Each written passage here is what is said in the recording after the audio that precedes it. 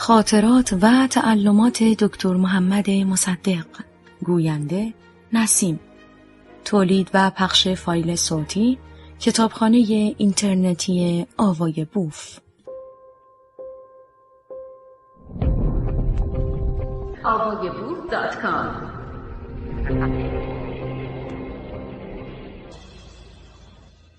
فصل 21. تصدی من در وزارت مالیه. از این نظر که قوام السلطنه در رأس دولت قرار گرفته بود و من والی فارس بودم و میبایست گزارش حوزه مأموریت خود را به او بدهم، از من دیدن نکرد. در صورتی که من 3 ماه قبل از تشکیل دولت او استعفا داده بودم و در آن دولت هم که مرا برای پست وزارت مالیه به شاه معرفی کرده بود نمیخواستم شرکت کنم و از این سوء تفاهمی که به او دست داده بود استفاده نمودم و ملاقاتی بین ما دست نداد. یکی از علل عدم قبول کار این بود که آرمیتاژ اسمیت، مستشار مالیه قرارداد تحت الحمایگی ایران، در وزارت مالیه کار میکرد. دیگر اینکه سلیقه ما در طرز کار با هم فرق داشت. تا اینکه چندی بعد از ورودم به تهران نامه‌ای از او رسید و مرا برای حضور در یکی از جلسات هیئت وزیران دعوت کرد و چون موضوع مذاکرات معلوم نبود میخواستم قبلا استحضار حاصل کنم تا اگر مقتضی نبود معذرت بطلبم، ولی از نظر حفظ نزاکت تصمیم گرفتم در جلسه حاضر شوم. چنانچه موضوع مذاکرات با نظریاتم تطبیق ننمود خارج گردم که بر حسب اتفاق همینطور پیش آمد. جلسه تشکیل شده بود از نخست وزیر و سردار سپه، وزیر جنگ و سایر وزرای آن دولت که قوام شروع به صحبت نمود و گفت: گمان نمی کنم کسی باشد که با نظریات آقای وزیر جنگ راجع به اصلاحات آن وزارت موافق نباشد، ولی با نهایت تأسف باید گفت که اجرای نظریاتشان تصادف و زمانی کرده است که در خزانه وجهی نیست و تهی است و با فقدان وجه هم نمیتوان کاری کرد و تنها راهی که به نظر رسید این است که علالحساب با کمک و مساعدت شما وجهی برای وزارت جنگ تهیه کنیم تا بتوانند وظایف عادی خود را انجام دهند و بعد ببینیم چطور می شود وسایل کار ایشان را برای انجام نظریات کلی فراهم کرد.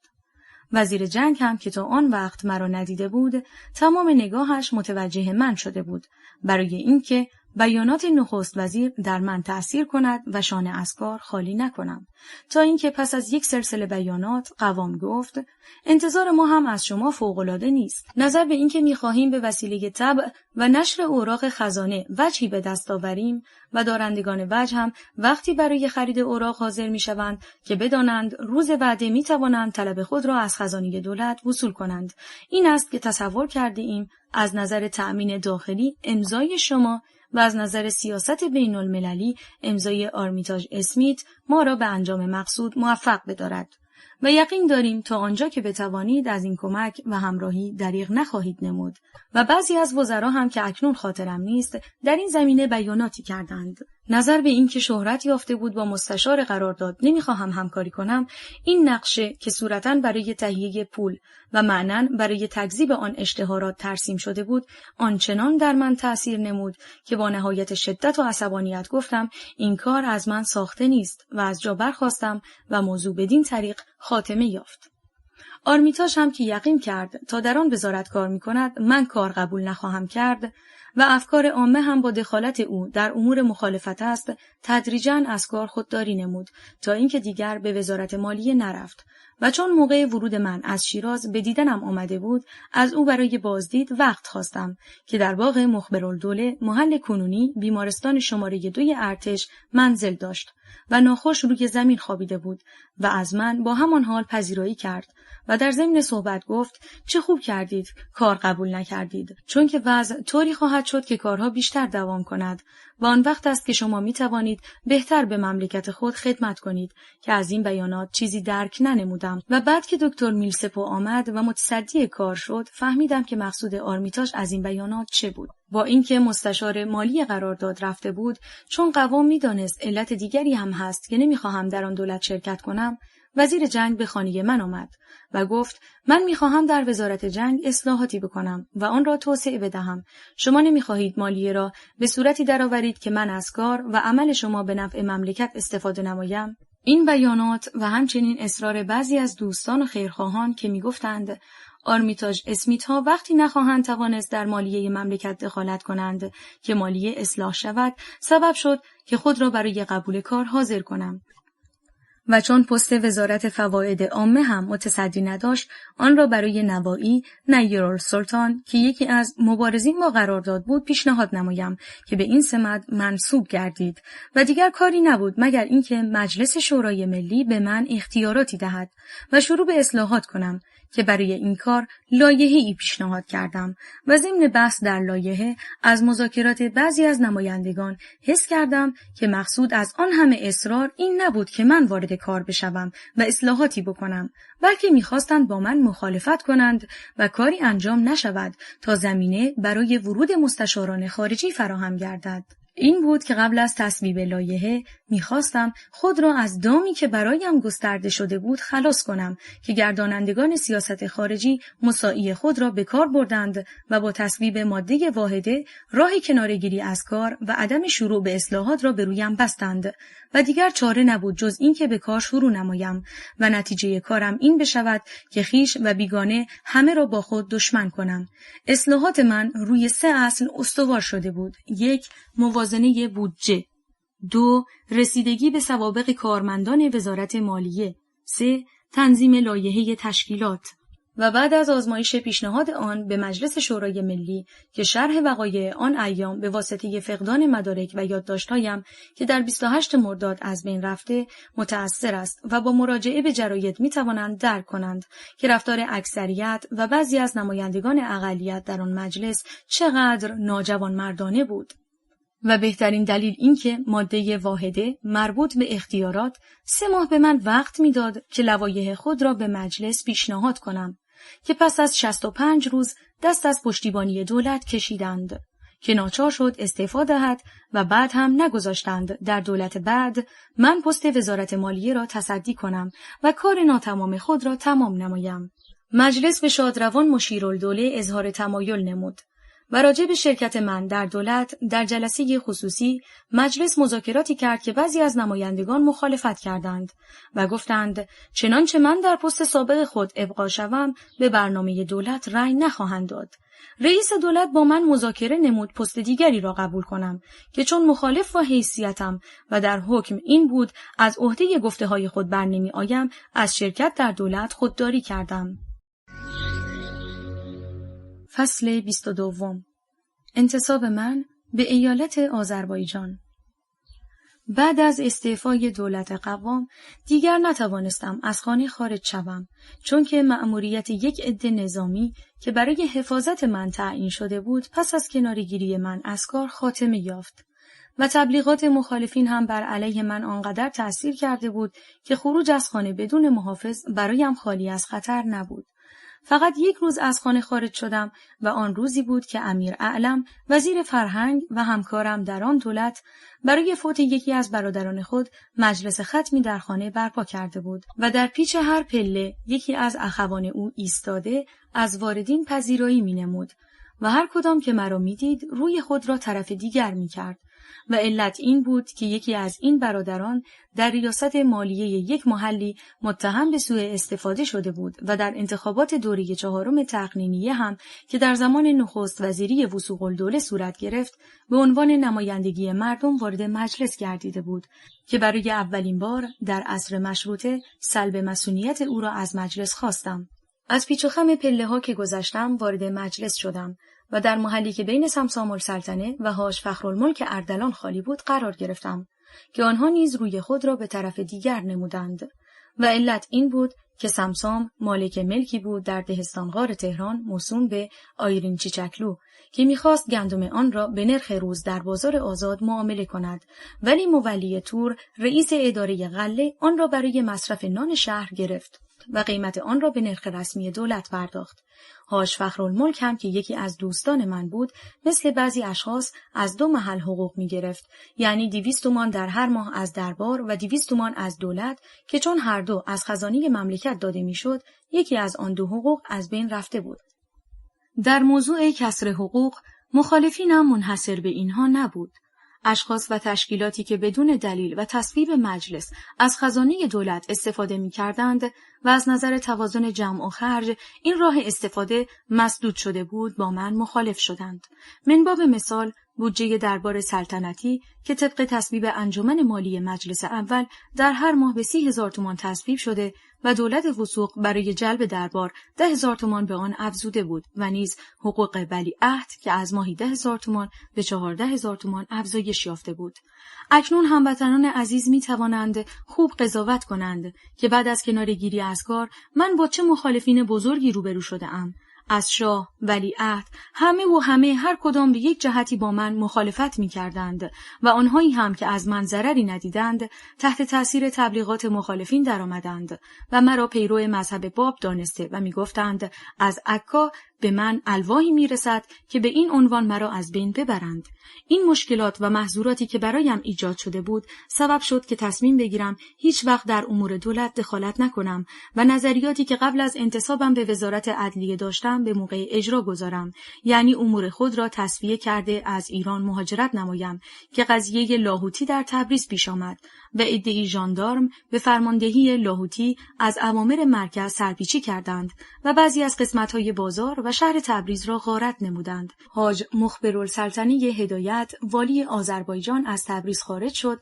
و اطلاع السلطنه وزیر پست و تلگراف دولت مشیرالدوله راجع به انتصابم به آن ایالت با من وارد مذاکره گردید و نتیجه مذاکرات این شد در فارس اگر از من کاری پیشرفت نمود از این جهت بود که قوای انتظامی زیر نظر شخص خود من اداره میشد، ولی در آذربایجان که قوا زیر نظر فرمانده لشکر است و تا امری از وزارت جنگ نرسد کاری صورت نخواهد گرفت، از من چه کاری ممکن است براید که هیچ تصور نمیشد دولت با نظریاتم موافقت کند و وسایل کارم را به طوری که لازم بود در این مأموریت فراهم نماید. که روز بعد سردار سپه وزیر جنگ به خانه من آمد و اظهار نمود از مذاکرات شما با وزیر پست و تلگراف مسبوق شدم و من مخصوصاً برای این آمده ام که به شما بگویم اگر این مأموریت را قبول کنید در این ایالت هم قوای انتظامی تا آنجا که مربوط به انتظامات است در اختیار شما قرار خواهد گرفت و برای اینکه شما مطمئن شوید می‌نویسیم مادام که شما در رأس آن ایالتید فرمانده لشکر خود را مطیع نظریات شما بداند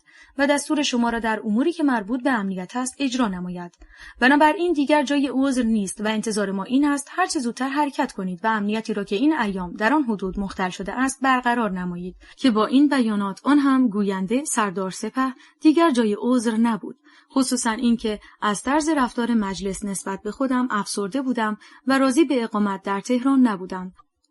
روز بعد شخصی به نام حاج شعبان علی خلخالی از طرف وزیر جنگ یک قبضه موزر برایم آورد که آن را در راه با خودم ببرم و چپق بلندی هم که در جیب داشت چاق کرد و مطالبی اظهار نمود از این قبیل که من شما را میبرم و هرچه به نظرم رسید میگویم و چون شما به حال مردم آن حدود سابقه ندارید باید با نظریات من موافقت نمایید. مفتاح رمزی هم که وزارت جنگ برای مخابرات تلگرافی به او داده بود ارائه نمود تا حرفهایش را خوب گوش کنم و به آنها ترتیب اثر بدهم که مرا بسیار متعجب نمود و بیاناتش برایم ناگوار آمد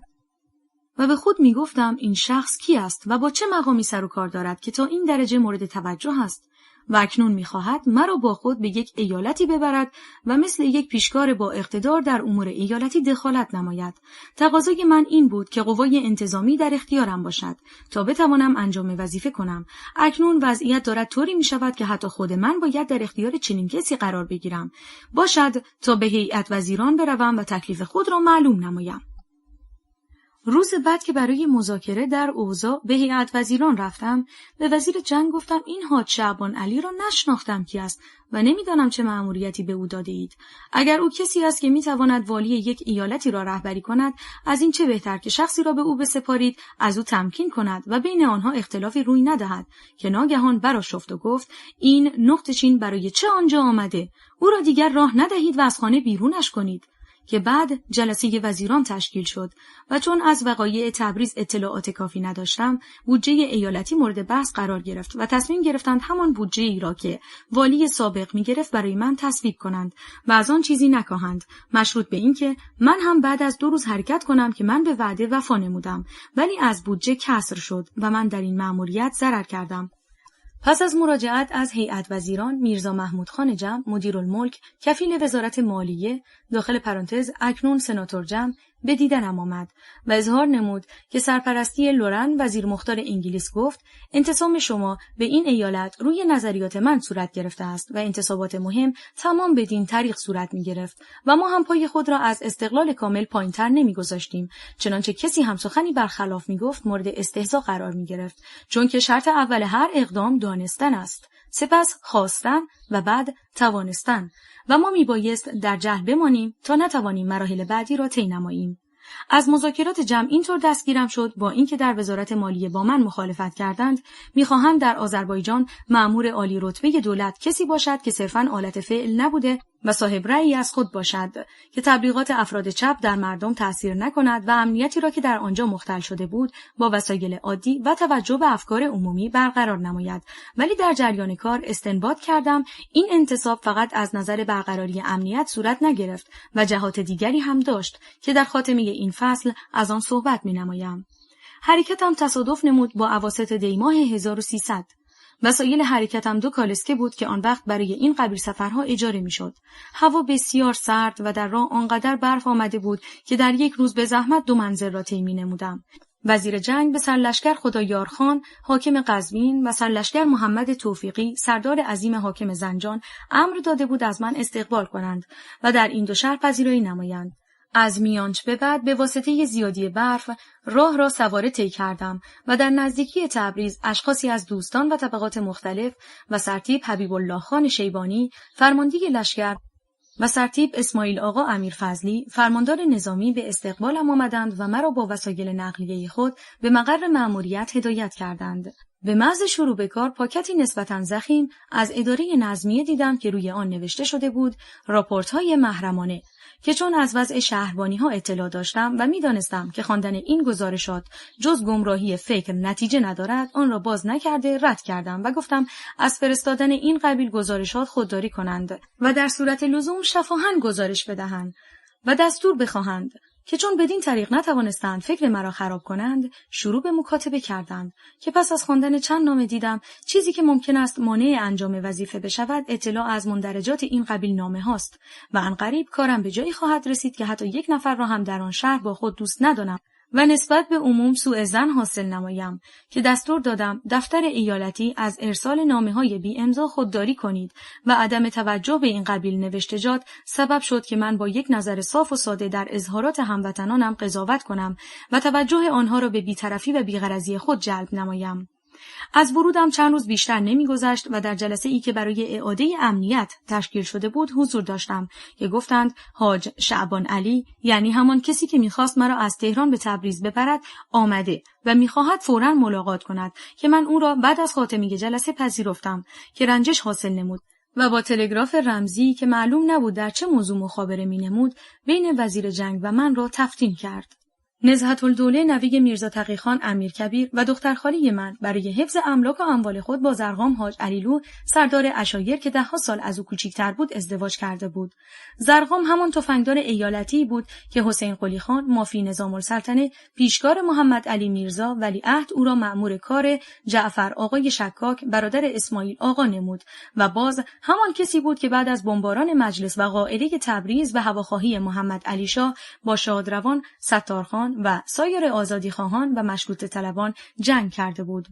عدل‌الدوله یکی از مأمورین مالیه آذربایجان مبلغی به دولت بدهکار بود که پیشکار مالیه آن را مطالبه نمود و برای فرار از تأدیه دین به خانه سردار عشایر رفته در آنجا تحصن اختیار کرده بود که به دستور من از آنجا خارج شد و این کار موجب رنجش سردار از من گردید و به من پیام فرستاد که محمد حسن میرزا ولیعهد هم نتوانست میرزا اسماعیل نوبری را که در خانه هم متحصن شده بود خارج کند و میخواست کماکان در امور ایالتی دخالت کند و اعمال نفوذ نماید. عدم ملاحظه من از اشخاص و توجه کاملا به مصالح اجتماع سبب شده بود در تبریز هم عده‌ای از این قبیل ناراضی بشوند و زمینه را طوری فراهم نمایند که یا از کار دوری کنم و یا اینکه مرا از بین ببرند، که لازم می‌دانم وضع ساختمان اداره ایالتی و محل کارم را شرح دهم و حادثه‌ای که در یکی از روزها در آنجا روی داد بیان نمایم.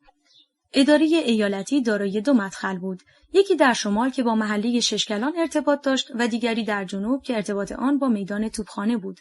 محل پذیرایی من 1 تالار بزرگ و محل کارم اتاقی سمت غرب تالار بود که هر دو مشرف به جنوب و جلوی اتاق هم ایوانی بود به ارتفاع 1 متر که از فضا می توانستند به ایوان آمده از آنجا وارد اتاق بشوند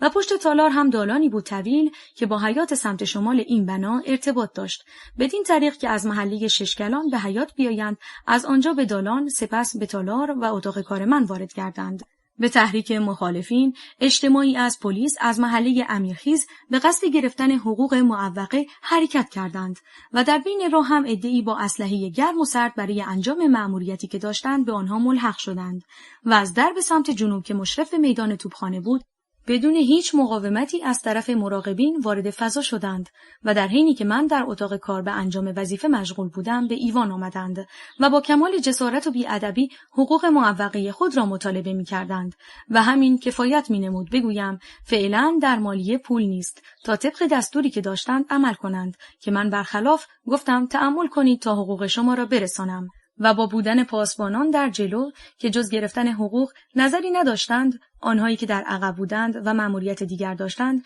نتوانستند کاری انجام دهند و من از این مهلکه جان به در بردم و بلافاصله به وسیله تلفن با سرتیپ شیبانی تماس گرفتم و شرح واقعه را به زبان فرانسه گفتم و دستور دادم که با 1 عده کافی از در دیگر که با محله ششکلان ارتباط داشت و در مراع و منظر محاصرین نبود بیایند و افراد را دستگیر نمایند. برای اینکه پاسبانان به انتظار گرفتن وجه بمانند و به افراد پشت سر مجال ندهند که مرتکب سوء قصدی بشوند، هر چند لحظه هم 1 نفر را به اداره مالیه میفرستادم که حقوق معوقه آنان را هر چه زودتر بپردازند و پیشکار مالیه مؤسس خان هم که در زمان وزارت مالیه خود من به این مأموریت آمده بود و در فضیلتش همین بس که یکی از علمای تبریز و اگر اشتباه نکنم حاج میرزا تقی آقا به او گفته بود موسس خان بیل میرم سن نسن هر نه سن مسلمان سن. نمیدانم که تو چه هستی، هر چه هستی مسلمانی. اظهار بیپولی ننمود و پاسبانان را به دعا و ثنای من مشغول نمود تا سرتیپ شیبانی از همان دری که دستور داده بودم آمد و با چند نفر وارد اتاق شد و در جلوی پنجره قرار گرفت تا نتوانند به من آسیبی برسانند. بقیه نظامیان هم از تالار وارد فضا شدند، آنها را دستگیر نمودند و بدین طریق قائله خاتمه یافت. مخالفین دست از کار برداشتند و این مرتبه نقشه کمیابی نان را کشیدند و در تبریز معمول این بود که اشخاص توانا آرد مصرف سالانه خود را در رأس خرمن تهیه کنند و دیگران نان یومیه خود را از بازار به دست آورند. برای نان روزانه این عده در حدود 120 خروار گندم ضرورت داشت که در انبار دولت بیش از 800 خروار نبود و من به هر حاکمی که برای حمل جنس تلگراف می‌کردم یا دست نشاندهی سردار عشایر بود و یا تحت نفوذ او و به معاذیر مختلفیه از حمل گندم خودداری می‌نمود و شهردار هم که یکی از دست نشاندگان سردار بود همه روزه از گندم مصرف نان شهر می‌کاست و تهاجم مصرف کنندگان در جلوی دکانین بیشتر می‌شد. و جریان کار بدین منوال بود تا یکی از روزها که همسر حاج میرزا محسن آقا فوت نمود و من میبایست به مجلس ختمی که در مسجد این آیت الله برپا شده بود بروم و در این مصیبت شرکت نمایم. در حین عبور معلوم شد آنچه راجع به تهاجم عموم در مقابل دکاکین نانوایی گفته بودند بیان واقع بود و هر قدر میگذشتم خود را به خطری که احتمال میرفت بروز کند نزدیکتر میدیدم. چه بهترین وقتی بود که میتوانستند نقشه خود را اجرا کنند تا اینکه وارد مسجد شدم و عده‌ای دور مرا گرفتند و از نبودن نان شکایت نمودند و همین کفایت مینمود حرفی بگویم که نان در آن نباشد، به طور خلاصه حرفی که شکم‌های گرسنه را سیر نکند که من آنجا هم همان رویه چند روز قبل را پیش گرفتم و به احاطه کنندگان گفتم تا فردا ظهر یا به شما نان میدهم یا به دولت استعفا تا شخص دیگری مأمور شود نان شما را تامین نماید، که این حرف جواب نداشت. اگر خود مخالفین هم آنجا بودند و میشنیدند حتما موافقت میکردند، چون که در این فاصله کم نه برای شخص من بلکه برای هر کس دیگر هم تهیه نان امری بود محال، که آن روز هم کار بدین طریق گذشت و من جان به در بردم و از مسجد که مراجعت کردم آنی از فکر و خیال راحت و فارغ نبودم و به خود میگفتم چطور ممکن است به وعده‌ای که داده‌ام وفا کنم. به استعفا و حرکت عقیده نداشتم، چون که اقامتم در تهران با وضعیتی که پیدا کرده بود مشکل و اصلاح کار نان هم بدون دستگیری مخالفین کاری بود محال. و بعضی از مالکین هم حاضر نبودند از ترقی احتمالی قیمت جنس صرف نظر کنند و گندم خود را برای عرضه به شهر ارسال نمایند، تا اینکه تمام فکرها و ناراحتی‌هایم به اینجا رسید که غیر از دستگیری سردار عشایر چاره ندارم. به این کار تصمیم گرفتم و خود را برای هر پیشامدی آماده کردم. هنوز به اذان صبح مدتی مانده بود که شخصاً به سرتیپ شیبانی تلفن نمودم آمد و موضوع مذاکره قرار گرفت و به این نتیجه رسید که برای کار نان دعوتی از سردار و عده‌ای از اعیان و ملاک بشود و همین که سردار آمد اول در این باب مذاکره کنیم که فرماندهی لشکر هم مقدار مهمی گندم برای ادامه جنگ با سمیتقو می‌خواهد که باید در دانالو و شرفخانه تحویل نظامیان بشود. بنابراین خوب است او هم در این جلسه حاضر شود که برای احتیاجات و مصرف اهالی تصمیمی یک جا اتخاذ نماییم. سردار برادری داشت موسوم به سام و ملقب به امیر ارشد که حاج مخبرالسلطنه او را به جنگ سمیتقو فرستاد و در آنجا از بین رفت و معروف بود که تا او حیات داشت هر یک از این دو برادر که برای ملاقات ولیعهد یا والی می آمد آن دگری در خانه می نشست تا چنانچه حادثه ای روی دهد به کمک برادر بشتابد. ولی بعد از فوت او سردار عشایر برای حفاظت خود با عده‌ای مسلح می آمد. خانه او در محله ششکلان بود و رفت و آمدش با اداره ایالتی از درب به سمت شمال صورت می گرفت و محافظین او در دالان پشت تالار قرار می گرفتند که برای اجتناب از هر سوء ظن قرار شد سرتیپ شیبانی فقط با 10 نفر نظامی حرکت کند و مثل همیشه از درب به سمت جنوب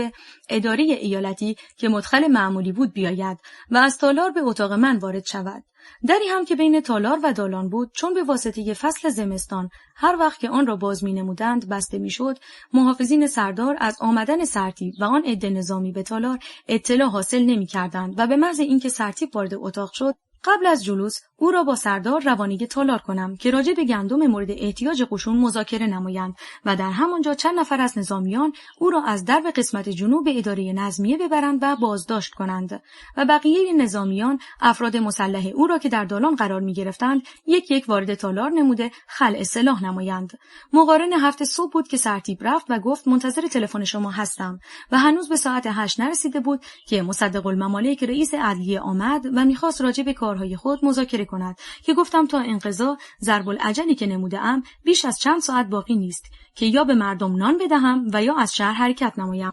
بنابراین امروز برای اصغای مطالب شما مجال ندارم و می‌خواهم موضوع نان را در جلسه ای مرکب از اعیان و تجار و ملاک مطرح کنم تا چنانچه نتیجه نداد راجع به حرکت خود اقدام نمایم. و چون رئیس دفتر نیامده اگر بتوانید نام عده‌ای از طبقات فوق را در حدود 20 نفر مرقوم بدارید که برای ساعت 10 در اینجا حضور به هم رسانند کمکی است که در این روز به من کرده اید. و چون تردید نداشتم که شخص مطلوب را مینوشت اسم از کسی نبردم تا ایجاد سوء ظن ننماید. دعوتنامه را که خواندم نام سردار نوشته شده بود و مقصودی که داشتم به عمل آمده بود که آن را به مسئول ارسال مراسلات دادم که برد و به امضای مدعوین رسانید. ساعت 10 که برای پذیرایی مهیا شدم هر یک از مدعوین که می آمدند چون سردار عشایر نیامده بود تصور می کردم از نظر من مطلع شده است و نخواهد آمد، در صورتی که سرتیپ شیبانی مردی بود مورد اعتماد و چنین تصور درباره‌اش هیچ مورد نداشت که بعد از نفر ششم سردار هم آمد و با شور و مشورت حضار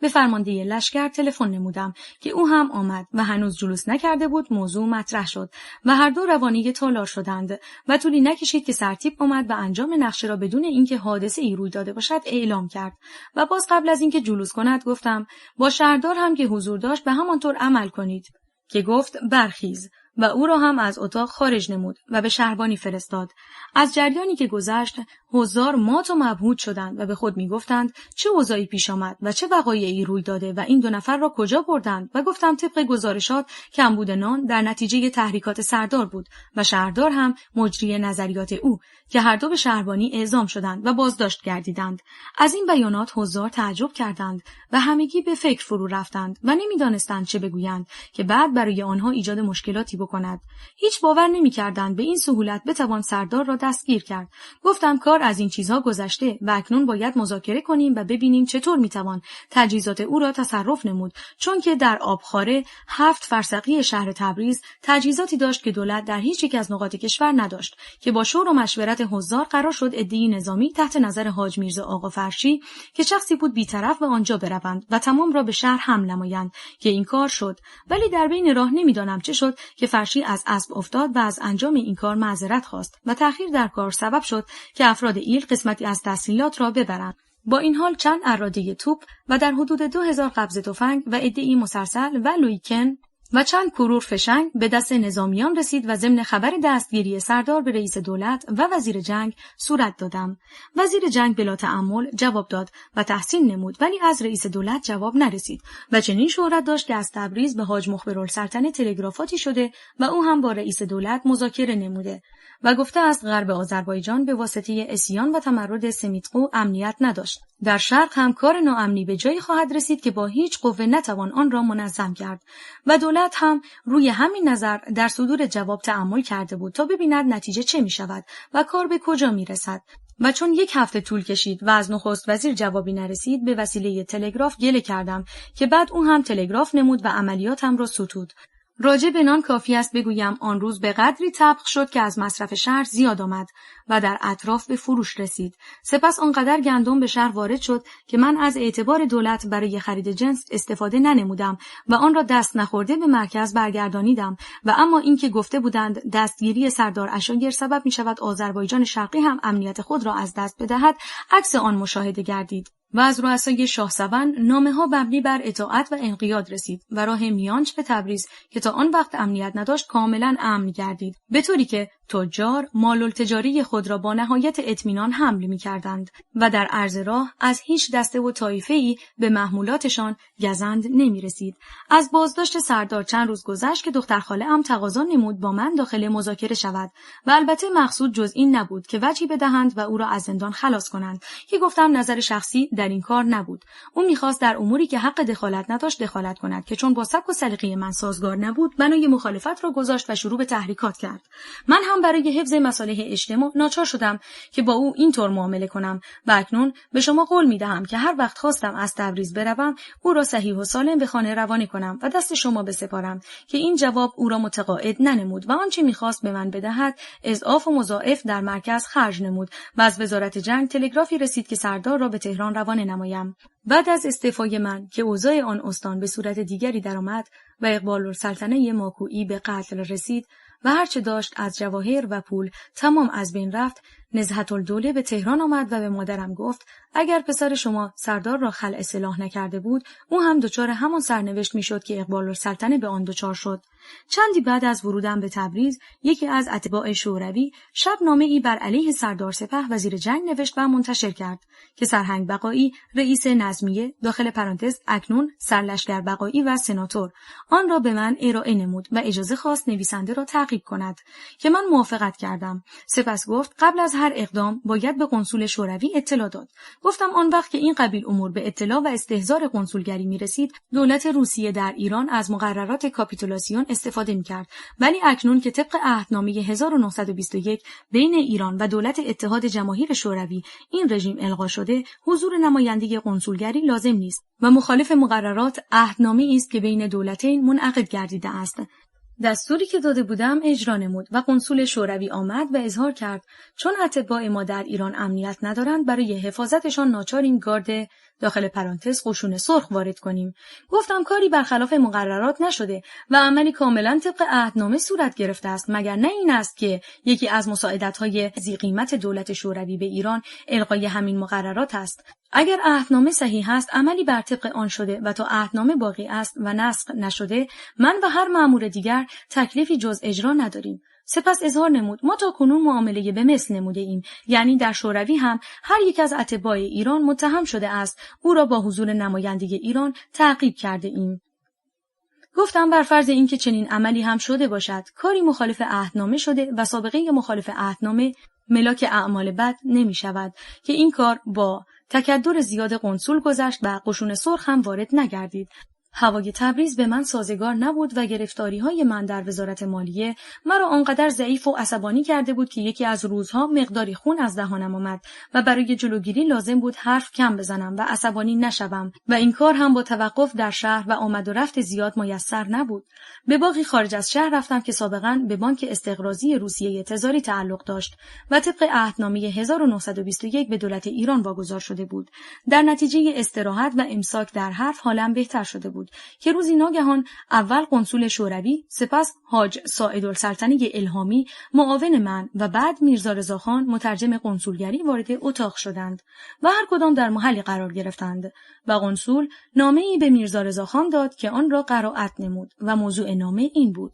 موقع بازجویی در نظمیه داغی به پشتم کرده اند که قادر به حرکت نیستم و از شما که قنصول دولت اتحاد جماهیر شوروی و مدافع حقوق ما هستید درخواست احقاق حق می‌نمایم. که بعد قنصول روی خود را به من نمود و گفت با این تشکیلات خودتان می‌خواهید اتباع شوروی را از استفاده مقررات کاپیتولاسیون محروم بدارید؟ که با اشاره از الهامی سوال کردم. او هم با اشاره مندرجات نامه را تصدیق نمود. سپس قنصول گفت یا نویسنده را اینجا حاضر کنید و یا اجازه دهید که من به نظمیه بروم او را معاینه نمایم، که چون قبول هر یک از این دو تقاضا به طور تحکم آمیز نوعی از اجرای مقررات کاپیتولاسیون به شمار میرفت موافقت نکردم. او ناگهان از جای برخاست و گفت مطلب همان است که قبلا به شما گفتم و اکنون باز تکرار می‌کنم که بدون حضور عده قشون سرخ زندگی برای اتباع ما در ایران محال است. که من ناچار شدم بگویم شما چرا بدون اجازه و اطلاع قبلی وارد اتاق من شده اید و مرا به حالتی درآورده اید که ممکن است باز دچار خونریزی بشوم،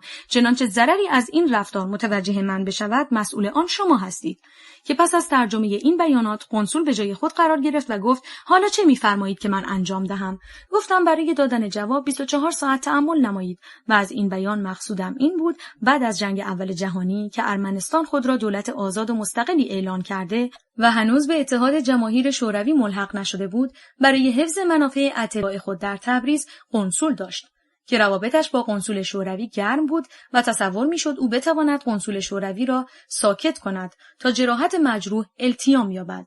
قنصول موافقت نمود و بعد از اینکه رفت توانستم بیان واقعه را از الهامی سوال کنم و از او توضیحاتی بخواهم که گفت نویسنده نامه متهم است به قتل دکتر پرشین، تبعه دیگر شوروی که موقع بازجویی او را در اردبیل داغ کرده اند و این کار در زمان ایالت سابق شده و اکنون او را برای محاکمه به تبریز آورده اند و در نظمیه زندانی است. این نامه را نوشته و از طرز رفتار نظمیه اردبیل شکایت کرده است که این بیانات مرا نسبت به خودم مطمئن نمود، چون که نظر قنصول مخالفت با شخص من بود، ولی چون ارتکاب چنین عملی شایسته یک مملکت مترقی نبود، قنصول ارمنستان را که برای هموطنان خود از من تقاضای کمک کرده بود خواستم که رفت مذاکره نمود، ولی قنصول شوروی قبول نکرده و گفته بود علائم جرم از بین می رود که پس از 24 ساعت به اداره ایالتی رفته و از آنجا به وسیله تلفن از من مطالبه جواب می کرد که گفتم طرف اصل نویسنده نامه خود را در قنصولگری به شما معرفی خواهد نمود. برای اینکه مجروح خود رفته باشد و ما او را نفرستاده باشیم دستور دادم او را آزاد کنند و موقع خروج از زندان به او تذکر دهند که به قنصولگری برود و از محبت‌های قنصول تشکر نماید و دو مأمور ناشناس هم او را تعقیب کنند که وقتی خارج می‌شود او را دستگیر نمایند. مجروح که رفته بود قنصول از او مطالبی پرسیده و همین که موضوع به اینجا رسیده بود او را در اردبیل و در زمان ایالت سابق داغ کرده اند گفته بود تو را آن وقت داغ کرده اند، حالا شکایت می‌کنی که بعد مذاکرات خاتمه پیدا می‌کند و مجروح از آنجا خارج می‌گردد.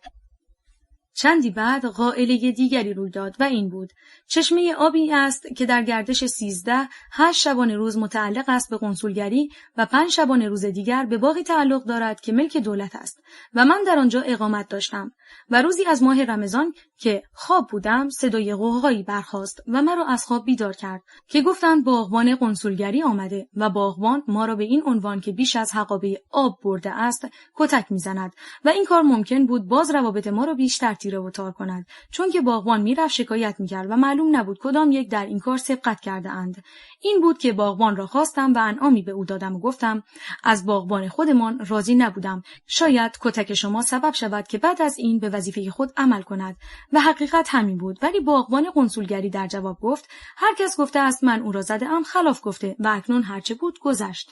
قبل از بروز این اختلافات علت نصب خود را در این ایالت پیشامدهایی می‌دانستم که در روزهای آخر مأموریت سلفم روی داده بود، ولی بعد از شروع به کار و اختلافاتی که بین قنصول و من روی داد چنین به نظر رسید که علت انتصابم نه فقط آن پیشامدها بوده بلکه جهات دیگری هم داشت که مندرجات ذیل آن را تایید می‌کند. 1. بعد از شروع جنگ اول جهانی که دولت ترکیه کاپیتولاسیون را الغا نمود، طی رساله‌ای نظریات خود را برای اینکه دولت ایران هم همان رویه را تعقیب کند منتشر کردم که در جامعه حسن اثر نمود. سپس اردشیرجی ادولجی نماینده زرتشتیان هند در ایران به دیدنم آمد و ضمن صحبت اظهار کرد رساله شما در سفارت انگلیس مورد بررسی قرار گرفت و گفتند که نویسنده تحت تاثیر تبلیغات آلمان قرار گرفته است و من برای رفع هر گونه سوء تفاهم گفتم که نویسنده را سالهاست میشناسم و او کسی نیست که تحت تاثیر سیاست بیگانه درآید، چون تحصیلاتی کرده و اکنون به ایران آمده خواسته است در این باب نظری اظهار نماید. 2. در مأموریت فارس ثابت شده بود که از قبول کار جز خدمت به وطن نظری نداشتم و روزی که پای مصالح مملکت به میان آمد از همه چیز گذشتم. 3. بعد از سقوط کابینه سیاه که از بختیاری به تهران آمدم، وزیر مختار شوروی به دیدنم آمد و از اینکه با کودتا مخالفت کرده بودم تحسین کرد و روی این سابقه اولین روزی که پشت میز وزارت مالیه قرار گرفتم، مارتین لیانازوف، یکی از فرزندان لیانازوف، صاحب امتیاز شیلات بحر خزر آمد و پس از تبلیغ سلام از طرف روتشتیان ارواقی ارائه نمود که طبق تصویبنامه هیئت وزیران یا حکم قوام السلطنه نخست وزیر اداره تشخیص عایدات محل بانک استقراضی سابق را که اکنون بانک ملی ایران است برای مدت طویل و به مبلغ قلیل به اداره تجارت شوروی اجاره داده بود که من میبایست آن را امضا کنم. به آورنده گفتم که بسیار مایلم با وزیر تجدید دیداری کنم و هر وقت که ملاقاتی دست داد نظریات خود را در این باب میگویم که رفت و طولی نکشید که آمد و از طرف روتشتیان مرا برای روز جمعه‌ای که تعطیل بود به نهار دعوت کرد و پس از صرف نهار به او گفتم چنانچه شما این محل را تصرف کنید آیا نخواهند گفت که انعقاد این عهدنامه فقط یک جنبه تبلیغاتی داشته و هرچه دولت اتحاد جماهیر شوروی به ایران داده به یک عنوانی پس خواهد گرفت؟ آیا نفع این معامله برای شما بیشتر است یا ضرری که از این اجاره متوجه سیاست شما خواهد شد؟ روتشتیان پس از قدری تأمل گفت چون اداره تجارت ما اکنون در محل سابق سفارت کار می کند و از محل خود راضی نیست، به این جهت ما در صدد اجاره این محل برآمدیم، ولی اکنون که شما اینطور اظهار می کنید صلاح خود ما هم نیست این کار را تعقیب کنیم و بهترانه است که از آن صرف نظر نماییم و با اینکه وزیر مختار حرف مرا تصدیق کرد از آن به بعد روابط گرمی که با من داشت مبدل به سردی شده بود. 4. موقع انتصابم به ایالت آذربایجان که هنوز سیاست دولت یک طرفی نشده بود لازم بود کسی به آن ایالت برود که از خود صاحب رأی و عقیده باشد و اعمالش بالتمام منتسب به دستور مرکز نشود و یکی از دلایل انتصاب من به آن ایالت همین بود. اکنون باید دید چه چیز سبب شد که سایر دول نیز از رژیم کاپیتولاسیون در ایران صرف نظر کنند و از آن دست بکشند. برای دولت اتحاد جماهیر شوروی که از این رژیم صرف نظر نمود بسیار ناگوار بود که سایر دول اتباع خود را برای محاکمه و مجازات از ایران ببرند، ولی اتباع آن دولت که لازم بود تبلیغاتی در ایران بکنند گرفتار شوند و بر طبق قوانین مملکت محاکمه و محکوم شوند. این بود میخواست به هر قیمتی که بود کماکان از این رژیم استفاده کند و آن همه مناقشاتی که بین قنصل شوروی و من روی داد مبتنی بر همین اصل بوده است. دول غرب نیز روی این نظر که دیر یا زود دولت شوروی از کاپیتولاسیون استفاده خواهد نمود و این کار سبب خواهد شد که تبلیغات کمونیستی در ایران پیشرفت کند از آن صرف نظر نمودند. از استعفایم چند روز گذشته بود که قنصل شوروی در تبریز از من تقاضای ملاقات نمود و من هر قدر فکر کردم چه پیش آمده است که می‌خواهد با من ملاقات کند چیزی درک ننمودم تا اینکه آمد و رفتارش با سابق بسیار فرق کرده بود و گفت از استعفای شما متاسفیم، چنانچه بخواهید می‌توانیم اقدام کنیم دولت استعفای شما را نپذیرد. گفتم استعفای من دلایلی دارد که یکی از آن کسالت مزاج است و ملاحظه می‌کنید که به واسطه روماتیسم نمی‌توانم حرکت کنم و علاجی هم غیر از تغییر محل ندارم. بر فرض اینکه می‌توانستم در اینجا به کار ادامه دهم، من تاکنون برای داشتن کار یا ادامه به کار به هیچ کس و به هیچ مقامی تشبت ننموده‌ام، خواه آن مقام داخلی باشد یا خارجی. علت استعفا. امریه وزارت جنگ به فرمانده لشکر آذربایجان سبب شد که با نظر دولت موافقت کنم و با حال کسالت خود را برای خدمت به مملکت حاضر نمایم. ولی بیش از چند ماه نتوانم به کار ادامه دهم و علت استعفای من این بود که در اسکو وضعیتی پیش آمده بود که برای جلوگیری از آن میبایست عده‌ای سوار به آنجا اعزام شود که دستور اعزام 10 سوار نظام به فرمانده لشکر دادم که گفت برای جنگ با سمیتقو مورد احتیاجند و دستورم را اجرا ننمودند. سپس خواستم که 10 قبض تفنگ از تفنگ‌های ضبطی از سردار عشایر بدهند که خود 10 نفر سوار استخدام و به آنجا روانه کنم که باز به همان دلیل موافقت ننمودند و بعد معلوم شد که وزارت جنگ امریه‌ای را که قبل از حرکت من از تهران صادر کرده بود الغا نموده و آن وقت فهمیدم که مدت مأموریت من در آن استان به سر آمده است. این بود به دولت قوام که بعد از دولت مشیرالدوله تشکیل شده بود استعفا دادم که مورد قبول واقع نشد و چون دیگر در آن ایالت از من خدمتی ساخته نبود به وسیله تلگراف دیگری ضرب الاجل کردم که تا 20 سرطان در تبریز میمانم و آن روز حرکت میکنم خواه استعفایم قبول شود یا نشود. فرماندهی لشکر نیز همان وقت تغییر کرد که ما به اتفاق حرکت کردیم و چون شهرت داشت عده‌ای اشرار در عرض راه می‌خواهند از من انتقام بکشند 120 نفر سوار نظام مأمور حفاظت من شدند و تا میانج با ما بودند و سرتیپ شیبانی که می‌خواست زودتر به مرکز وارد شود در آنجا با من وداع نمود. نتیجه مأموریتم در مدتی کمتر از 6 ماه این بود که یک عده مردم آزادیخواه و بیگناه در حدود 60 نفر از تمام طبقات که در نتیجه قائله لاهوتی دستگیر و زندانی شده بودند آزاد شوند. چنانچه طرز دیگری پیش آمده بود برای آنان بسیار گران تمام شده بود. چه هر کس با دیگری غرض داشت می‌خواست در آن وقت تفریق حساب کند و نیز برقراری نظم و امنیت و اجرای عهدنامه راجع به الغای مقررات کاپیتولاسیون به شرحی که قبلا گذشت. Albogaboo.com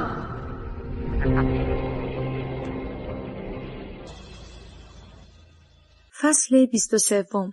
مراجعتم از تبریز و انتخابم به ریاست انجمن فرعی انتخابات.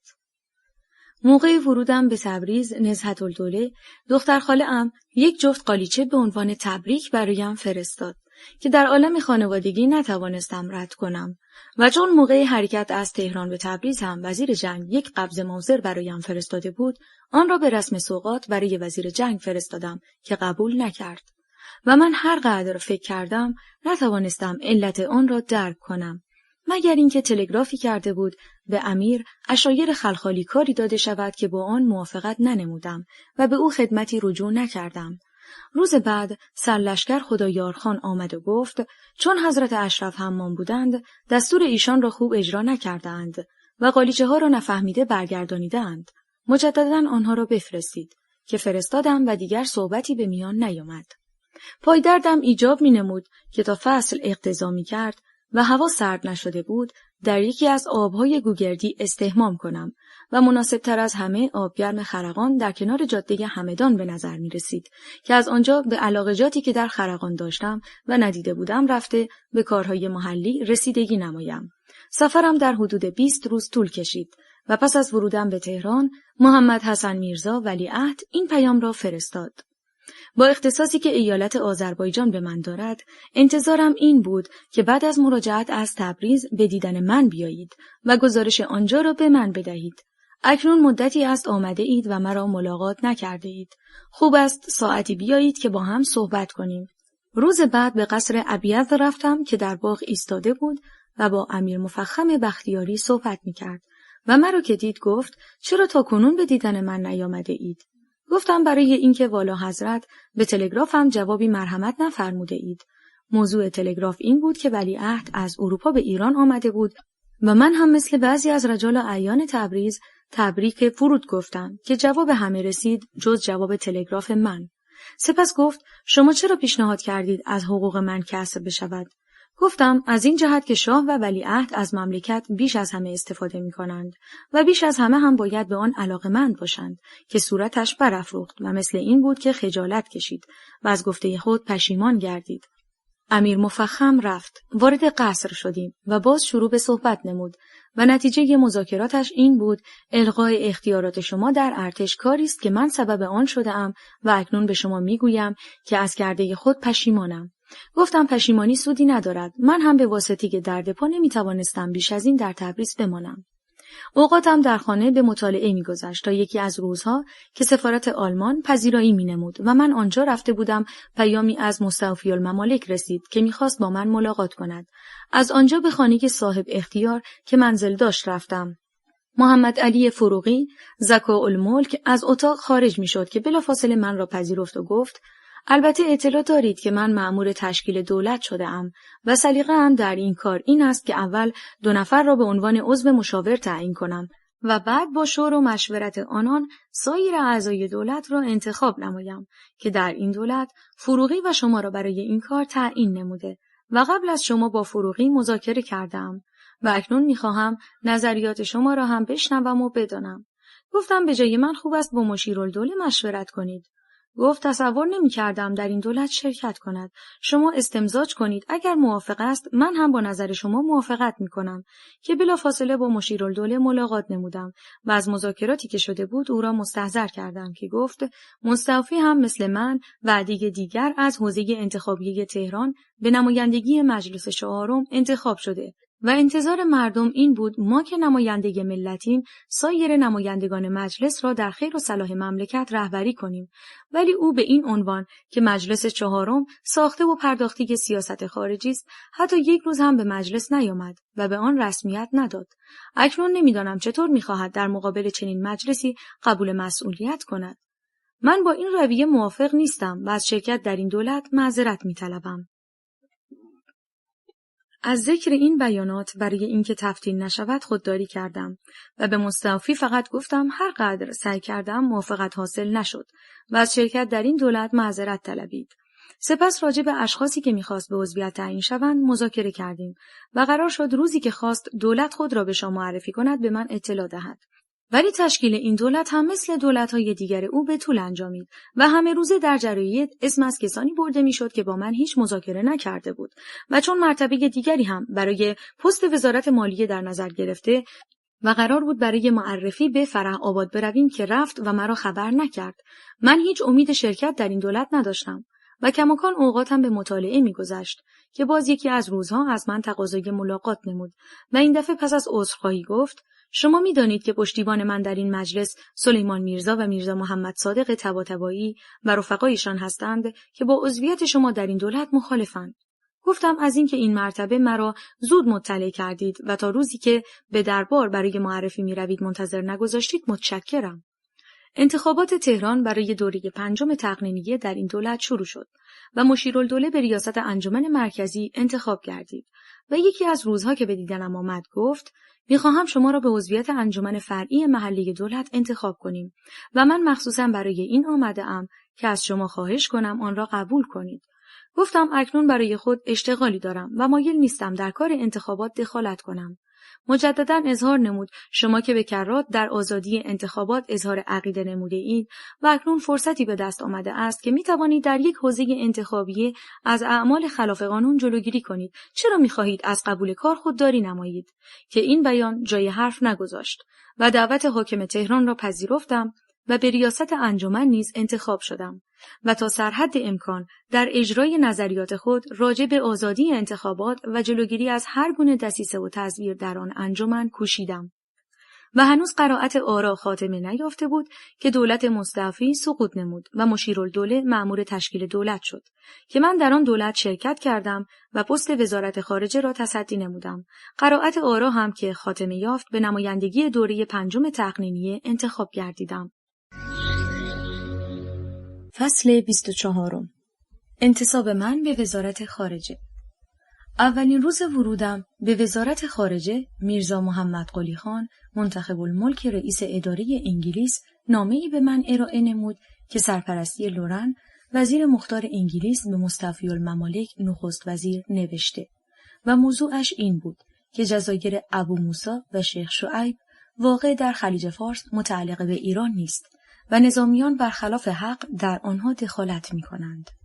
رئیس الوزراء هم به خط خود در حاشیه نامه نوشته بود ضبط شود و منتخب الملک از من سوال نمود به این نامه باید جوابی داده شود یا آن را بلا جواب گذاریم. گفتم قبل از ملاحظه پرونده نمیتوانم در این باب نظری اظهار کنم و بعد که پرونده را دیدم و معلوم شد جزایر مزبور ملک غیر قابل تردید ایران است، موضوع را در هیئت وزیران مطرح کردم که در صورت جلسات نوشته شد. سپس به نامه وزیر مختار جواب دادم و چند بار هم با او مذاکرات شفاهی نمودم. موضوع دیگری که پیش آمد این بود: روتشتیان وزیر مختار دولت اتحاد جماهیر شوروی که با من سابقه داشت رفته بود و شخصی به نام شونیاتسکی به جای او آمده بود و می‌خواست با من برای اینکه در تبریز نسبت به اجرای کاپیتولاسیون مخالفت کرده بودم تفریق حساب کند که بر حسب اتفاق مستمسکی هم به دست آورده و این بود که عده‌ای از علما با قانون مجازات عرفی که دولت وثوق تصویب کرده بود و به موقع اجرا گذارده بود مخالفت کردند و آن را از کار انداختند. وزیر مختار ضمن یک نامه از من سوال نمود: شما که می‌خواهید ما از رژیم کاپیتولاسیون استفاده نکنیم، خوب است بفرمایید اتباع ما در ایران طبق چه قانون باید مجازات شوند؟ که این حرف جواب نداشت. چنانچه قنصل شوروی هم در تبریز این سوال را کرده بود. چون قانون مجازات عرفی را دولت تصویب کرده بود و قدرت قانونی نداشت، ما را برای جواب دچار اشکال می‌نمود. نامه را طبق اصول به وزارت دادگستری فرستادم که چون نتوانستند جوابی بدهند به نامه سفارت شوروی جوابی داده نشد.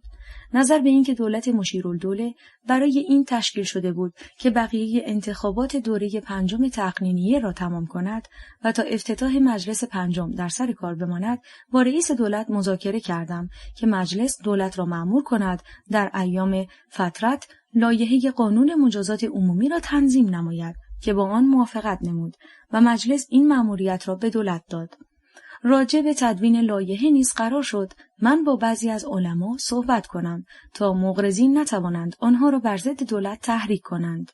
و چنین به نظر رسید اول با حاجی آقا جمال که با من بیش از دیگران ارتباط داشت شور کنم و چنانچه نتیجه داد با دیگران وارد مذاکره شوم که در ضمن صحبت به او گفتم از تنظیم این لایحه مقصود این است که مسلمین مشمول چنین قانونی بشوند، بلکه منظور این است که فقدان قانون سبب نشود جرائم اتباع بیگانه در ایران بلا عقاب بماند. که در جواب با همان لهجه اصفهانی مخصوص به خود گفت: سرایت می‌کند که.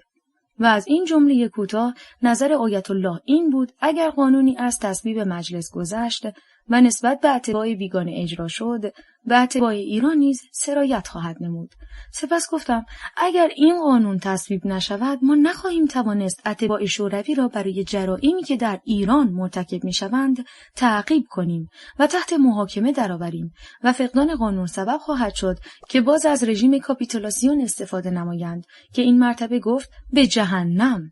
و آن وقت فهمیدم که مذاکراتم با دیگران به هیچ نتیجه نخواهد رسید. موضوع دیگری که باز در آن دولت مطرح شد مربوط به امتیاز کشتیرانی دریاچه ارومیه بود که دست استیونز تبعه انگلیس و بوداغیانس بود و دولت سمسام السلطنه آن را مثل امتیاز شیلات بحر خزر الغا کرده و بعد یکی از وزرای خارجه به وسیله یک نامه در جواب سفارت انگلیس آن را احیا نموده بود که به استناد همان نامه سفارت انگلیس به عنوان حمایت از تبعه خود با دولت‌ها مکاتبه می‌نمود. سرپرستی لورن نامه‌ای به رئیس دولت نوشت که آن را در هیئت وزیران مطرح نمود و نتیجه این شد ادامه این امتیاز در دست تبعه انگلیس دور از مصلحت و ممکن است به تشکیل یک دولت کرد در آن حدود کمک بکند. بنابراین خوب است به عنوان غرامت وجهی داده شود که دعوا خاتمه یابد و به حد اکثر 350,000 تومان تعیین گردید و چنین قرار شد که من با وزیر مختار انگلیس مذاکره کنم و هر قدر ممکن باشد از آن بکاهم. این کار شد و او هم با استیونز مذاکره نمود و آن را به 320,000 تومان قطع کرد که بعد دولت از کار کناره نمود و دولت سردار سپه لایحه آن را تنظیم و به مجلس پیشنهاد کرد. موضوع دیگری هم که در زمان تصدی من روی داد این بود که روزی وزیر مختار مرا در قلهک به نهار دعوت نمود و پس از صرف نهار گفت: برای مطالباتی که از دولت داریم میخواهم از شما و فروغی وزیر مالیه دعوت کنم که اسناد ما را داخل پرانتز اشاره به جعبه‌ای که روی میز بود بخوانید و عقیده خود را اظهار نمایید. گفتم مرا به چه عنوان میخواهید دعوت کنید؟ اگر برای این است که متصدی وزارت خارجه هستم چنین مأموریتی از دولت ندارم، چنانچه به عنوان یک فرد عادی است تأمل کنید هر وقت از کار بیکار شدم دعوتم نمایید. آن وقت هم یقین است که با من کاری ندارید. که چون مرد بسیار فهمیده ای بود خندید و گفت صحیح است که دیگر با من هیچ مذاکره نکرد و اکنون لازم است که شمه‌ای راجع به این مطالبات بیان نمایم. در جریان جنگ اول جهانی که بعضی از دول از نظر تبلیغات و مصالح خودشان وجوهی در ایران به مصرف رسانیدند، دولت انگلیس هم برای حفظ منافع خود پولهایی خرج نمود و یک عده نفع پرست دور مأمورین و مبلغین آنها را گرفتند و سوء استفاده نمودند. فرمانفرما و قوام الملک هم در شیراز از قنصل انگلیس برای مخارجی که قلمداد می‌نمودند 100 روپیه که آن وقت با 30 میلیون تومان برابر بود دریافت نمودند و یک ورق سفید هم به قنصولگری ندادند. و یکی از اقلام این مخارج را هم که ماژور میت قنصل انگلیس به من گفت وجهی معادل 6000 تومان بود که برای تعزیه‌داری حضرت سیدالشهدا گرفته و تا دینار آخر آن را خرج کرده بودند. دولت انگلیس تمام پولهایی را که در آن جنگ برای پیشرفت سیاست خود در ایران خرج کرده بود از دولت مطالبه می‌نمود و دولت انکار می‌کرد تا اینکه موضوع تغییر سلطنت پیش آمد. محمد علی فروغی نخست وزیر شد و ضمن نامه‌ای به سفارت انگلیس مطالبات آن دولت را تصدیق کرد. در مجلس ششم که مستوفی الممالک نخست وزیر وثوق‌الدوله را به وزارت مالیه و فروغی را به وزارت جنگ معرفی نمود، نسبت به وثوق‌الدوله برای تصویب قرارداد 9 اوت 1919 قرارداد تحت الحمایگی ایران و نسبت به فروغی برای تصدیق دعاوی دولت انگلیس من اعتراض کردم که وثوق از خود دفاع نمود و اکنون کار ندارم به این که دفاعش موجه بود یا نبود. باید اعتراضات من و مدافعات او را بخوانند و حق را از باطل تشخیص دهند. ولی فروغی که برای انجام مأموریتی به اروپا رفته بود و بعد آمد به جای رد اتهام و جوابگویی وسایلی برانگیخت که من دیگر مطلب را دنبال نکنم، یعنی حسین اعلی را فرستاد و گفت با عواملی که داشتیم شایسته نبود در مجلس این مذاکرات بشود و نتیجه این شد که چون فروغی از سفر آمده من دیدنی از او بکنم و او هم آنچه در براءت خود می‌دانست اظهار کند که روزی به اتفاق برای ملاقات او رفتیم و گفت شما اعتراض دیگری هم در مجلس به من کردید که چون حق با شما بود سکوت کردم و از شما گله ننمودم. موضوع آن اعتراض هم این بود که در جریان جنگ اول جهانی که دولت سمسام امتیازات اتباع بیگانه در ایران لغو نمود، یکی از آن امتیازات حق انحصار لیانازوف راجع به شیلات بحر خزر بود که 8 سال بعد مدت آن خاتمه می‌یافت. نظر به اینکه در عهدنامه 1921 راجع به بهره برداری از شیلات مطالبی درج شده بود که دولت اتحاد جماهیر شوروی به استناد آن می‌خواست با دولت ایران قراردادی منعقد کند که قبل از هر اقدام صاحبان امتیاز شکایت کردند و دولت قوام موضوع را به حکمیت ارجاع نمود. از طرف وراث لیانازوف دکتر ولی الله خان نصر و از طرف دولت ایران حاج سید نصرالله اخوی و از طرفین محمد علی فروغی به حکمیت انتخاب شدند و رأی دادند که صاحبان امتیاز از 8 سال بقیه مدت امتیاز استفاده کنند. اکنون کار نداریم به این که این رأی صحیح بود یا نبود. میخواهم این را عرض کنم بعد از تغییر سلطنت که دولت اتحاد جماهیر شوروی سلسله جدید را شناخت، فروغی نخست وزیر لایحه امتیاز بهره برداری از شیلات را برای مدت 25 سال به نفع آن دولت به مجلس پیشنهاد نمود که من در همان جلسه مخالفت کردم و به او گفتم هنوز مرکب امضای شما در رأیی که داده اید خشک نشده و معلوم نیست چه پیش آمده که از رأی سابق عدول کرده اید و چون یک فرد خواه رئیس دولت باشد خواه شخص عادی نمی بایست در یک موضوع دو عقیده متضاد اظهار کند. بر فرض اینکه چنین کاری هم می بایست بشود شایسته یک مرد صاحب ایمان نبود. شما می بایست از کار کنار بروید و شخص دیگری آن را پیشنهاد نماید. این بود اعتراض من در آن جلسه و اشاره فروغی در مذاکرات آن روز مربوط به سکوتی بود که در مجلس پنجم به این اعتراض کرده بود. من هم برای اینکه او را به دفاع از خود وادار کنم گفتم به اعتراض اخیر هم اگر شما سکوت کنید معلوم خواهد شد که حق با من است، که دیگر هیچ نگفت و انتظار داشتم که در مجلس به اعتراضات من جواب دهد. ولی بعد به مجلس آمد و با اینکه مرا در جلسه دید خود را به این موضوع آشنا ننمود و من هم بیش از آن چه گفته بودم چیزی نداشتم اظهار کنم. از شیراز که به تهران آمدم روزی با فرمانفرما صحبت از مذاکرات قنصل انگلیس به میان آمد که به من گفته بود فرمانفرما در زمان ایالت خود 100 روپیه از ما پول گرفت، ولی فرمانفرما گفت قوام الملک هم با من شریک بود. سپس از من سوال نمود که قنسول به شما نگفت حتی یک ورق پاره هم که مدرک بشود به او ندادین؟ اکنون بسته به این است جامعه قضاوت کند و تشخیص بدهد کدام یک از این دو کار برای مملکت بیشتر مضر بود. کار فرمانفرما و قوام الملک که وجهی گرفتند سندی ندادند، یا کار فروغی که نفعی جز ادامه کار نداشت و هرچی گفتند به آن عمل نمودند و سابقه ای هم گذاشت که هر وقت بیگانگان کاری در نفع خود انجام دهند آن را به حساب دولت بگذارند و از طریق اعمال نفوذ مخارجی که برای مملکت مفید نیست و مربوط به امور سوق الجیشی است تحمیل ملت نمایند. در این دولت کماکان سردار سپه وزیر جنگ بود و در جلسات وزیران مرتبا شرکت می‌نمود و با من تماس می‌گرفت و میانه سرد ما پس از مراجعت از تبریز به گرمی مبدل شده بود و هر وقت که زودتر می‌آمد در گوشه اتاق با من صحبت می‌کرد و روزی هم که از درشکه افتادم و دستم شکست اول کسی بود که از من عیادت نمود. با این حال از عمر دولت چیزی نمی‌گذشت که شهرت پیدا کرد وزیر جنگ می‌خواهد دولت را تشکیل دهد و یکی از وعاظ هم در یکی از مجالس روزه گفته بود کشوری که مشیرالدوله رئیس دولت آن و مصدق السلطنه وزیر خارجه باشد چطور میتوانند در مقابل کفار از ما دفاع کنند؟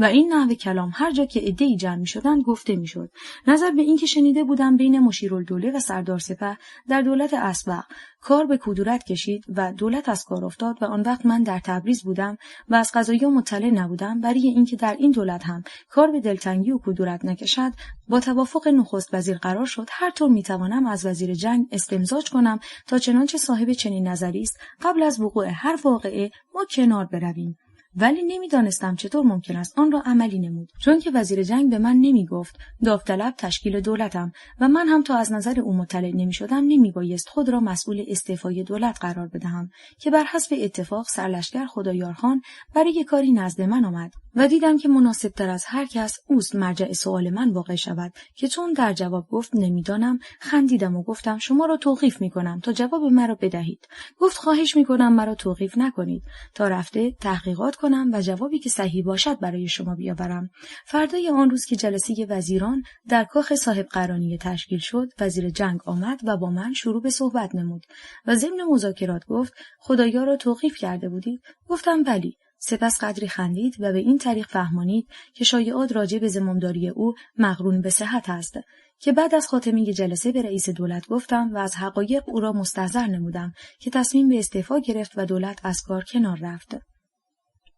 هنوز دولت تشکیل نشده بود که سردار سپه مرا خواست و گفت شما هم در این دولت باید شرکت کنید که من به سکوت گذرانیدم و بعد شخصی که با سفارت انگلیس ارتباط داشت نزد من آمد و راجع به شرکتم در آن دولت مذاکره نمود. گفتم نظر به اینکه این دولت مدتی دوام خواهد کرد و من باید در مجلس انجام وظیفه کنم زیبنده نیست برای مدت کوتاهی وارد شوم و بعد از دولت خارج گردم و عضویتم در آن دولت آنقدر شایع شده بود که یکی از همکاران مؤمرم در دولت مشیرالدوله نزد من آمد و گفت کاری بکنید که من هم در این دولت وارد شوم. گفتم معذورم چون که خودم در این دولت شرکت نخواهم نمود. دکتر محمد مصدق. آوای بوف یک گروه مردم نهاد است که توسط عده‌ای علاقه‌مند به کتاب با دغدغه ارتقای فرهنگ کتاب و کتابخوانی و استحکام بستر خرد اجتماعی تشکیل شده و تاکنون تولید هزاران کتاب ممنوعه را در کارنامه خود دارد.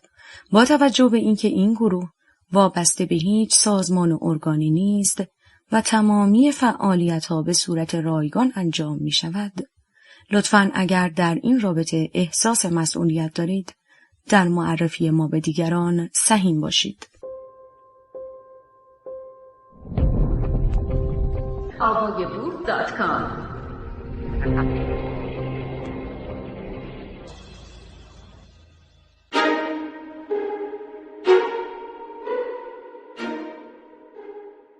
نام کتاب خاطرات و تعلمات دکتر محمد مصدق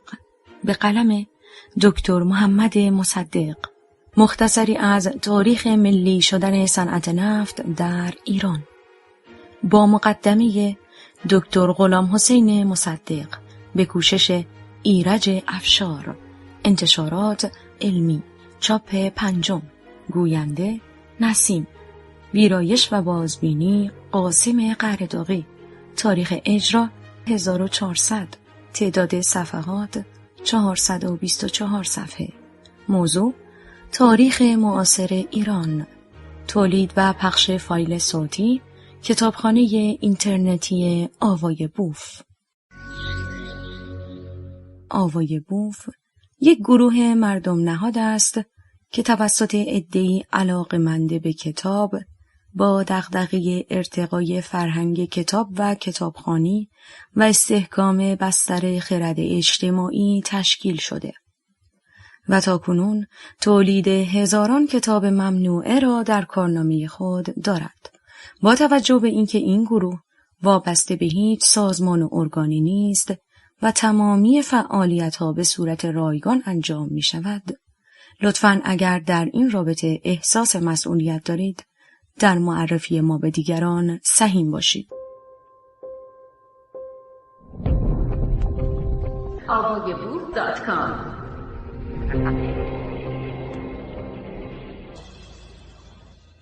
کتاب دوم، مختصری از تاریخ ملی شدن صنعت نفت در ایران. مقدمه: عیب‌جویی و انتقاداتی که اعلیحضرت همایون محمد رضا شاه پهلوی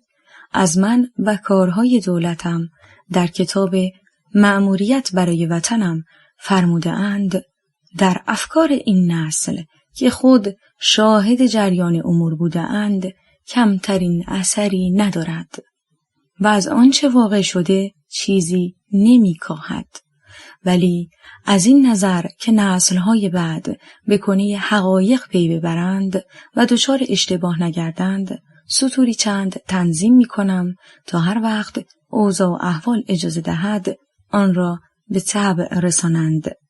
و در دسترس عموم بگذارند. این سطور را ذیل 3 بخش می‌آورم.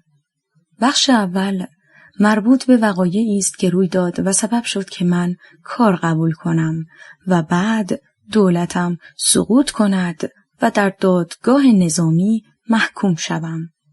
بخش دوم مربوط است به مبارزه من با دولت انگلیس در مراجع بین المللی و مبارزه دولت آمریکا و انگلیس با من از طریق دربار و مجلس و انتقادات شاهنشاه و بعضی جراید از من و دولت من، و این همان لایحه‌ای است که در زندان لشکر 2 زرهی برای تقدیم به دیوان عالی کشور تهیه کرده بودم و دادگاه مرا احضار ننمود آن را تقدیم کنم و حضوراً از خود دفاع نمایم. بخش سوم راجع به انتقاداتی است که شاهنشاه اخیراً از من و کارهای دولت من در چند فصل از کتاب مأموریت برای وطنم و بیش از همه در فصل 5 فرموده اند که هر کدام را در فصل مخصوص به خود نقل می کنم و جوابی که مقتضی است می دهم. دادگاه نظامی مرا به 3 سال حبس مجرد محکوم نمود که در زندان لشکر 2 زرهی آن را تحمل کردم و روز 12 مرداد 1335 که مدت آن خاتمه یافت، به جای اینکه آزاد شوم به احمدآباد تبعید گردیدم و عده‌ای سرباز و گروهبان مأمور حفاظت من شدند و اکنون که سال 1339 هنوز تمام نشده مواظب من هستند و من محبوسم و چون اجازه نمی‌دهند بدون اسکورت به خارج بروم، در این قلعه مانده‌ام و با این وضعیت می‌سازم تا عمرم به سر آید و از این زندگی خلاصی یابم. بخش اول، تصدی مقام نخست وزیری. این بخش را به 3 فصل تقدیم می‌کنم بدین قرار: فصل اول، وقایعی که سبب شد من کار قبول کنم. فصل دوم، علل سقوط دولت من. فصل سوم، تعلمات و تأسفات. فصل اول، وقایعی که سبب شد من کار کنم. شنبه 8 اردیبهشت 1330 که روز جلسه مجلس نبود، به مجلس شورای ملی احضار شدم. اکثریت نمایندگان هم آمده بودند و می‌خواستند در جلسه خصوصی به شور و مشورت پردازند و تمایل خود را برای تعیین نخست وزیر به عرض شاهنشاه برسانند. از اینکه گفته میشد آقای حسین اعلی استعفا داده است تعجب کردم، چون که روز 6 اردیبهشت شب که به خانه من آمده بودند و می‌خواستند در یک موضوعی با من مشورت کنند، هیچ از این بابت صحبتی نکردند. و چون قبل از این ملاقات من در کمیسیون نفت مجلس شورای ملی بودم که طرح 9 ماده‌ای جمعی از نمایندگان که برای ملی شدن صنعت نفت تنظیم شده بود از تصویب کمیسیون گذشت، نخست وزیر را از جریان مطلع کردم و تقاضا نمودم که روز یکشنبه 9 اردیبهشت در جلسه رسمی مجلس حضور یابند و موافقت دولت را در خصوص طرح مزبور اظهار نمایند و بعد در همان جلسه راجع به موضوعی که می‌خواستند مشورت کنند وارد مذاکره شویم که مورد موافقت قرار گرفت و از خانه من رفتند. علت استعفای نخست وزیر را که از بعضی از نمایندگان سوال کردم، یکی از دوستان گفت حضرات که مقصود انگلیس ها بود چنین تصور کرده اند از این نخست وزیر و امثال او کاری ساخته نیست و می‌خواهند آقای سید ضیاءالدین طباطبایی را که همکنون به حضور شاهنشاه آمده و به انتظار رأی تمایل در آنجا نشسته است وارد کار کنند. جلسه تشکیل شد.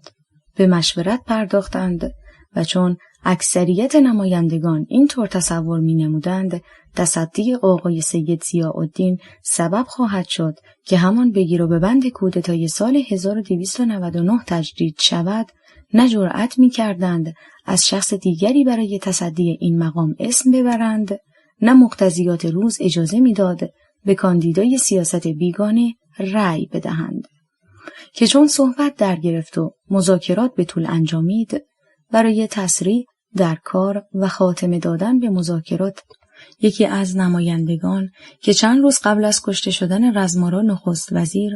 به خانه من آمده بود و مرا از طرف شاهنشاه برای تصدی این مقام دعوت کرده بود و هیچ تصور نمی کرد برای قبول کار حاضر شوم، اسمی از من برد که بلا تأمل موافقت کردم و این پیش آمد سبب شد که نمایندگان از محضور درآیند و همه بالاتفاق کف بزنند و به من تبریک بگویند. موافقت من هم روی این نظر بود که طرح نمایندگان راجع به ملی شدن صنعت نفت از بین نرود و در مجلس تصویب شود. چنانچه آقای سید ضیاءالدین نخست وزیر میشد، دیگر مجلسی نمیگذاشت تا من بتوانم موضوع را تعقیب کنم.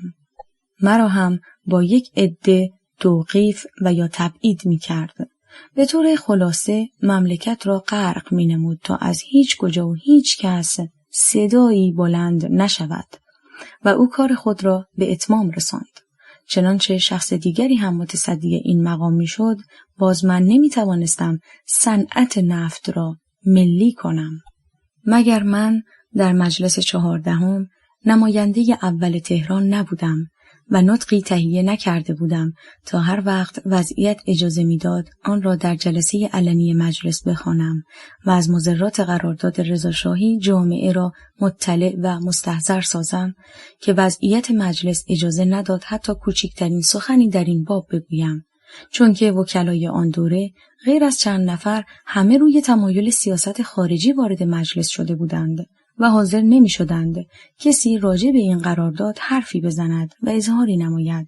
کافتارادزه که از طرف دولت شوروی به تهران آمد و نمایندگان اکثریت در خور آن نبودند به خواسته های او اعتراض کنند، یکی از همان نمایندگان از من که در اقلیت بودم تقاضا نمود در این باب اظهار عقیده کنم. این بود که از موقع استفاده کردم و قبلا از مضرات قرارداد سخن به میان آوردم و آن را با ادله و اعداد ثابت کردم که مجلس با کمال اکراه تحمل نمود. سپس روی همان دلایل با دادن امتیاز به هر دولتی مخالفت کردم. چنانچه کافتارادزه به گرفتن این امتیاز موفق شده بود، ملت ایران نمی توانست هیچ وقت برای الغای این امتیاز که در شمال و جنوب داده شده بود کوچکترین قدمی بردارد و در 2 جبهه و با 2 سیاست مبارزه نماید. اثبات مضرات این امتیاز طوری در جامعه تأثیر نمود که زمینه برای ملی شدن صنعت نفت مهیا گردید و این کار در مجلس 16 صورت گرفت و علت تأثیر من هم در این مقام این بود که از هیچ کس و هیچ مقامی قبول کار نکردم و با گفتن یک موافقم و تبریک نمایندگان نخست وزیر شدم. نظر به این که اتخاذ رأی بدین طریق برخلاف سابقه بود، طبق پیشنهاد خود من جلسه رسمی مجلس و بدون تماشاچی تشکیل گردید و نمایندگان رأی خود را با ورقه و به طور مخفی دادند و با اینکه متجاوز از 20 نفر از آنان که کف زده بودند از دادن رأی به من امتناع کرده و ورقه سفید دادند، باز من اکثریت داشتم و اعلیحضرت شاهنشاه هم طبق نظریات خود من در صدور فرمان خودداری فرمودند تا قانون ملی شدن صنعت نفت از تصویب مجلس گذشت و چنانچه قبل از تصویب قانون فرمان صادر شده بود دولت تشکیل می گردید. آن دسته از نمایندگان مخالف آنقدر از عدم صلاحیت بعضی از وزرا حرف می زدند تا من مایوس شوم و کنار بروم و در صورت مقاومت باز روی طرح نمایندگان راجع به ملی شدن صنعت نفت آنقدر صحبت می کردند و مخالفت می نمودند تا موضوع به کلی منتفی شود و از درج کلام ساقط گردد. قانون که به تصویب و توشیح رسید به کار شروع کردم و نتایج نیکو گرفتم. دولت انگلیس که سال 1311 از دولت ایران راجع به کار نفت به جامعه ملل شکایت کرده و کامیاب شده بود، از دولت من به مجمع ملل متحد شکایت نمود و مغلوب گردید، چون که دولت من دست نشانده دولت انگلیس نبود که از مملکت دفاع نکند و آن دولت از دادگاه فاتح درآید. به دادگاه بین المللی لاهه هم که عرض حال داد محکوم گردید و با نبودن هیچ عایداتی از نفت و هیچ گونه کمک از خارج موفق شدم 2 سال و چند ماه مملکت را اداره کنم و بودجه خرج سازمان نفت را هم که تعطیل شده بود و کار نمی کرد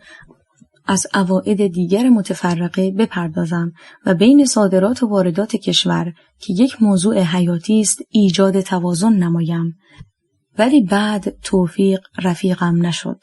و یکی از علل عدم موفقیتم این بود که در انگلیس حزب محافظه‌کار روی کار آمد و می‌خواست به هر قیمتی که تمام شود کماکان از ملت بیچاره و مستعسل ایران سوء استفاده کند و برای پیشرفت مقصود زحمت زیادی کشید تا آمریکا را هم در این سوء استفاده با خود شریک نمود.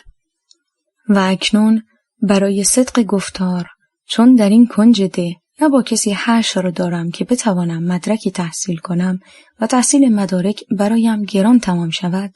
نه بی مدرک میتوانم مطالبی اظهار نمایم، به نقل مفاد بعضی از خاطرات ایدن وزیر خارجه انگلیس که در پاریس طبع شده است میپردازم و نظر به این که ترجمه من از این خاطرات تحت اللفظی نیست، آنها را با ذکر صفحات نقل می کنم تا چنانچه هموطنان عزیزم بخواهند اطلاعاتی بیشتر تحصیل کنند رجوع به اصل کنند و از آن استفاده نمایند.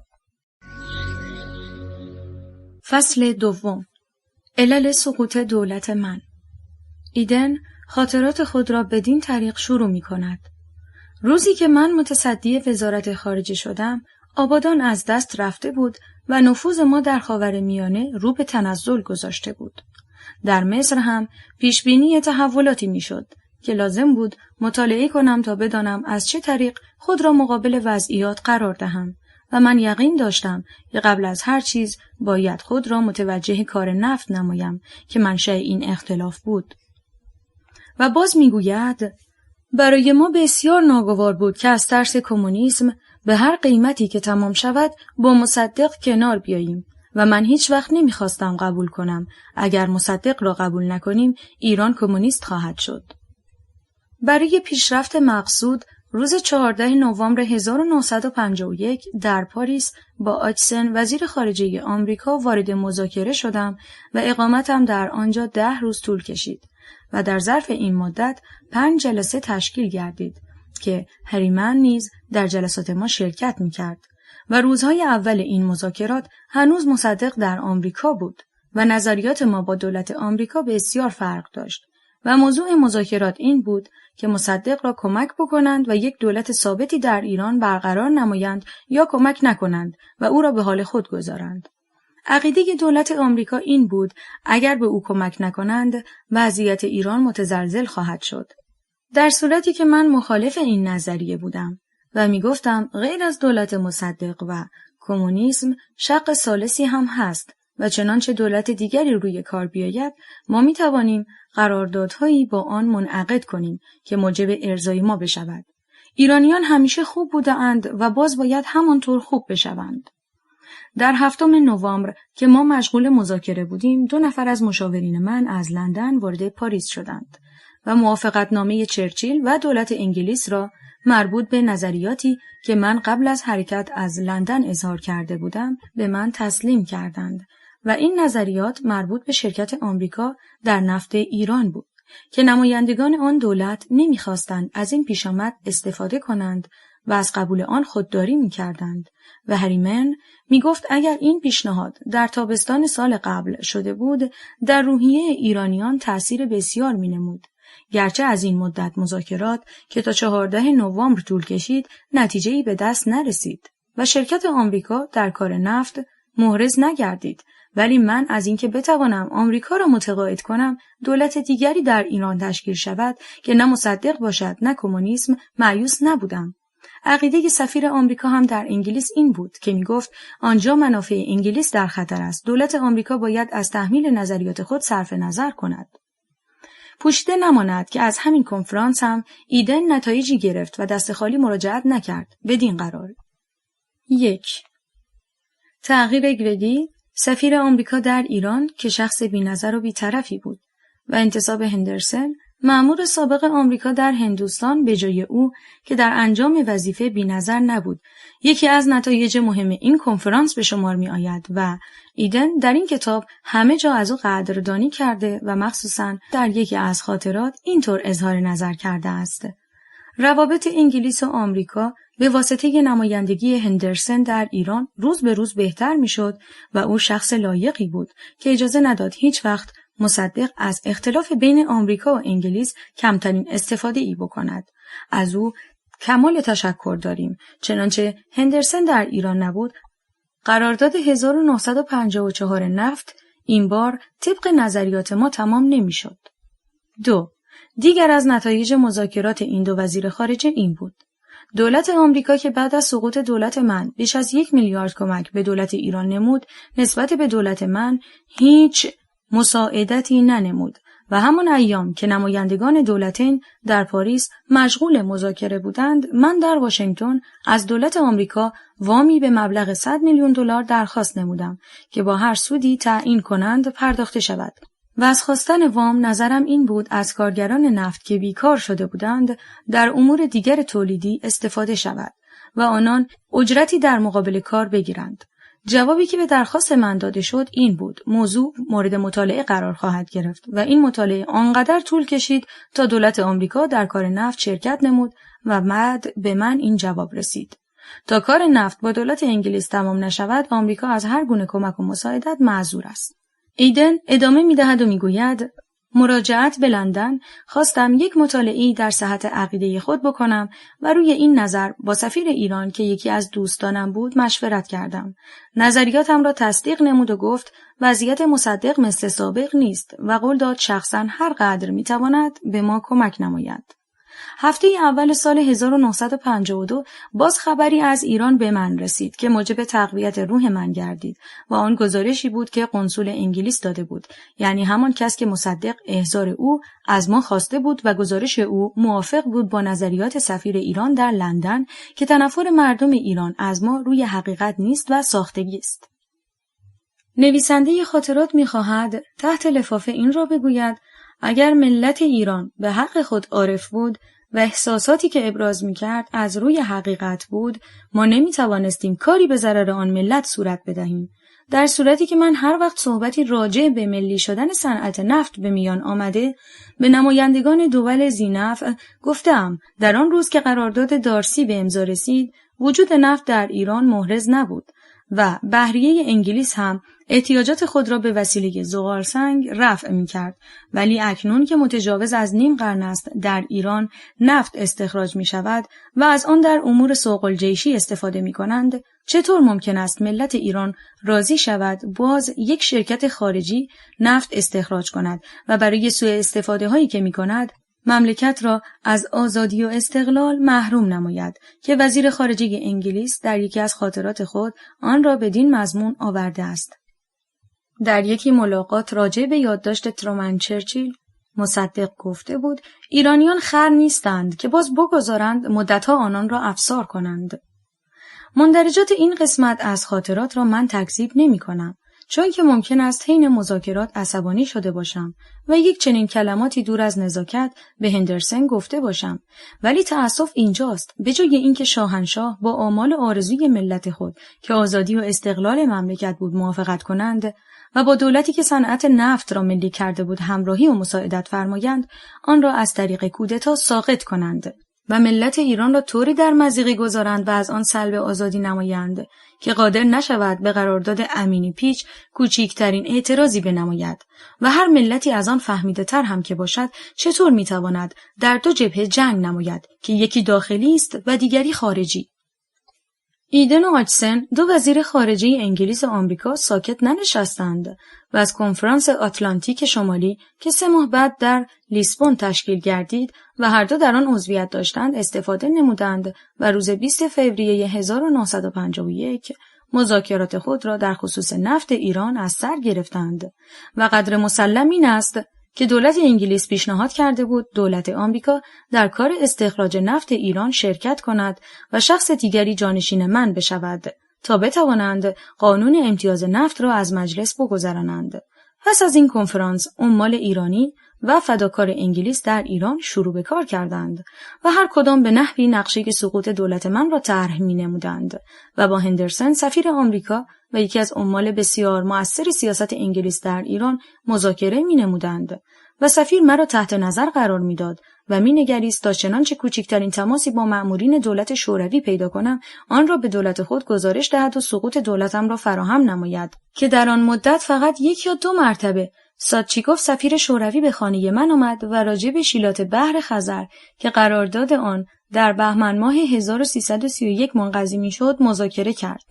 و تقاضا نمود شیلات کماکان دست مأمورین دولت شوروی باشد تا بعد قراری در این باب داده شود و به محض اینکه گفتم دولتی که امتیاز نفت جنوب را قبل از انقضای مدت ملی کرد و کارمندان انگلیسی شرکت نفت را از ایران خارج نمود چطور میتواند قرارداد منقضی شده شیلات را ابقا نماید و آن را کماکان در دست عمال شوروی بگذارد؟ آیا میدانید سفیر شوروی در جواب من چه گفت؟ او گفت صحیح می‌فرمایید، ما نمی‌بایست از شما چنین تقاضایی کرده باشیم و عذر خواست و رفت. و در روز انقضا هم شیلات به تصرف دولت درآمد و تصرف شیلات به دست من کار دول غرب را سهل کرد و مدارای با دولت من هم شاید از این نظر بود که این کار به دست من تمام شود و به همین جهت هم بود که دولت شوروی از تحویل طلای ایران به دولت من خودداری کرد. کار شیلات که به آخر رسید نقشه سیاست خارجی به موقع اجرا درآمد و می‌خواستند که من طوری از بین بروم که نتوانند آن را به سیاست‌های بیگانه نسبت دهند، چون که استالین هنوز حیات داشت و نمی‌خواستند دولت را از طریق کودتا ساقط نمایند. این بود که برای از بین بردن شخص من عده‌ای از دربار و علما و افسران و بعضی از اعضای جبهه ملی با هم توحید مساعی کردند و توطئه روز 9 اسفند را پیش آوردند. و مقصود از توطئه این بود عده‌ای رجاله به این عنوان که من می‌خواستم شاه را از مملکت خارج کنم در به کاخ جمع شوند و موقع خروج من از کاخ مرا از بین ببرند و چنانچه این کار صورت می گرفت، علما روز 9 اسفند که به کاخ آمده بودند به جنازه ام نماز می گذاردند و چون وزیر دفاع ملی بودم به امر شاهنشاه آن را روی توپ قرار می دادند و با احترامات کامل به خاک می سپردند و عده‌ای از غوغاگران مقابل درب کاخ را هم که مرتکب این جنایت شده بودند به اشد مجازات می رسانیدند تا هیچ فردی گمان نبرد این واقعه در اجرای یک نقشه سیاست خارجی صورت گرفته است. و آن وقت بود که من می شدم به تمام معنا یک مرد ملی که نه شیعه با من مخالف بود و نه سنی. گرچه جریان واقعی روز 9 اسفند در بخش دوم لایحه دیوان کشور به تفصیل آمده، با این حال دو چیز سبب می شود که باز نسبت به این واقعه در اینجا مطالبی بگویم. یکی مربوط به رولی است که هندرسن در آن روز بازی کرد و دیگری مربوط است به آن قسمت از فصل 5 کتاب مأموریت برای وطنم که شاهنشاه فرموده اند روز شنبه 9 اسفند مصدق به من توصیه کرد موقتا از کشور خارج شوم. 1. رول هندرسن. در لایحه دیوان کشور چیزی از این بابت ننوشتم چون که ترس داشتم با وسایلی که هندرسن در این مملکت داشت در آن دیوان اعمال نفوذ کند و محکوم شوم و اکنون به شرح واقعه میپردازم. ساعت 8 روز 9 اسفند آقای حسین علا وزیر دربار به خانه من آمد و راجع به حرکت شاه که سری بود ولی مجریان نقشه از آن اطلاع داشتند و صبح همان روز به اجرای آن مبادرت کردند با من مذاکره کرد و چنین قرار شد که ساعت 1:30 بعد از ظهر من برای صرف نهار به کاخ بروم و ساعت 2:30 هم وزرا حضور به هم رسانند که موقع حرکت شاهنشاه تشریفاتی به عمل آورند. از این مذاکرات چیزی نگذشت که ساعت 10 همان روز آقای اعلی وزیر دربار مرا پای تلفن خواست و اظهار نمود اعلیحضرت می‌خواهند خودشان با شما فرمایشاتی بفرمایند که بلافاصله گوشی به دست شاهنشاه رسید و فرمودند به جای ساعت 1:30 ظهر شرفیاب شوم که در همین جا مذاکرات قطع شد و از اینکه موضوع مهم نبود و شاهنشاه خودشان مرا برای اصغای فرمایشات خواستند بسیار تعجب کردم. چنانچه آقای اعلی یا هر کس دیگر آن را ابلاغ می‌نمود اطاعت می‌کردم. ولی بعد از ختم قائله دریافتم که موضوع اهمیت داشت و به همین جهت خواستند شخصاً فرمایشات را بفرمایند تا موجب هیچ گونه سوء تفاهم نشود. و اهمیت موضوع در این بود اگر ساعت 1:30 بعد از ظهر می‌رفتم چون جمعیت برای از بین بردن من مقابل درب کاخ جمع شده بود از خانه خارج نمی‌شدم تا جمعیت را متفرق کنند و موقع تشرف اولیا حضرت ملکه ثریا حضور داشتند که پیش خدمت پاکتی آورد به من داد و دیدم تلفنچی خانه خودم نوشته بود برای یک کار فوری سفیر آمریکا می‌خواهد با من ملاقات کند که به نظر شاهنشاه رسانیدم و از این پیش آمد خواستم این استفاده را بکنم که در حرکت عجله نفرمایند. شاید ملاقات من با سفیر سبب شود فسخ عزیمت فرمایند. نامه را که ملاحظه فرمودند اهمیتی به آن ندادند و حتی نخواستند یک کلام در این باب فرمایشی بفرمایند و غیر از ملاقات با هندرسن هیچ چیز سبب نمیشد که من قبل از حرکت شاهنشاه از کاخ خارج گردم، چون که طبق مذاکراتی که با آقای وزیر دربار شده بود میبایست هیئت دولت در کاخ باشند و موقع تشریف فرمایی مراسمی به عمل آورند. اگر شاهنشاه حرکت میفرمودند مقابل درب کاخ کسی نمیماند تا بتوانند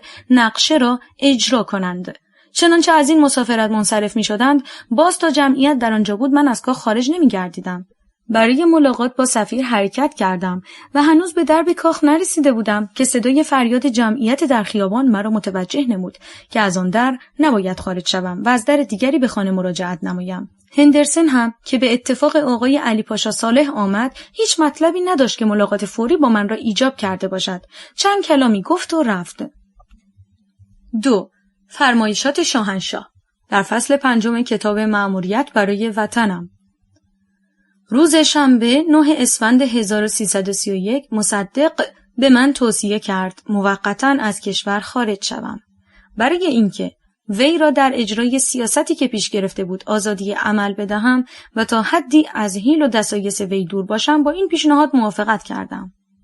و اکنون به عرض جواب مبادرت می‌کنم که روز 9 اسفند من تا ظهر خانه بودم و ظهر شرفیاب شدم تا در موقع حرکت به اتفاق وزیران تشریفاتی به عمل آورم و ساعت 1 بعد از ظهر هم که برای ملاقات سفیر آمریکا از کاخ خارج می‌شدم، علما روز 9 اسفند به این عنوان که می‌خواهند از حرکت شاه جلوگیری کنند وارد عمارت شدند و آنها را به اتاق انتظار که نزدیک درب ورودی است هدایت کردند و جمعیتی هم که میبایست مرا از بین ببرند همان وقت درب کاخ جمع شده بودند و منتظر خروج من از کاخ بودند.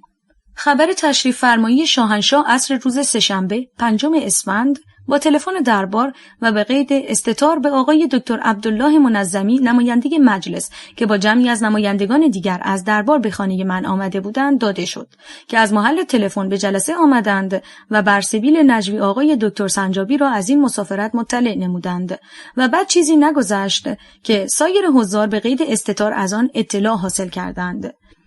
و باز می‌فرمایند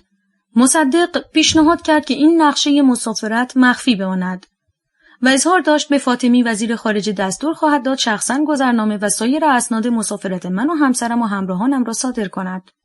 که عرض می کنم راجع به این قسمت هم حتی یک کلام من حضور شاهنشاه عرض نکرده ام و مذاکرات راجع به گذرنامه صبح شنبه 9 اسفند که آقای حسین اعلی وزیر دربار برای همین کار به خانه من آمده بودند صورت گرفت و دستور گرفتن شناسنامه‌های ملتزمین را هم خود ایشان دادند. چنانچه من می‌خواستم شاهنشاه از این مملکت به خارج تشریف ببرند همان روز 30 تیر آن را عملی می‌کردم. توضیح آن که روز 26 تیر که استعفای خود را به پیشگاه شاهانه دادم قبل از اینکه از حضورشان مرخص شوم فرمودند به من قول بدهید اگر اتفاقی روی داد با من همراهی کنید که بلا تأمل عرض کردم در مجلس 5 من برای اعلیحضرت شاه فقید قسم یاد نکردم ولی در مجلس 14 برای شاهنشاه قسم یاد نمودم و خود را مرهون الطاف شاهانه می‌دانم گرچه استخلاص من از زندان بیرجند به همت موسی پرن یکی از اتباع سوئیس که با شاهنشاه از زمان تحصیلاتشان در آن مملکت سابقه داشت صورت گرفت با این حال هر وقت که فرصتی به دستم آمد و مخصوصاً در جلسات رسمی مجلس وفاداری خود را نسبت به شاهنشاه ابراز نمودم و پس از 30 تیر هم که وزیر دفاع ملی شدم برای اطمینان خاطر و رفع نگرانی آنچه لازم بود در پشت قرآنی نوشته توسط آقای سپهبد مرتضی یزدانپناه اهدا نمودم و جای بسی تأسف است که نخواستند با من مساعدت فرمایند تا ثابت کنم هیچ نظری غیر از یک شاه وطن پرست و آزادی طلب نداشتم و چون این فرمایشات تمام نظیر همان صنعت نفت است که ملی شده و نمایندگان مجلس است که ملت آنها را انتخاب کرده و روز 9 اسفند است که روز ملت نامگذاری شده زائد می‌دانم بیش از این قلم فرسایی کنم. نسل حاضر از این وقایع خوب مطلع است. نسل‌های بعد هم از صفحات تاریخ پی به درک حقایق میبرند و تاریخ را نمیشود تحریف کرد و نیز میفرمایند جالب توجه این بود که مصدق با التهاب مخصوص توصیه میکرد با هواپیما از ایران خارج نشوم زیرا میدانست مردم ایران که مخالف این تصمیم خواهند بود در فرودگاه ازدحام خواهند کرد و مانع پرواز من میشوند. از این رو پیشنهاد کرد که تا مرز عراق و بیروت به طور ناشناس مسافرت کنم. با این پیشنهاد موافقت شد. در این باب هم حتی من یک کلام عرض نکرده ام چون که مورد نداشت در اموری که از مختصات مقام سلطنت است من دخالت کنم. این بیاناتی است که روز 4 6 اسفند که من شرفیاب شدم خود شاهنشاه فرموده اند. اکنون فرض کنیم این پیشنهاد را من داده بودم. چه شد که در همان روز مردم مملکت را از حیل و دسایس من مطلع نفرمودند و چرا همان روز وزیر دربار طی یک اعلامیه‌ای ملت ایران را از این فکر پلید مستحضر ننمود و مرا در افکار جامعه محکوم نساخت و چه چیز سبب شد که خود را برای مسافرتی که خلاف مصالح مملکت بود حاضر کنند و باز چه شد گزارشی که عصر همان روز 9 اسفند من در جلسه خصوصی مجلس به نمایندگان دادم و مصاحبه‌ای که روز 11 اسفند آقای دکتر سید علی شایگان با اعلیحضرت همایون شاهنشاهی نمود و همچنین بیانیه‌ای که در جرائد روز 17 فروردین 1332 تهران این جانب منتشر کردم تکذیب نشد و اکنون پس از چند سال آن را در یک کتابی فاش و آنچه را خود فرموده اند به من نسبت داده اند. ضمن وقایع روز 9 اسفند نویسنده خاطرات اسمی از کاشانی برده و می نویسد او نخواست مصدق در مبارزات غالب شود و از این نظر روز 28 فوریه داخل پرانتز 9 اسفند میتینگی بر له شاه تشکیل داد و مردم عوام هم تحت راهنمایی افسران بازنشسته مصدق را از خانه خارج کردند که مجبور شد با پیژاما فرار کند و فقط قوای تأمینه و احساسات توده‌ای سبب شد که مصدق نجات پیدا نماید. اکنون این سوال پیش می آید: چه چیز سبب شد که کاشانی و چند نفر از اعضای جبهه ملی نخواستند من در این مبارزه غالب شوم و چرا هر وقت ملت ابراز احساساتی نموده، نویسنده خاطرات و دربار شاهنشاهی آن را به یک عده از افراد حزب توده نسبت داده‌اند و مخالفین خود را مستظهر به آن عده و بقیه مردم ایران را جزء اموات حساب کرده‌اند؟ شاهنشاه و ایدن از نظر ابقای حکومت فردی و استعماری با تسلط فکری حزب توده در ایران متفقند و از این رویه برخلاف حق و حقیقت نظری جز این ندارند که هر کس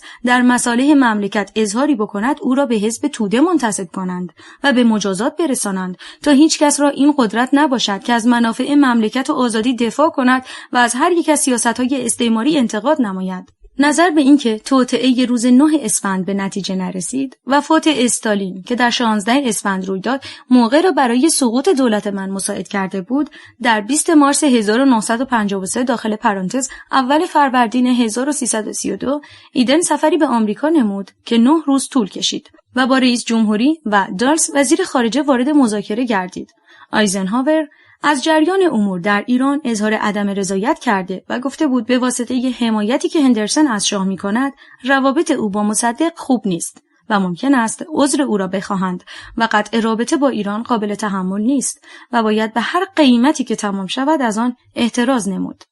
این بیان رئیس جمهوری دلیل قاطعی است که از وقایع روز 9 اسفند و اعتراض من به هندرسون کاملا مسبوق و مطلع بوده است و اکنون برای اطلاع و استحضار هموطنان عزیزم به شرح واقعه می‌پردازم. بعد از ظهر 10 اسفند هندرسون به واسطه آقای علی پاشا صالح با تلفن به من گفت دیروز که از خانه شما رفتم به دربار تلفن کردم متعرض خانه شما نشوند و چون میدانستم در این توطئه او دخالت داشته است گفتم شما چرا از حدود خودتان خارج میشوید و در کار این مملکت دخالت میکنید؟ او در جواب گفت دخالتی نکردم. گفتم همین تلفنی که شما دیروز به دربار کردید آیا جز دخالت چیز دیگری است؟ که چون جوابی نداشت بدهد سکوت اختیار کرد و مذاکرات قطع شد. ایدن میگوید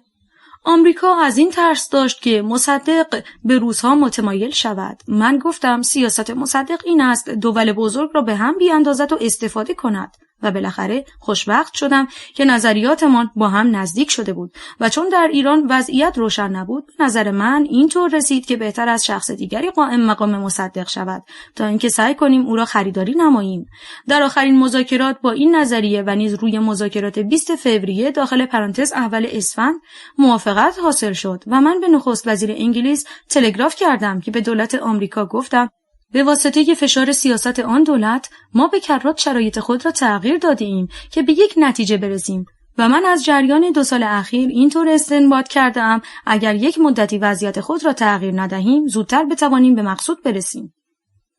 در ماه آوریل ماهی که اطلاع داشتم دولت مصدق ضعیف شده چون تحت عمل قرار گرفته بودم نتوانستم در امور دخالت کنم. سپس ادامه می‌دهد و می‌گوید مخالفین مصدق از عدم کمک و مساعدت آیزنهاور به دولت او استفاده نمودند و دولت را استیضاح کردند که در جلسه حاضر نشد و امتناع کرد و برای تعیین تکلیف خود به رفراندوم متوسل گردید. چنانچه ملت با دولت او موافق است رأی به دولت بدهد و الا رأی به ابقای مجلس و نتیجه این شد که اکثریت کثیری به نفع دولت رأی داد و چون مصدق خود را قوی تصور می‌کرد درخواست انحلال مجلس را از شاه نمود ولی شب بعد یک کودتای شاهانه برای انتصاب زاهدی به مقام نخست وزیری شروع شد که به علت سوء تشکیلات نقشه کشف گردید و به نتیجه نرسید و شاه با طیاره عازم بغداد گردید. دکتر مصدق هم بلافاصله انحلال مجلس را اعلام نمود و نمایشات ضد سلطنت شروع شد و قشون مأمور گردید با شاه کمک کند. مصدق هم که نمیخواست تحت تسلط کمونیست‌ها درآید روز 18 اوت داخل پرانتز 27 مرداد به قوای شهربانی امر نمود اعلانات توده‌ای را از بین ببرند و در تمام سال 1953 هر یک از پیشرفت‌های دولت او سبب میشد که وسعت تکیهگاه دولتش کمتر شود. مبارزه بر علیه شاه موجب عدم رضایت قشون شده بود و عملیات ضد کمونیست هم سبب گردیده بود کمونیست‌ها بر علیه مصدق بشوند و نتیجه این بشود که نمایشات بر علیه شاه در 19 اوت داخل پرانتز 28 مرداد با هیچ یک از دو دسته که نمیتوانستند با مصدق کمک کنند تصادف نکند و شب آن روز مصدق و وزرایش مجبور به اختفا گردند و ژنرال زاهدی شاه را دعوت کند و از یک استقبال با وجد و نشاطی در تهران مستفیض گرداند. خبر سقوط مصدق وقتی به من رسید که در کشتی و در بحر مدیترانه بودم و دوره نقاهتم را با خانم و پسرم در آنجا می‌گذرانیدم و در آن شب خواب راحتی کردم. ایدن پس از 6 ماه استراحت مجدداً از 5 اکتبر 1953 داخل پرانتز 13 مهر ماه 1332 شروع به کار نمود و خاطراتش مربوط به تنظیم قرارداد کنسرسیوم و مساعدت‌هایی است که بعضی از هموطنان برای گذاشتن این قرارداد با دولت انگلیس نمودند که چون مربوط به ایام تصدی من نیست از نقل آنها خودداری می‌کنم. و باز در 13 آبان 1333 که متصدی مقام نخست وزیری شده بودم در پارلمان انگلیس بیاناتی راجع به من نمود که در آخر بخش دوم خواهد آمد. این بود خلاصه ای از خاطرات وزیر امور خارجه انگلیس و شخص مؤثر در سیاست ایران و مخالف من که نقل گردید و تمام حاکی است از اینکه من در تمام مدت زمامداری خود با هیچ یک از دول بیگانه مؤثر در سیاست ایران خواه دولتین آمریکا و انگلیس خواه دولت شوروی سازشی نداشته و مصالح مملکت و وطنم را به هر چیز حتی به جان خود ترجیح داده ام و آنچه گفته و کرده ام تمام در منافع ملت ایران بوده و آنچه هم در این مملکت بر علیه من صورت گرفت طبق نظریاتی بود که سیاست خارجی ترسیم نموده بود و به امر بعضی از هموطنانم اجرا گردید. نظر به اینکه وزیر خارجه انگلیس قبل از کودتای مرداد دچار کسالت شده بود و استراحت می‌کرد، باید دید که نقشه‌های بعدی به دست چه اشخاصی ترسیم شده بود و چطور اجرا گردید که چون خاطراتی در این باب نوشته نشده و چنانچه باشد من از آن بی‌خبرم به نقل 2 مدرک استناد می‌کنم. یکی مربوط به چکی است که ادوارد دونالی رئیس حسابداری اصل 4 در ایران صادر کرده و دیگری مربوط به جلسه سری است که در پایگاه آلپ سوئیس تشکیل گردیده بود. 1. ادوارد دونالی چکی به مبلغ $390,000 صادر و تسلیم بانک برنامه کرده بود و بانک مزبور هم آن را به ریال تسعیر نموده. چکی به شماره 53145 و تاریخ مؤخر یعنی 31 مرداد به مبلغ 32,643,500 ریال به عهده بانک ملی ایران در وجه خود ادوارد دونالی صادر کرده بود که به مصرف کودتای روز 28 مرداد رسید و مدرک آن را در جلسه 19 اردیبهشت 1333 به دادگاه تجدید نظر نظامی ارائه دادم و درخواست نمودم تحقیقات کنند تا معلوم شود وجه مزبور را ادوارد دونالی به چه اشخاصی داده است که مورد قبول واقع نشد. و دادگاه به این عنوان که محاکمه برای رسیدگی به کیفرخواست دادستان ارتش تشکیل شده از رسیدگی امتناع نمود و عملی برخلاف وجدان و قانون و مصالح مملکت مرتکب گردید، چون که دادستان ارتش حکم اعدام مرا از این جهت خواسته بود که مسبب پیشامد روزهای آخر مرداد من بودم. چنانچه رسیدگی شده بود ثابت می‌کردم آنچه در روزهای مزبور صورت گرفت نتیجه کودتای شاهانه و تشریف فرمایی شاهنشاه به خارج از کشور بوده است و اشخاص وطن پرست روی اصل دفاع قانونی legitimate defense که یکی از حقوق طبیعی نوع بشر است توضیح حاشیه. legitimate defense یعنی دفاع مشروع. ادامه متن. از وطن خود دفاع کرده اند و کودتای 28 مرداد نتیجه آن وجوهی بود که بین اشخاص مؤثر پست و خائن از علما، از رؤسای کلانتری‌ها، از افسران و غارتگران تقسیم شده بود. 2 مدرک دیگر من روزنامه فیگارو فرانسوی است که در شماره 20 سپتامبر 1955 داخل پرانتز 28 شهریور 1334 راجع به کودتای مرداد مطالبی درج کرده و جریان واقعه و مسببین آن را معرفی کرده است که ترجمه آن عیناً در اینجا نقل می شود. در آن ایام که ژان فوستر دالس وزیر خارجه آمریکا مصدق را گرم در سیاست کرده بود، آلن دالس رئیس انتلیجنس سرویس مرکزی آمریکا زمینه سقوط آن پیرمرد لجباز را فراهم می‌کرد و مصدق نیز همان الفاظ عباراتی که همیشه به کار می‌برد تکرار می‌نمود.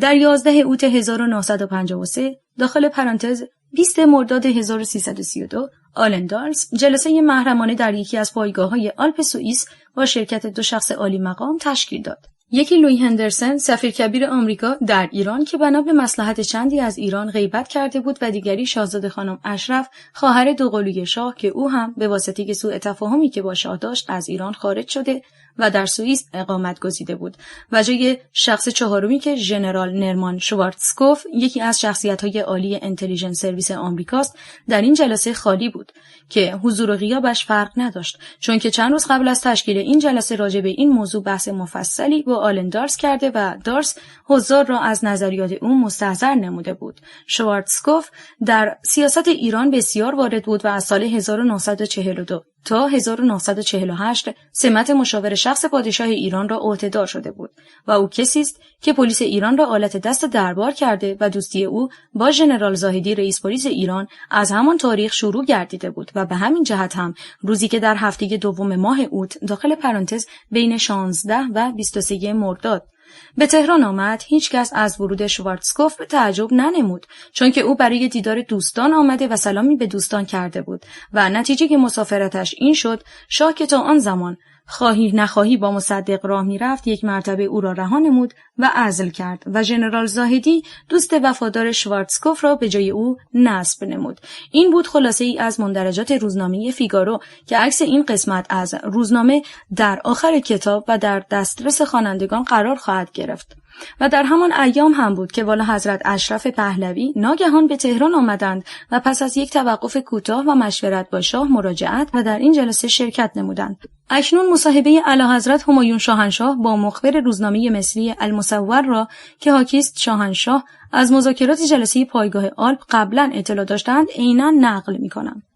نقشه‌ای که کشیده بودیم کاملا مطالعه شده بود و احتمالات مختلفه را ریز پیش بینی کرده بودیم و می‌دانستیم در مقابل نقشه‌های معکوس چه کنیم. وقتی که مصدق فرمان عزل خود را رد کرد و موضوع را به صورت انقلاب جلوه‌گر ساخت و خواست از نفوذی که به دست آورده کمال سوء استفاده را بکند، هواپیمای من آماده پرواز فوری از کشورم بود و من می‌خواستم این کار را بکنم تا مصدق و جماعت او تصور کنند که دور کاملا دست آنها افتاده است و معارضی ندارند و به آنچه می‌خواستند رسیدند و چون من از کشور پرواز کردم آنها همین اشتباه را کردند. این بود فرمایشات شاهنشاه به مخبر روزنامه مصری المصور و تا 25 مرداد شب که دستخط عزل به من رسید در هیچ یک از احزاب توده و سایرین هیچ گونه خلاف نظم دیده نشده بود. شهر آرام بود و امور جریان طبیعی خود را طی می‌کرد و خروج شاهنشاه از مملکت که به فرار تلقی شده بود سبب شد که روز 26 مرداد شهر آرامش خود را از دست بدهد و هنوز از خاطرها نرفته است در آن روز که ناصرالدین شاه در شاه عبدالعظیم به قتل رسید. برای جلوگیری از هرج و مرج و عواقب شاه میری، میرزا علی اصغرخان امیرالسلطان صدر اعظم جسد شاه را طوری از شهر ری به تهران منتقل نمود تا هیچ کس گمان نکند شاه مرده و موجب هرج و مرج شود و جان و مال و عده‌ای در نتیجه این واقعه از بین برود.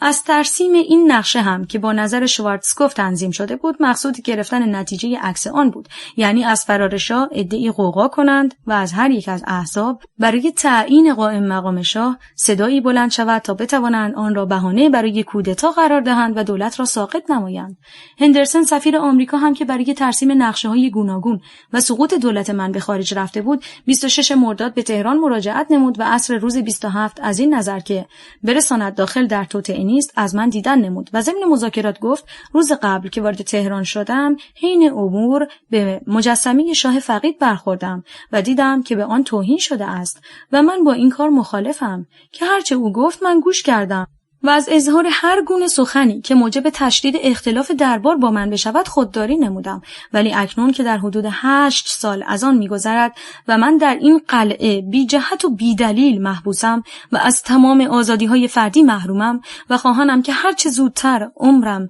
به سر آید و از این زندگی خلاص شوم، چرا باید از ذکر حقایق خودداری کنم و رفع اشتباه از کسانی که در جریان امور این مملکت نبودند نکنم؟ وقایع روزهای اخیر مرداد مبتنی بر دو علت بود که یکی جنبه سیاسی داشت و دیگری جنبه حقوقی.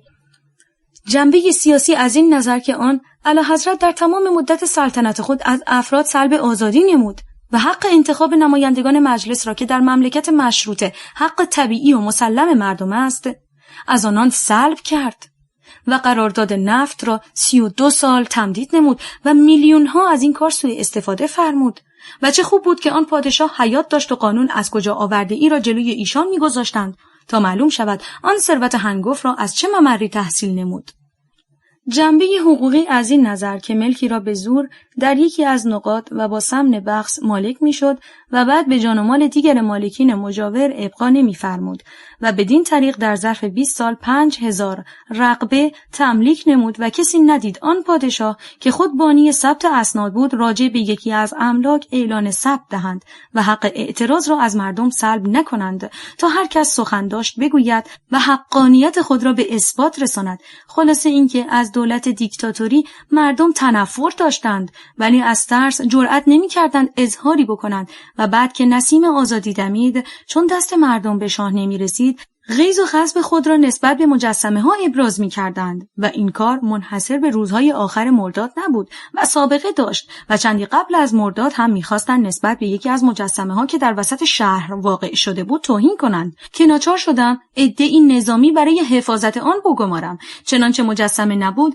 دیگر وسایلی نبود که مردم کینه خود را اظهار نمایند. مجسمه‌ای هم که برای گرفتن کار یا سوء استفاده از بیت المال برپا کنند عاقبتی از این بهتر ندارد و دوام آن مجسمه ای دارد که مردم بعد از حیات کسی و در ازای خدمات او به مملکت برپا نمایند. نظر به این که گزارش رسید حزب توده اوراقی به دیوارها الصاق کرده دستور دادم تمام را پاره کنند و از بین ببرند. این کار شد و دیگر خلاف نظمی مشاهده نشد که آن را بهانه برای کودتا قرار دهند، ولی از این نظر که تصمیم برکناری من از کار و انتصاب سرلشکر زاهدی در جلسه پایگاه آلپ گرفته شده بود، صبح روز 28 مرداد نقشه کودتا به موقع اجرا رسید و معلوم نشد که از من چه خلافی سر زده بود که تسلیم دادگاه نظامی می شدم. و اکنون قریب 8 سال از آن می گذرد که 3 سال در زندان لشکر 2 زرهی به سر برده‌ام و بعد به احمدآباد تبعید شده و در این قلعه محبوسم. و ای کاش هندرسن برای من تأمین جانی نخواسته بود، چون که چندی بعد از 28 مرداد به کسی گفته بود تلگراف او به شاهنشاه سبب شد که من از بین نروم. avogaboo.com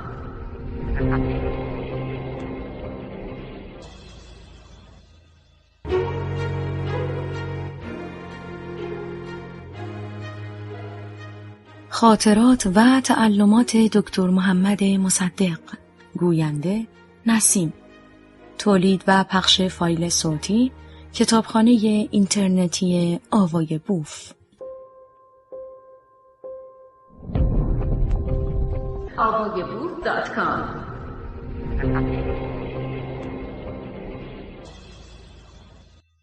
فصل 3. تعلمات و تأسفات. در آن زمان که وجود نفت در ایران محرز نشده و در امور سوق‌الجیشی مورد استفاده قرار نگرفته بود، دولت ایران امتیاز معادن نفت جنوب را برای مدت 60 سال به یکی از اتباع انگلیسی موسوم به دارسی داده بود و اکنون که 60 سال از آن می‌گذرد این امتیاز به آخر رسیده بود. متاسفانه در زمان اعلیحضرت فقید صحنه‌سازی‌هایی شد که آن را تمدید کنند و صحنه‌سازی از این جهت اگر اعلیحضرت فقید می توانستند و قادر بودند قبل از مذاکره با صاحب امتیاز و تهیه زمینه آن را لغو کنند، بدون شک قادر بودند که از تجدید قرارداد و بالخصوص از تمدید آن جلوگیری فرمایند. و اکنون باید دید آن صحنه‌سازی‌ها چه بود. 1. اولین رول آن به دست آقای عباس مسعودی مدیر اطلاعات صورت گرفت که طبق دستور شرکت اعتراض نمود و از آن انتقاد کرد و طبق دستور از این جهت که اطلاعات هیچ وقت از هیچ استعماری انتقاد نکرده و برای حفظ وضعیت خود همیشه با هر سیاست استعماری در این مملکت ساخته است. 2. رول دوم را خود شرکت نفت بازی کرد که به دولت اعلام نمود حق الامتیاز سال 1310 کمتر از 1/4 سال قبل خواهد بود. چنانچه شرکت نفت گفته بود 10% و یا 20% از سال قبل کمتر می شود. این طرز بیان چیزی نبود که کسی را عصبانی کند. این بود که گفت فقط 25% از حق الامتیاز و یا از آن هم کمتر پرداخته می شود تا اعلیحضرت شاه فقید بتوانند عصبانی شوند و مقدمات کار را فراهم فرمایند. 3. رول سوم را خود شاه بازی فرمود که امتیازنامه را انداخت در بخاری و سوخت. چنانچه این کار نمیشد، دولت انگلیس برای یک کار عادی به جامعه ملل نمیرفت و شکایت نمیکرد. چهارمین رول به دست دکتر بنش وزیر خارجه چکسلواکی صورت گرفت که به جامعه ملل پیشنهاد نمود دولت ایران و شرکت نفت با هم وارد مذاکره شوند و کار را تمام کنند که چون مقصود طرفین همین بود، جامعه ملل آن را تصویب نمود. 5. رول را هم آقای سید حسن تقی‌زاده بازی کرد که قبل از تقدیم به مجلس قرارداد را منتشر ننمود و به معرض افکار عموم قرار نداد. چنانچه جامعه از مزار آن مطلع شده بود، مخالفت می‌نمود و تصویب تمدید در همان مجلس دست نشانده هم کاری بس دشوار بود. پس لازم بود که قرارداد را خود شرکت تهیه کند و کسی از مفاد آن مطلع نشود تا مجلس بتواند آن را در یک جلسه تصویب نماید. نظر به این که غیر از تاریخ 33 ساله اطلاعات مدرکی ندارم، از این تاریخ استفاده می کنم تا معلوم شود جزو وقایع سال 1311 جریان واقعه چطور شرح داده شده و اکنون آنچه در این تاریخ درج شده عیناً نقل می نمایم. در اواخر آبان روزنامه اطلاعات طی چند مقاله اظهار عقیده کرد باید قرارداد دارسی لغو شود و قراردادی که متضمن منافع ایران باشد منعقد گردد. روز 6 آذر مصادف با 27 رجب و عید مبعث بود. اعلیحضرت رضا شاه امتیازنامه دارسی را در آتش بخاری انداخت و دستور داد دولت ایران رسما قرارداد دارسی را لغو نماید. بلافاصله نامه‌ای از طرف وزارت دارایی به شرکت نفت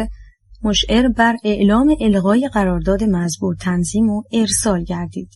دلایل وزارت دارایی این بود که اولا قرارداد دارسی در ایام استبداد و بیخبری با وسایل غیر مشروع صورت گرفته و ثانیاً شرکت نفت حتی به مواد همان قرارداد هم عمل نکرده است. شرکت نفت در پاسخ وزارت مالیه اظهار داشت که دولت ایران حق الغای قرارداد را ندارد، ولی مجلس شورای ملی نظر دولت را تایید کرده لغو قرارداد را رسما اعلام داشت. پس از اعلان لغو قرارداد در سراسر ایران جشن‌های مفصلی برپا شد و در این اثنا دولت انگلیس توسط وزارت امور خارجه به لغو قرارداد اعتراض کرد و دولت ایران جواب مستدلی به اعتراض انگلیس داده یادآور شد که چون شرکت نفت جنوب به همان قرارداد پوسیده هم عمل نکرده و از تأدیه حق قانونی ایران استنکاف ورزیده، عملاً قرارداد لغو شده است. دولت انگلیس به جامعه ملل شکایت کرد و اظهار داشت چون دولت ایران قرارداد را لغو کرده و دولت انگلیس عمل ایران را مشروع نمی‌داند، ممکن است این واقعه موجب تزلزل صلح جهانی گردد. جامعه ملل هم یادداشتی در این خصوص برای ایران ارسال داشت و دولت ایران در جواب جامعه ملل استدلال کرد که چون ایران حاضر است قرارداد جدیدی با شرکت منعقد کند، از آن رو هیچگاه لغو قرارداد موجب تزلزل بنیان صلح جهانی نخواهد بود. عرضحال انگلیس به جامعه ملل. در دی ماه 1311 دولت انگلیس عرضحال خود را به جامعه ملل داد و آقایان داور، وزیر عدلیه و اعلی، وزیر مختار سابق ایران در پاریس و آقای نصرالله انتظام به سمت منشی هیئت برای جواب عرضحال بریتانیا عازم ژنو شدند تا در موقع تشکیل جلسات جامعه حاضر باشند. دفاع داور در جامعه ملل. اطلاعات روز 8 بهمن 1311 فوق‌العاده‌ای راجع به مذاکرات نفت در ژنو انتشار داد. در این فوق‌العاده اظهارات سر جان سایمون و داور نمایندگان انگلیس و ایران در جامعه ملل ذکر شده است. داور در طی نطق خود این نکته را متذکر شده که دولت ایران با یک شرکت عادی و نه با دولت انگلیس طرف مذاکره است. پیشنهاد دکتر بنش. در همین ماه بنش وزیر امور خارجه چکسلواکی به جامعه ملل پیشنهاد کرد که ایران و شرکت نفت با هم کنار بیایند. جامعه ملل این طرز را پذیرفت.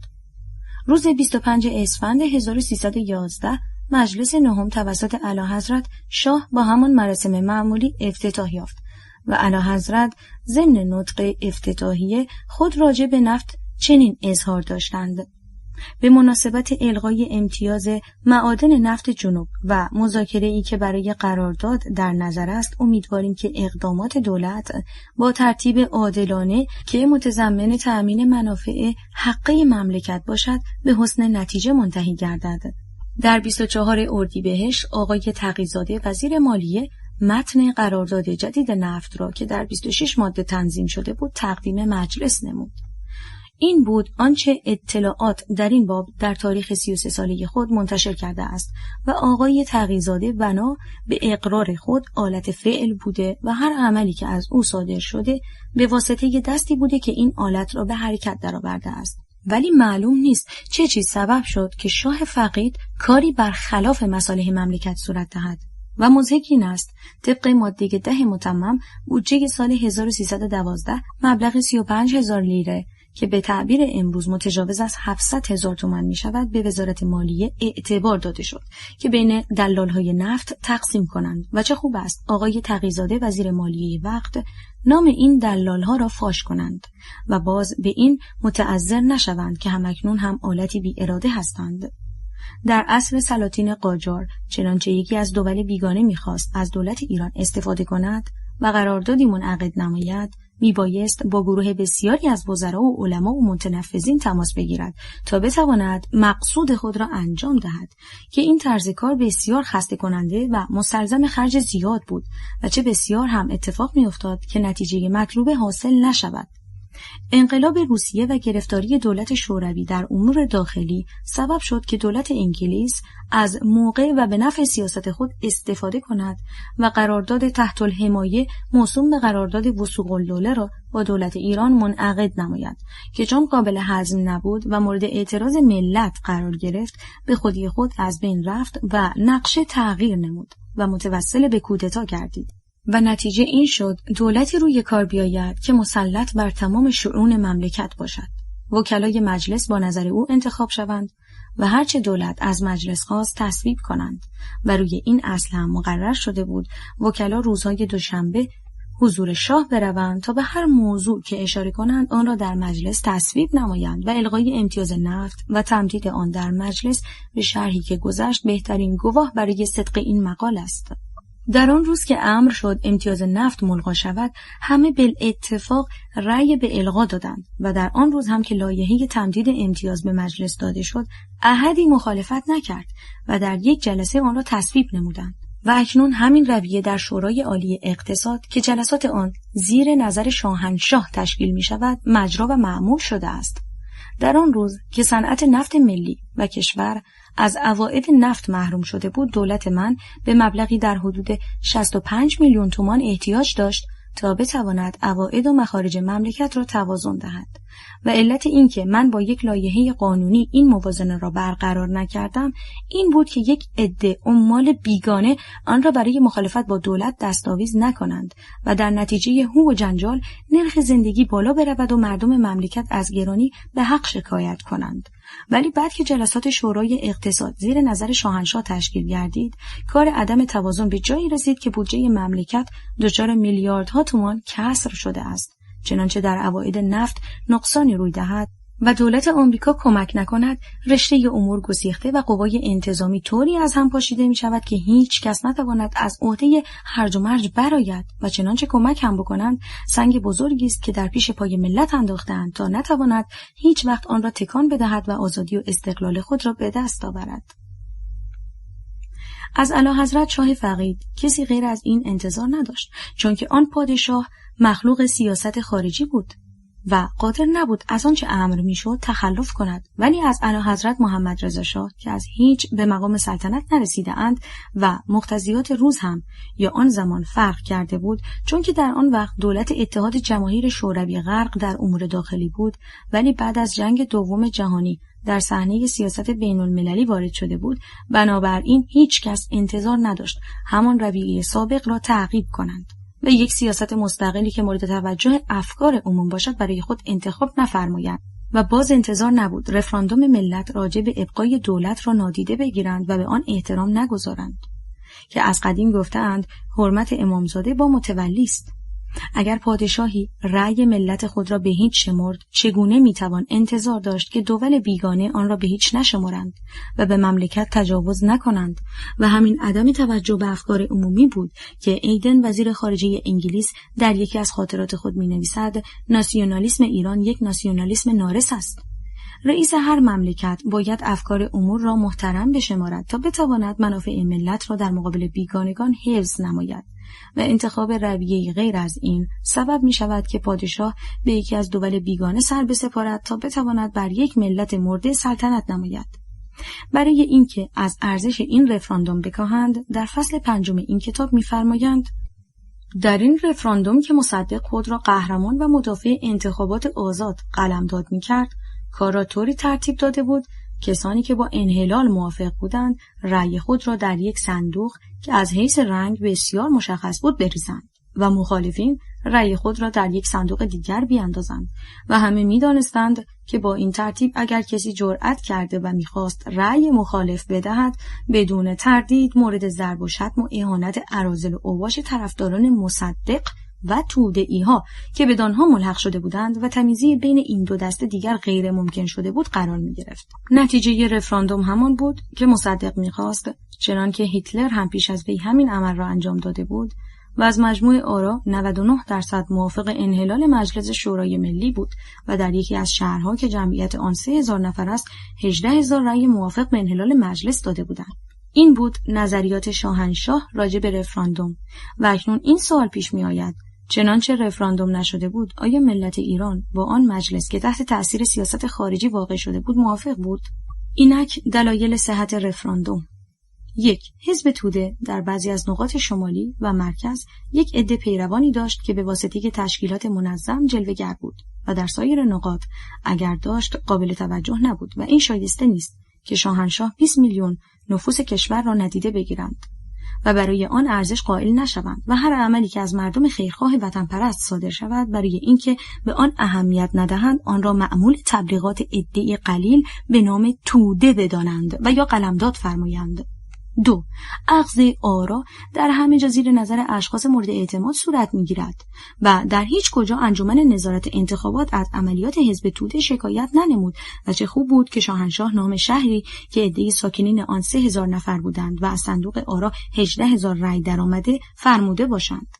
چه شد که در آن وقت فرمایشی از این مقوله نشد و اعتراض نفرمودند و اکنون که 8 سال از آن می‌گذرد اینطور اظهار می‌فرمایند. 3.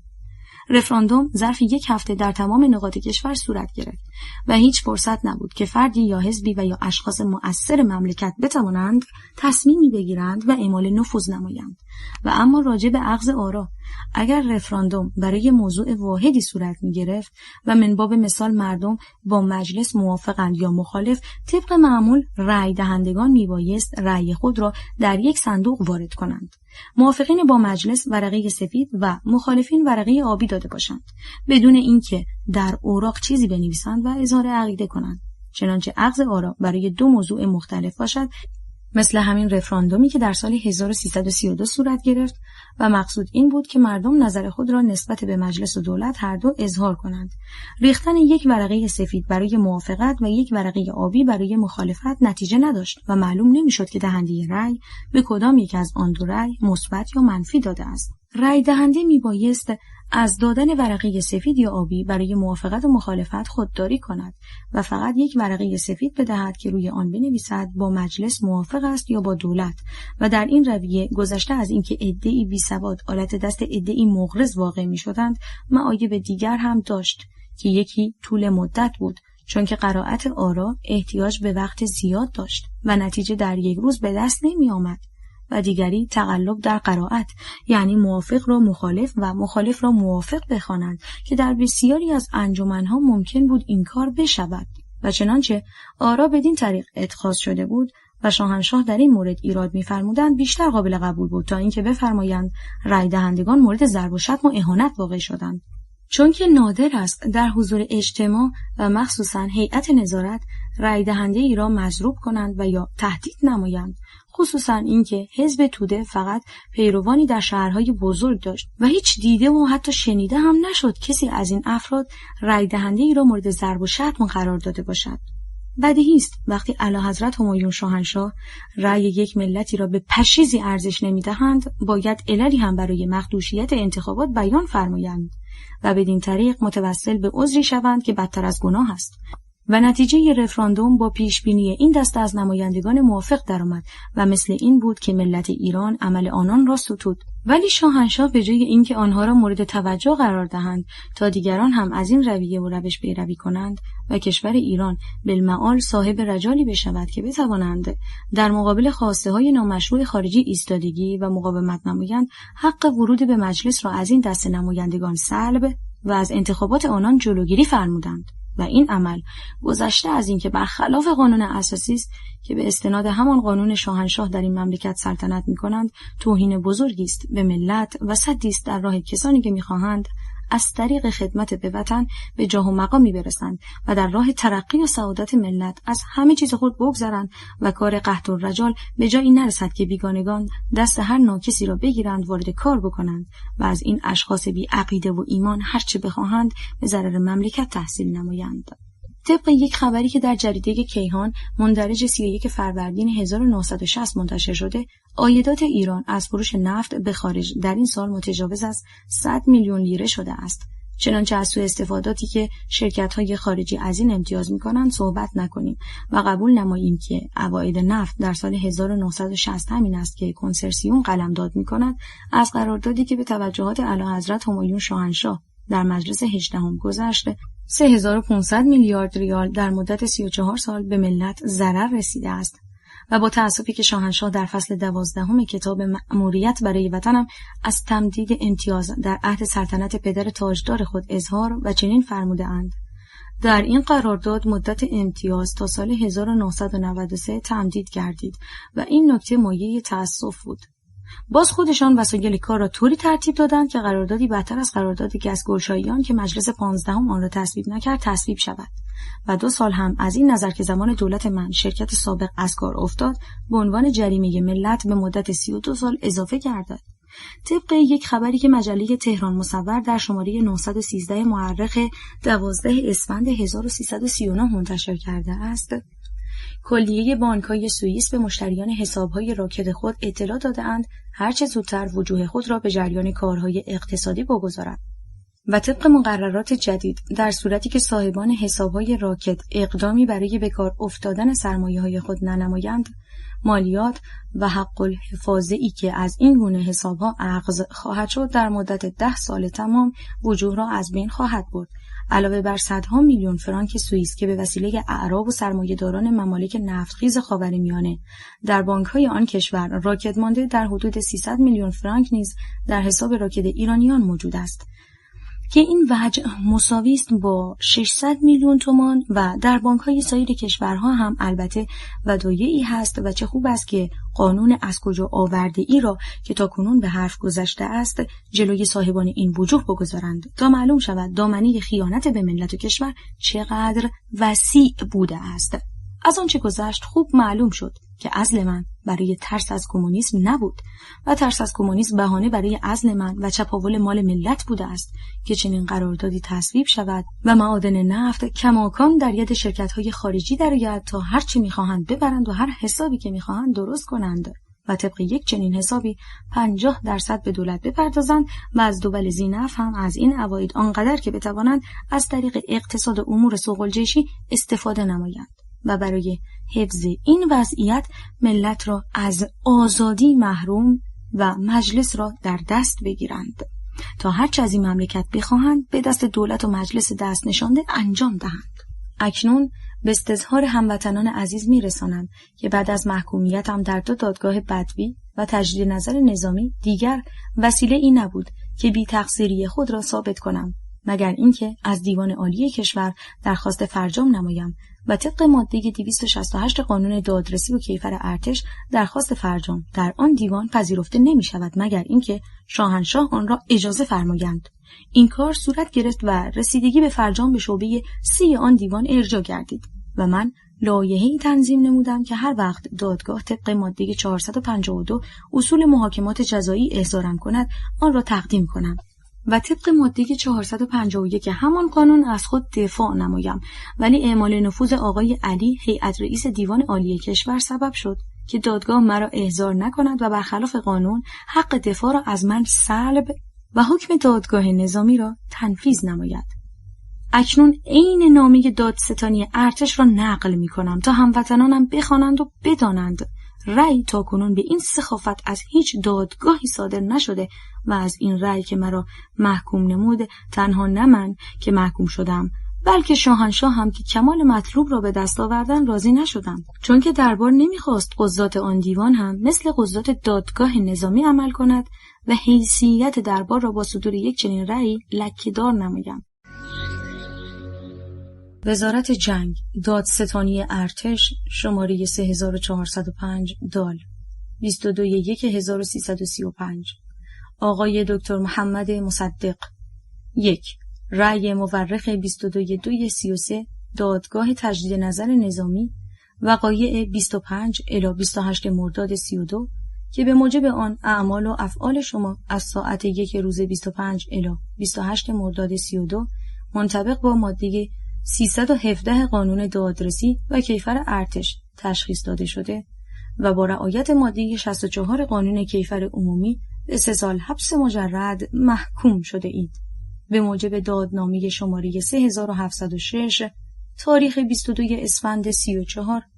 شعبه 9 دیوان عالی کشور ابرام گردیده و در نتیجه محکومیت شما به 3 سال زندان مجرد قطعی گردیده است. 2. رأی شعبه 9 دیوان عالی کشور که به اتفاق آرا صادر گردیده و هیئت رسیدگی مرکب از آقای فرحت رئیس شعبه، آقای شجیعی مستشار و آقای عقیلی مستشار بودند، با توجه به موضوع اتهام و جریان دادرسی، دادگاه نظامی و دلایل فرجام‌خواهی شما و آقایان وکلای مدافع به شرح زیر است.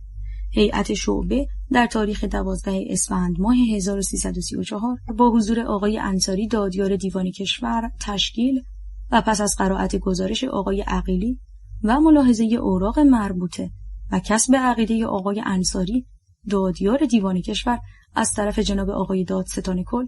که برابر حکم فرجام خواسته بود و مشاوره چنین رأی می‌دهد: با ملاحظه جمیع جهات و نظر به اوضاع و احوال خصوصی مورد اعتراضات فرجامی مؤثر به نظر نرسید و حکم صادره ابرام می‌شود. دادستان ارتش سرلشکر آزموده. AvoyaBook.com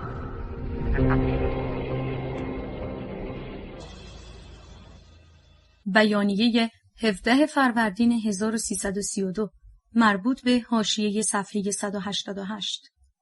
هموطنان عزیز، روز 9 اسفند گذشته به این عنوان که دکتر مصدق می‌خواهد اعلیحضرت همایون شاهنشاهی را به خارج روانه کند،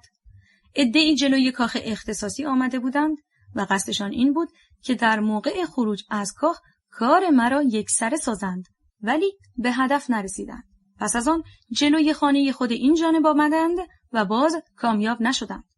گرچه توضیحاتی راجع به تصمیم این مسافرت را همان شب در جلسه خصوصی مجلس شورای ملی داده‌ام، ولی نظر به این که رسما و کاملا منتشر نشد و حتی به مردم چنین وانمود کردند که ابتکار این مسافرت با این جانب بوده و اختلاف شخصی بین اعلیحضرت همایونی و این جانب وجود دارد، این است که لازم می‌دانم چگونگی را برای روشن ساختن اذهان عمومی به استحضار هموطنان عزیز برسانم. هموطنان عزیز به خوبی واقفند اگر این جانب تصدی نخست وزیری را با کبر سن و ضعف مزاج به عهده گرفتم برای این بود که قانون ملی شدن صنعت نفت را سرانجام دهم و همانطور که بارها متذکر شده‌ام صلاح ندیدم که با وجود جنگ در جبهه خارجی دست به اصلاحات داخلی که موجب تشنجات بزرگی است بزنم و جنگ در 2 جبهه را بر ملت ایران تحمیل نمایم. از این رو تا سرحد امکان کوشیدم که در امور داخلی وضع موجود را حفظ کنم، ولی در همان اوائل در نتیجه احساس عدم امنیت برای شخص خود در مجلس متوقف شدم و رئیس شهربانی وقت را از کار برکنار کردم. پس از آن جناب آقای اعلی وزیر دربار مرا در مجلس ملاقات نموده در ضمن مذاکراتی که به عمل آمد اظهار نمودند اوضاع خوب نیست، مبادا ترتیبی پیش آید که کشور ما جمهوری شود. بدین جهت برای اینکه خاطر شاهانه نگران نباشد، در 4 خرداد 1330 شرحی بدین مضمون عرض نموده فرستادم. پیشگاه اعلیحضرت همایون شاهنشاهی چون مدت خدمت چاکر به محض خاتمی کار نفت به سر خواهد رسید، برای ریاست شهربانی کل کشور به هیچ وجه نظری نمیتواند به عرض برساند و تعیین آن فقط منوط به اراده ملوکانه است. 2-3 روز به قضیه 23 تیر بیشتر نمانده بود که اعلیحضرت خودشان رئیس شهربانی را تعیین فرمودند و بعد قضیه 23 تیر در تهران پیش آمد و این حادثه بهانه‌ای شد که در مجلس علیه دولت مخالفت‌های شدید آغاز کنند. این جانب از پیشگاه شاهانه مجازات رئیس شهربانی را خواستم. مشارون الیه به دادگاه نظامی فرستاده شد، ولی دادگاه او را تبرئه کرد. در موضوع اراده امور ارتش نیز مدت‌ها رویه گذشته را پیروی کردم، ولی رفته رفته تحریکات بر ضد دولت توسعه پیدا کرد، به طوری که پس از مراجعت از آمریکا مذاکراتی که در یک جلسه 6 ساعتی با حضور اعلیحضرت همایونی به عمل آمد، به این نتیجه رسید که انتخابات مملکت در همه جا به طور آزاد و بدون اینکه توصیه‌ای برای انتخاب اشخاص به فرمانداران و فرماندهان ارتش بشود صورت گیرد. ولی در خلال انتخابات مشهود گردید که بعضی از افسران در پاره‌ای از نقاط به اوامر دولت وقعی نمی‌گذارند و به وسایل مختلف در حق مشروع مردم دخالت می‌نمایند، به طوری که موقع عزیمت بلاهه انتخابات 55 کرسی مجلس صورت نگرفت. در ایام توقف در لاهه تحریکات بر ضد دولت به شدت جریان داشت که حتی نبی الله ضارب را تلقین کرده بودند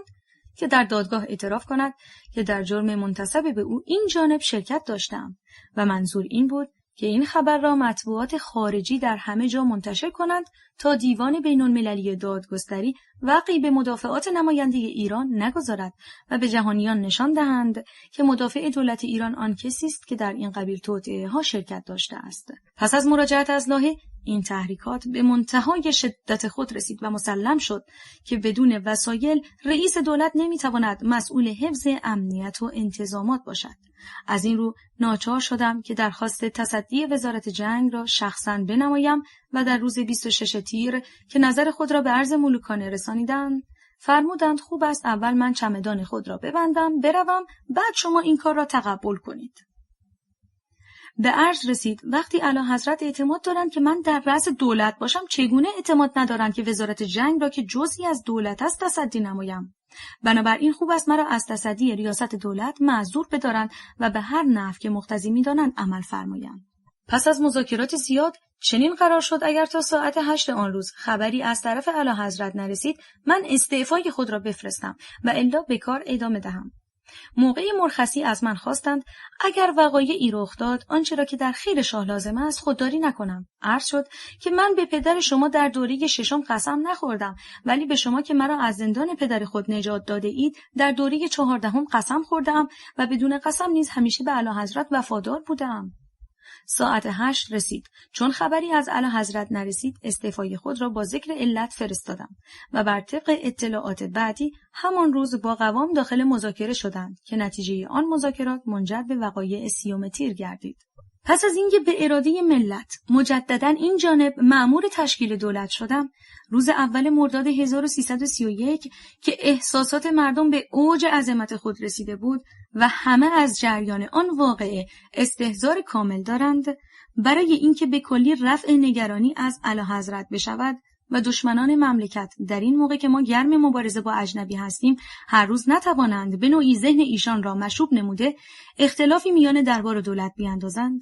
و از این راه به اساس نهضت ملی ضربتی برسانند، این شهر را دشمن قرآن باشم اگر بخواهم برخلاف قانون اساسی عملی کنم و همچنین اگر قانون اساسی را نقض کنند و رژیم مملکت را تغییر دهند من ریاست جمهور را قبول نمایم، در پشت کلام الله مجید نوشته و آن را به حضورشان فرستادم. ولی با این حال تا آثار جریان 30 تیر و احساسات بیشائبه مردم اثر خود را در افکار باقی نگه داشته بود، از هیچ کجا کارشکنی و بهانه‌جویی نمیشد. ولی بعد از مدتی مجددا در مجلس سنا بعضی از نمایندگان انتصابی بنای مخالفت را گذاشته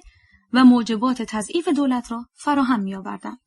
در خلال این احوال یک روز صبح آقای اعلی وزیر دربار در ضمن ملاقات خود اظهار نمودند که اعلیحضرت می‌خواهند مسافرتی به خارج بفرمایند. عرض کردم علت این مسافرت چیست؟ گفتند که اعلیحضرت از بیکاری خسته شدند. عرض کردم چه کاری در این مملکت ممکن است اعلیحضرت را مشغول کند؟ دولت همیشه به وظیفه خود عمل نموده و کارهایی که باید از مجاری دربار بگذرد به عرض رسانیده است و اگر مسائلی قبلا به عرض نرسیده از نظر رفع محظورات بوده است. فی المثل موضوع بسته شدن کنسولگری‌های انگلیس در تهران در موقع به عرض نرسید و علت این بود که اگر خارجی‌ها به دربار مراجعه می‌کردند از دو حال خارج نبود، چنانچه تقاضای آنها پذیرفته می‌شد مورد پسند ملت نبود و اگر نمی‌شد مستقیما اعلیحضرت خود را با سیاست خارجی طرف کرده بودند و مصلحت این بود که بار این مسئولیت را دولت طبق وظیفه قانونی که داشت عهده‌دار شود، مخصوصاً اینکه وضعیت چنین ایجاب می‌کرد که تا تصمیم دولت به سفارت انگلیس ابلاغ نشود موضوع محرمانه و مستور بماند. ضمناً آقای وزیر دربار یکی دیگر از دلایل مسافرت را کسالت اعلیحضرت و همچنین اولیاءحضرت ملکه و لزوم پاره معاینات طبی ذکر نمودند و من اینطور اظهار نمودم که خوب است اول اولیاءحضرت مسافرت فرمایند، چنانچه لزوم پیدا کرد اعلیحضرت هم بعد مسافرت بفرمایند. چیزی نگذشت که مشاهده شد تحریکات بر علیه شخص این جانب و تضعیف دولت از قبیل مذاکرات بعضی از نمایندگان قبل از دستور در مجلس و تجمع عده زیادی از افسران مسلح بازنشسته در اغلب روزها جلوی خانه این جانب و قائله ابوالقاسم بختیار در خوزستان و تحریک عناصر مفسد جو به وسایلی که مخالفین دولت در دست داشتند جریان دارد. در اینجا لازم می‌دانم چگونگی بازنشسته شدن این افسران را توضیح دهم. هنگام تصدی وزارت جنگ به اعلیحضرت همایونی عرض شد که چون این جانب سابقه ای در وزارت جنگ ندارم و نظریات اعلیحضرت را نیز می‌خواهم در امور آنجا کاملا رعایت نمایم، خوب است 3 نفر از امرای طرف اعتماد خود را معرفی فرمایند که این جانب در کارهای آن وزارتخانه با آنها مشورت نمایم. لذا آقایان سپهبد نقدی، سپهبد آق اولی و سرلشکر بهارمست برای این کار تعیین شدند و بعد موضوع اصلاحات و تقلیل بودجه پیش آمد، چون هر رسته از واحدهای نظامی 5 نفر را از بین خود انتخاب نمودند که به سوابق افسران آن واحد رسیدگی شود و نظر بدهند. پس از آنکه نظریات مزبور رسید این جانب دیدم عده بالنسبی زیادی را پیشنهاد کرده اند که بازنشسته شوند. از 3 نفر مشاورین فوق الذکر و 2 معاون وزارت دفاع ملی که هیئت مشاوره را تشکیل می‌دادند تمنا کردم به موضوع دقیقاً رسیدگی و بررسی نمایند، چنانچه عده زیادی هم بازنشسته نشوند برای دولت‌های بعد مجال خواهد بود که به سوابق آنها رسیدگی کنند.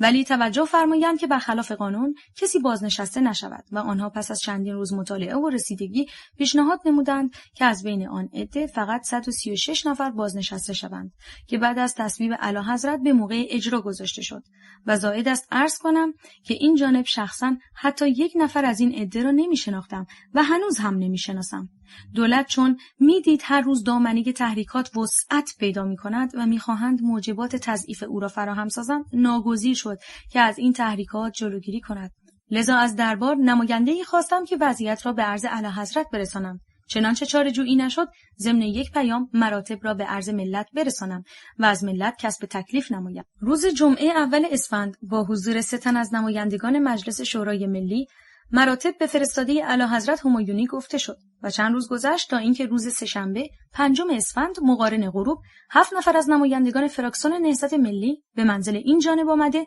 اظهار نمودند که به دربار رفتند و اعلیحضرت مراتب پشتیبانی خود را تایید و وعده هر گونه مساعدت را دادند. در خلال این احوال یکی از آقایان نمایندگان را از دربار پای تلفن خواستند و ایشان پس از مراجعت اظهار نمودند خبری دارم که قول شرف از نمایندگان میگیرم محرمانه بماند و آن این است که اعلیحضرت تصمیم گرفتند مسافرتی به خارج بفرمایند و آقایان وزیر دربار و والاتبار هم می آیند که در این مورد با نخست وزیر داخل مذاکره شوند. طولی نکشید که آقایان مزبور به منزل این جانب آمدند و مذاکراتی به عمل آمد که نتیجه این شد: صبح روز بعد این جانب شرفیاب شدند که این شرفیابی 4 ساعت به طول انجامید. نظریات اعلیحضرت این بود که توقفشان در ایران موجب خواهد شد که عده‌ای به دربار رفت آمد کنند و این رفت آمد سبب شود که در جامعه سوء تفاهمی حاصل گردد. بنابراین صلاح شخص خودشان و مملکت در این است مسافرتی که از 2 ماه تجاوز نکند برای استراحت و معاینه طبی به خارج بفرمایند. ضمناً احتمال می‌دادند که در ایام مسافرت مسئله نفت هم حل می‌شود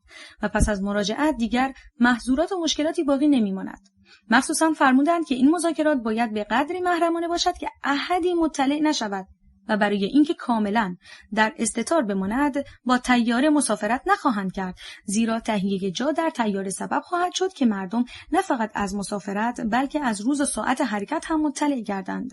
و به این لحاظ مسافرت با اتومبیل را در نظر گرفتند که به عنوان مسافرت به رشت از تهران خارج شوند و به سمت بغداد حرکت فرمایند. پس از آن فرمودند که برای مسافرت 2 ماه $40,000 و $10,000 هم برای مخارج مقدماتی که مجموعاً $50,000 باشد لازم است که قرار شد روز حرکت $10,000 از بانک ملی گرفته تقدیم شود و $40,000 دیگر را بعد که تصویب نامه هیئت وزیران صادر شد ارسال نمایند. و باز چنین قرار شد که یکی از دول رسما از اعلیحضرت دعوت کند و مذاکراتی نیز در این زمینه به وسیله وزارت امور خارجه انجام گرفته و هنگام مرخصی فرمودند روز حرکت یا شنبه 9 اسفند و یا یک شنبه 10 خواهد بود. روز پنجشنبه با آقای وزیر دربار ملاقاتی دست داد و درباره شورای سلطنتی که در غیاب اعلیحضرت باید وظیفه مربوط به سلطنت را انجام دهد مذاکراتی به عمل آمد و پیشنهاد نمودند که عضویت این شورا را که مرکب از 3 نفر، یکی از والاحضرتان شاهپورها و وزیر دربار و این جانب خواهد بود بپذیرم و چون بعد در تعداد اعضا و اشخاص آن نظرات دیگری اظهار نمودند این جانب از قبول عضویت معذرت خواستم و حق همین بود، زیرا شورای سلطنتی از دولت مجزاست و نخست وزیر نمیبایست در آن دخالت نماید. و باز صبح شنبه 9 اسفند اول وقت ملاقاتی دست داد و اظهار نمودند که امروز اعلیحضرت قصد عزیمت دارند و صورتگذرنامه‌هایی را که باید تهیه شود دادند و گفتند همچنین قرار شده است که 1.5 ساعت بعد از ظهر این جانب برای صرف نهار شرفیاب شوم و 2.5 ساعت بعد از ظهر وزرا برای تشریفات موقع حرکت حاضر باشند و ساعت 3 بعد از ظهر هم موکب همایونی حرکت فرمایند. پس از آن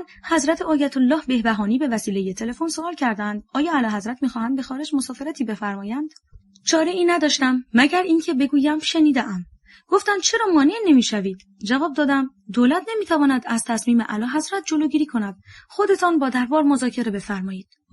سپس رؤسای ستاد ارتش، شهربانی، فرماندار نظامی، حتی رئیس کلانتری ناحیه کاخ را خواسته و به هر یک از آنها جداگانه دستورات کافی برای حفظ انتظامات اطراف کاخ و خانه خود دادم که مبادا هنگام حرکت اتفاق ناگواری روی دهد. مجدداً 2 ساعت قبل از ظهر آقای وزیر دربار چند کلمه به زبان فرانسه با تلفن صحبت کردند و گفتند گوشی را به اعلیحضرت می‌دهم که فرمایشاتی دارند بفرمایند. اعلیحضرت فرمودند چون می‌خواهم ظهر حرکت کنم شما به جای 1.5 ساعت بعد از ظهر شرفیاب شوید. عرض کردم آقایان وزرا هم شرفیاب بشوند؟ فرمودند ضرری ندارد. در این گیر و دار خبر تشکیل جلسه خصوصی مجلس رسید که وکلا از جریان عزیمت مستحضر گردیدند. به طوری که مقرر فرموده بودند ظهر این جانب رفتم. اعلیحضرت و اولیا حضرت وارد تالار شدند. پس از چند دقیقه مذاکره فرمودند هیئت رئیسه نامه‌ای از مجلس آورده می‌خواهند مانع مسافرت من بشوند و من می‌خواهم آنها را ندیده حرکت کنم. عرض کردم بهتران است که آنها را بپذیرید. اگر دلایلی برای انصراف از مسافرت اظهار نمودند قبول بفرمایید. اعلیحضرت برای پذیرفتن آنها تشریف بردند و 1 ربع ساعت بعد مراجعت و فرمودند که برادرانم از مسافرت من اطلاع نداشتند و حالا برای وداع آمدند. خوب است هیئت وزیران بیایند که من بتوانم بعد بروم با آنها وداع نمایم. هیئت وزیران وارد تالار شدند و پس از اصغای بیانات ملوکانه و عرض این جانب اعلیحضرت برای وداع تشریف بردند و هیئت وزیران هم از تالار خارج شدند. چون روز پنجشنبه با آقای وزیر دربار قرار شده بود هیئت وزیران موقع حرکت حضور داشته باشند به وسیله رئیس تشریفات دربار استفسار شد. فرمودند که دیگر با هیئت وزیران کاری نیست. این بود که ساعت 1 بعد از ظهر قبل از آقایان وزرا این جانب از کاخ خارج شدم و هنوز به در نرسیده بودم که صدای جمعیتی به گوشم رسید و موجب تعجب گردید، زیرا با دستوراتی که به مامورین انتظامی داده بودم چنین وضعیتی را انتظار نداشتم. در ضمن اینکه فکر می‌کردم بروم یا برگردم، یکی از کارمندان دربار که از خارج وارد شده بود از پهلوی من گذشت. سوال کردم آیا ممکن است مرا راهنمایی کنید که از در دیگر خارج شوم؟ با کمال خوشرویی و محبت قبول کرده و مرا به در دیگر سمت شمال که به 4 راه حشمت الدوله باز می‌شود هدایت نمود. پس از آن کسی را فرستادم اتومبیلم را مقابل این در آوردند. افرادی که مقابل در معمولی که سمت جنوب کاخ است جمع شده بودند، به محض اینکه اتومبیل به سمت در شمالی حرکت نمود دنبال آن آمدند، ولی قبل از اینکه به آنجا برسند این جانب سوار شده به خانه مراجعت کردم و آنها در جلوی همان در توقف نمودند که بعد شنیدم گفته بودند مرغ از قفس پرید. عده‌ای پاسبان در سمت شمال چهارراه حشمت‌الدوله که به طرف خانه این جانب میآیند بودند و مانع از عبور جمعیت میشدند که در این اثنا والا حضرت شاهپور حمیدرضا از آن در خارج شده دلیل توقف قوای انتظامی را در آنجا سوال کرد و گفت مردم آزادند و هر کجا که میخواهند بروند. این بود که پس از مرتفع شدن مانع جمعیت به در خانه این جانب هجوم آوردند. در اینجا لازم است گفته شود که در پیشاپیش این عده چند نفر افسر حاضر به خدمت و بازنشسته و چند تن چاقوکش معروف حرکت و قریب 1 ساعت سعی می‌کردند که در را شکسته وارد خانه شوند. در آهنی بود و موفق نشدند. عده‌ای هم مشغول شکستن در خانه پسرم که چوبی و مجاور در آهنی بودند و قسمتی از آن را شکستند، ولی نمی‌دانستند که از این در هم می‌شود به حیات من آمد. به محض اینکه در را شکستند ساکنین خانه به حیات من آمدند و پسرم گفت چون هدف این اشخاص شما هستید، اگر شما از این خانه بروید تنها نه فقط کسان شما بلکه جان عده‌ای از کارمندان نخست وزیری هم که در اینجا هستند محفوظ خواهد ماند. این بود که از خانه خود به خانه مجاور و از آنجا به ستاد ارتش رفتم. پس از عزیمت من چون هنوز اشرار از حرکت من اطلاع پیدا نکرده بودند، به وسیله ضربات جیب قسمت بخش خونه بهداری وزارت دفاع ملی که راننده دولتی و یک چاقوکش معروف در آن بود در آهنی خانه را شکسته و چند نفر نظامی که در خانه بودند ناگریز به تیراندازی شدند و آن افراد که به وسیله تطمیع از خارج و داخل جمع‌آوری شده بودند چون هدف معینی نداشتند فرار کردند. در اینجا لازم است عرض کنم که در تمام این مدت رئیس ستاد ارتش که باید حاضر به خدمت باشد در کاخ اختصاصی متوقف بود و بر طبق گزارش رسمی فرمانداری نظامی وسایلی را که برای حفظ نظم و جلوگیری از اشرار خواسته بود در اختیار او نگذاشته بودند و موقعی از اشرار خواستند جلوگیری کنند که مدتی قبل این جانب از خانه رفته بودند. بدین ترتیب هموطنان عزیز متوجه می‌شوند که شایعه اختلاف شخصی این جانب اعلیحضرت همایونی مفهومی نداشته و در تصمیم اعلیحضرت به مسافرت این جانب مداخله‌ای نداشتند. حال چرا این اکاذیب را انتشار می‌دهند و چرا کوشش در استقرار مشروطیت ایران را به صورت اختلاف بین شاه و نخست وزیر جلوه‌گر می‌سازند علت دیگری دارد که اکنون به اطلاع هموطنان عزیز می‌رسانم. حوادث اخیر معلول یک سلسله تحریکات و دنباله یک رشته دسایسی است که از بدو تشکیل دولت حاضر هر روز به نوعی جلوه‌گر شده و منظور محرکین اصلی همواره هدف واحدی بوده و آن عقیم ساختن نهضت ملی ما می باشد. دول استعمار طلب هر کجا که بخواهند مقاصد خود را پیش ببرند نقشه هایی دارند که هر یک از آنها با اوضاع و احوال روز تطبیق کند. آن را انتخاب نموده به موقع اجرا می‌گذارند و از هر گونه اختلاف و اختلال داخلی کشورها سوء استفاده می‌نمایند. در طول 150 سال اخیر در این مملکت با کسانی که به حمایت منافع وطن خویش برخاسته‌اند با حربه‌های گوناگون مبارزه کرده‌اند و هر یک از آنها را به نوعی از میان برده‌اند. یک نظر اجمالی به حوادثی که 2 قرن اخیر در ایران روی داده است به خوبی نحوه سیاست شوم خارجی را در ایران معلوم می‌کند و با مقایسه اوضاع و احوال و مقتضیات عهد یک حقیقت مسلم را که تکرار وقایع تاریخی است روشن و آشکار می‌سازد. کسانی که از جریان زندگی سیاسی این جانب مستحضرند به خوبی می‌دانند که انگلیسی‌ها در اجرای مواد برنامه استعماری یک قسمت از مساعی خود را از سالها پیش، یعنی چند سال قبل از کودتا تا امروز برای مأیوس و مغلوب کردن این جانب همواره مصروف داشتند. از قبیل دسایسی که علیرغم اختیاراتی که در دوره 4 تقنینیه برای تصویب قانون موقت، تشکیلات وزارت دارایی و موازنه بودجه و تصفیه کارمندان آن وزارتخانه از مجلس به این جانب داده شده بود، به کار برده و پس از آن موجبات سقوط کابینه‌ای را که این جانب عضویت آن را داشتم فراهم آوردند و تمامی آن اصلاحات بی‌نتیجه ماند و نیز مشکلات و محظوراتی که در دوره 5 و 6 تقنینیه برای انجام وظیفه داشته‌ام که منجر به 14 سال تحت نظر و مراقبت شهربانی و دهنشینی و بالاخره حبس در زندان بیرجند گردید که چون شرح تمام آنها در اینجا طولانی خواهد شد و از حوصله این پیام خارج است، فقط حوادث 2 سال اخیر را به طور اجمال یادآوری می‌نمایم. یکی از روزهای اول نخست وزیری خود که صبح به کاخ ابیض رفتم، وقتی که از آنجا خارج می‌شدم ناگهان 2 نفر زن که یکی از آنها بچه‌ای در بغل داشت جلوی اتومبیل من که در حال حرکت بود آمدند و آن را متوقف ساختند و معلوم شد که 2 نفر مرد نیز از دور متوجه من هستند. بلافاصله مامورین نخست وزیری رسیدند و آن 2 نفر ناپدید شدند و زنها نیز در موقع بازجویی نتوانستند دلیل موجهی برای متوقف ساختن اتومبیل بیان کنند و این سبب شد که این جانب برای چندی مجلس شورای ملی را محل توقف خود قرار دهم و از عبور و مرور در خارج اجتناب نمایم و همان روز قبل از رفتن به مجلس حضور اعلیحضرت شرفیاب شده واقعه را عرض کردم. فرمودند گزارشی هم به من رسیده بود.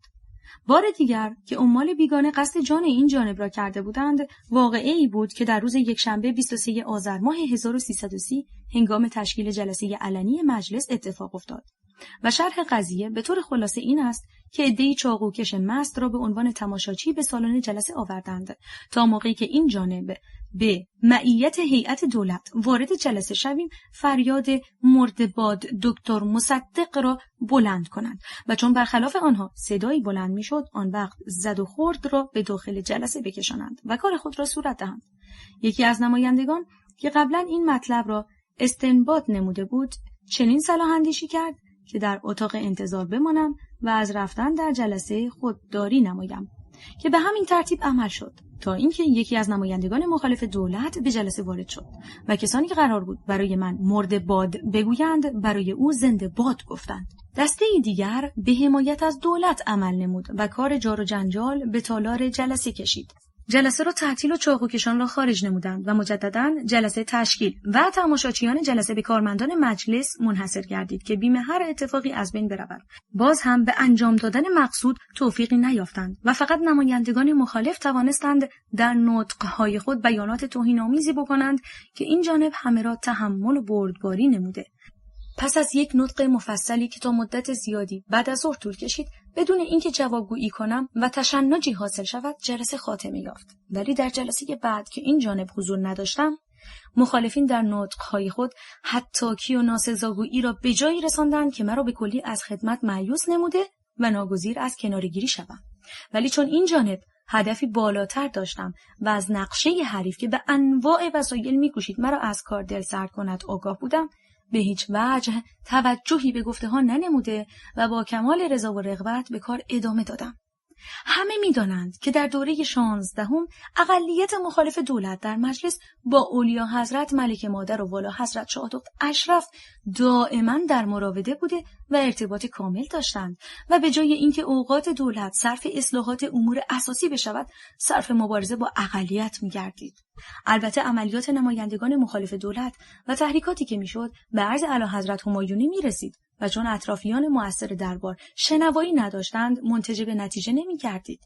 وقایع 9 اسفند نمونه جدیدی از همین دسائس می باشد، ولی ملت بیدار ایران کاملا به حقیقت امر واقف بوده و همانطوری که تا کنون اقدامات عمال بیگانه را نقش برآب کرده است این بار هم نخواهد گذاشت که دشمنان ایران به هدف خود رسیده و نهضت ملی ایران را با شکست مواجه سازند. در خاتمه لازم است تأیید کنم به قسمی که نسبت به اعلیحضرت همایون شاهنشاهی یاد کرده ام همیشه وفادارم و اطاعت از اصول قانون اساسی را نه فقط در صلاح مملکت بلکه در صلاح مقام سلطنت نیز می‌دانم. ولی چون قبل از نهضت اخیر که سیاست خارجی در امور مملکت دخالت می‌کرد هیچ گونه اختلاف اساسی بین دربار و دولت‌های وقت وجود نداشت و این اختلافات پس از ملی شدن صنعت نفت به وجود آمده، امیدوارم که مجلس شورای ملی هر قدر زودتر تکلیف گزارش هیئت 8 نفری حل اختلاف را معلوم کنند و به روح قانون اساسی مفهوم حقیقی خود را بازگردانند تا هیچ وقت بین دربار و دولت‌ها جای اختلاف نباشد. در مملکت مشروطه برای اینکه مقام سلطنت محفوظ و مصون از تعرض باشد، پادشاه مسئول نیست و به همین جهت است که گفته‌اند پادشاه سلطنت می‌کند نه حکومت.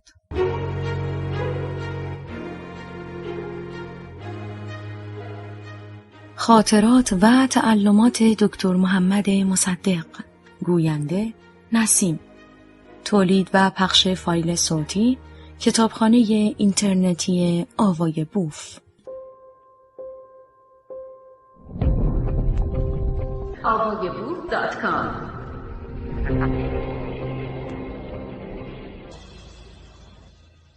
بخش دوم. لایحه دیوان عالی کشور. مقدمه. فصل اول. کارهای دولت من. فصل دوم. مبارزه دولت انگلیس در مراجع بین المللی. فصل سوم. مبارزه سیاست خارجی از طریق مجلس. فصل چهارم. مبارزه سیاست خارجی از طریق دربار. فصل پنجم. انتقادات از کارهای دولت من. در دیماه 1334 این لایحه را تهیه کرده بودم که هر وقت اجازه دادند آقایان وکلایم مرا در زندان ملاقات کنند، تاریخ روز که جای آن در آخر لایحه خالی است نوشته شود که به دیوان عالی کشور تقدیم کنند. آن روز فرا رسید و آقایان حسن صدر و علی شهیدزاده که به زندان لشکر 2 زرهی آمدند و آن را بررسی کردند صلاح ندانستند و بعد هم شعبه 9 دیوان کشور رأی خود را دایر به محکومیت من صادر کرد. احمدآباد، اول مهر ماه 1335. دکتر محمد مصدق. دیوان عالی کشور. بعد از شکست سیاست خارجی در مراجع بین المللی که شورای امنیت و دیوان بین المللی دادگستری خود را به سیاست استعمار آشنا و آلوده نکردند و رأی به حقانیت ایران صادر نمودند، سیاست خارجی تصمیم گرفت مبارزه خود را در خود مملکت ادامه دهد و با اینکه هیچ بهانه و عنوانی نبود و حتی این بهانه هم به دست نیامده بود که چند نفر اخلالگر حرف از جمهوری دموکراتیک بزنند، شهرت تشریف فرمایی اعلیحضرت همایون شاهنشاهی را به خارج از مملکت بهانه قرار دادند و قائله روز 9 اسفند 1331 را پیش آوردند و دست به عملیاتی زدند که نتیجه مطلوبه نرسید و مرغ از قفس پرید. چون از طریق بلوا کاری صورت نگرفت، خواستند از طریق جلب بعضی از نمایندگان مجلس شورای ملی دولت را به طور عادی و از طریق استیضاح در خود مجلس ساقط کنند و دولت دیگری روی کار بیاورند که مقاصد خود را به دست آن انجام دهند که این راه نیز به وسیله رفراندوم مسدود گردید و عده‌ای متجاوز از 2 میلیون نفر ساکنین شهرها و روشنفکران مملکت رأی به انحلال مجلس و به ابقای دولت دادند که تصور نمی‌شد اعلیحضرت همایون شاهنشاه برای این عده مردمی که از روی کمال وطن پرستی و در نهایت آزادی رأی داده بودند ارزشی قائل شوند و دستخط عزل این جانب را توشیح فرمایند. نظر به اینکه دستخط طوری تنظیم شده بود که اصالت آن مورد تردید بود و علت تردید هم این بود که در سطر آخر کلمات طوری به هم نزدیک و فشرده شده بود که هر کس دستخط را می‌دید یقین می‌کرد که ورقه قبل از نوشتن دستخط توشیح شده است. داخل پرانتز سفید مهر. و نزدیک شدن کلمات از این نظر بود که دستخط خاتمه پیدا کند و از محل توشیح تجاوز نکند و ابلاغ آن هم که ساعت 1 روز 25 مرداد 32 به وسیله کودتا صورت گرفت سبب شد که من از 2 طریق یکی را انتخاب کنم. 1. منافع خود را در نظر بگیرم و دست از کار بکشم. در این صورت دولتی به طور عادی روی کار می آمد و هدف ملت از بین می رفت. 2. به مبارزه ادامه دهم که باز از 2 حال خارج نمی شد. یا می گذاشتند آنچه ملت به دست آورده بود حفظ کند، البته کمال مطلوب بود، و یا نه. در این صورت هرچه می کردند و هرچه می گرفتند چون از روی قهر و غلبه صورت می گرفت هدف از بین نرفته بود. این بود از نظر سوگند که به قانون اساسی یاد کرده بودم و صراحت اصل 64 متمم قانون اساسی که وزرا نمی‌توانند احکام شفاهی یا کتبی پادشاه را مستمسک قرار داده سلب مسئولیت از خودشان بنمایند و نیز از نظر فداکاری‌هایی که ملت ایران برای تحصیل آزادی و استقلال خود نموده بود، از همه چیز خود گذشتم و آن را اجرا ننمودم که بعد کودتای روز 28 مرداد پیش آمد و سرتیپ حسین آزموده دادستان ارتش مرا برای صدور حکم اعدام تسلیم دادگاه بدوی نظامی نمود. از آن دادگاه به دادگاه تجدید نظر نظامی شکایت کردم. آن هم در اطاعت امر دست کم از دادگاه بدوی نداشت. این بود که از حکم دادگاه تجدید نظر نظامی از آن دیوان درخواست فرجام نمودم تا هر وقت احضار شوم طبق ماده 451 اصول محاکمات جزایی توضیحات لازمه بدهم و آنچه را هم نتوانستم در این لایحه عرض کنم حضوراً به استحضار دادگاه برسانم. البته در جراید روز ملاحظه فرمودند که در آخرین جلسه دادگاه بدوی نظامی نامه‌ای به شماره 6592 مورخ 29 آذر 1332 از وزارت دربار شاهنشاهی خطاب به ریاست دادگاه رسید که اینان نقل می شود. به فرموده اعلیحضرت همایون شاهنشاه به پاس خدمات آقای دکتر محمد مصدق در سال اول نخست وزیری خود در امر ملی شدن صنعت نفت که خواسته عموم ملت ایران و مورد تایید ذات ملوکانه بوده و می باشد آنچه نسبت به معظم الله گذشته است صرف نظر فرمودند. بنابراین لازم می‌دانم اول خدماتی که در سال اول نخست وزیری از من نسبت به وطنم شده در فصل اول این لایحه شرح دهم و در فصول بعد به استحضار برسانم چطور سیاست خارجی مرا که جز خدمت به وطن گناهی نداشتم به دست عمال خود زندانی نمود و آنچه ملت در نتیجه فداکاری‌های خود به دست آورده بود با عزل من و نسب شخص دیگری مسترد کرد. بخش دوم، فصل اول. کارهای دولت من، کلیات. از روزی که ایران مشروطه شده تنها نه من بلکه هر یک از افراد این مملکت دارای این نظر بوده است که شاه در زمان استبداد داخل پرانتز سلطنت مطلقه هرچه می‌خواست می‌کرد و مسئول هم نبود، ولی در حکومت مشروطه کاری بدون تصویب نمایندگان ملت و موافقت دولت نمی‌کند، مسئولیت هم ندارد. چنانچه در حکومت مشروطه هم شاه هرچی می‌خواست می‌کرد و مسئول هم نبود، دیگر لزوم نداشت ملل عالم برای سرنگون کردن دستگاه استبداد انقلاب کنند، کشته و تلفات بدهند تا به آزادی و حکومت مشروطه برسند. من تازه دارای این عقیده نشده‌ام و روز 9 آبان ماه 1304 هم که در مجلس پنجم تهدید به قتل شدم دارای همین عقیده بودم و در جلسه علنی گفتم هم شاه، هم رئیس الوزراء، هم وزیر جنگ و هم فرمانده کل قوا چنین حکومتی در زنگبار هم نیست. اگر سر مرا ببرند و مرا قطعه قطعه و ریز ریزم بکنند به این حکومت رأی نمیدهم. بیانات آن روز من نه فقط از این نظر بود که تصویب ماده واحده مشروطه را به استبداد تبدیل می‌نمود و از مردم سلب آزادی می‌کرد، بلکه جهات دیگری هم داشت که مخالف با قانون اساسی و مخالف با اصول بود. ماده واحده مخالف با قانون اساسی بود. از این نظر مجلس شورای ملی که مجلس عادی است نمی‌توانست قانونی برخلاف قانون اساسی وضع کند و این کار را میبایست مجلس مؤسسان بکند که بعد به آن صورت تشکیل شد و کرد. ماده واحده مخالف با اصل بود، چون که من در همان مجلس به شاه قسم یاد کرده بودم و شاه هم غیر از اینکه با قرارداد وثوق الدوله مخالفت کرده بود و میخواستند او را عزل کنند، کار دیگری که حقاً بتوانند او را عزل کنند نکرده بود.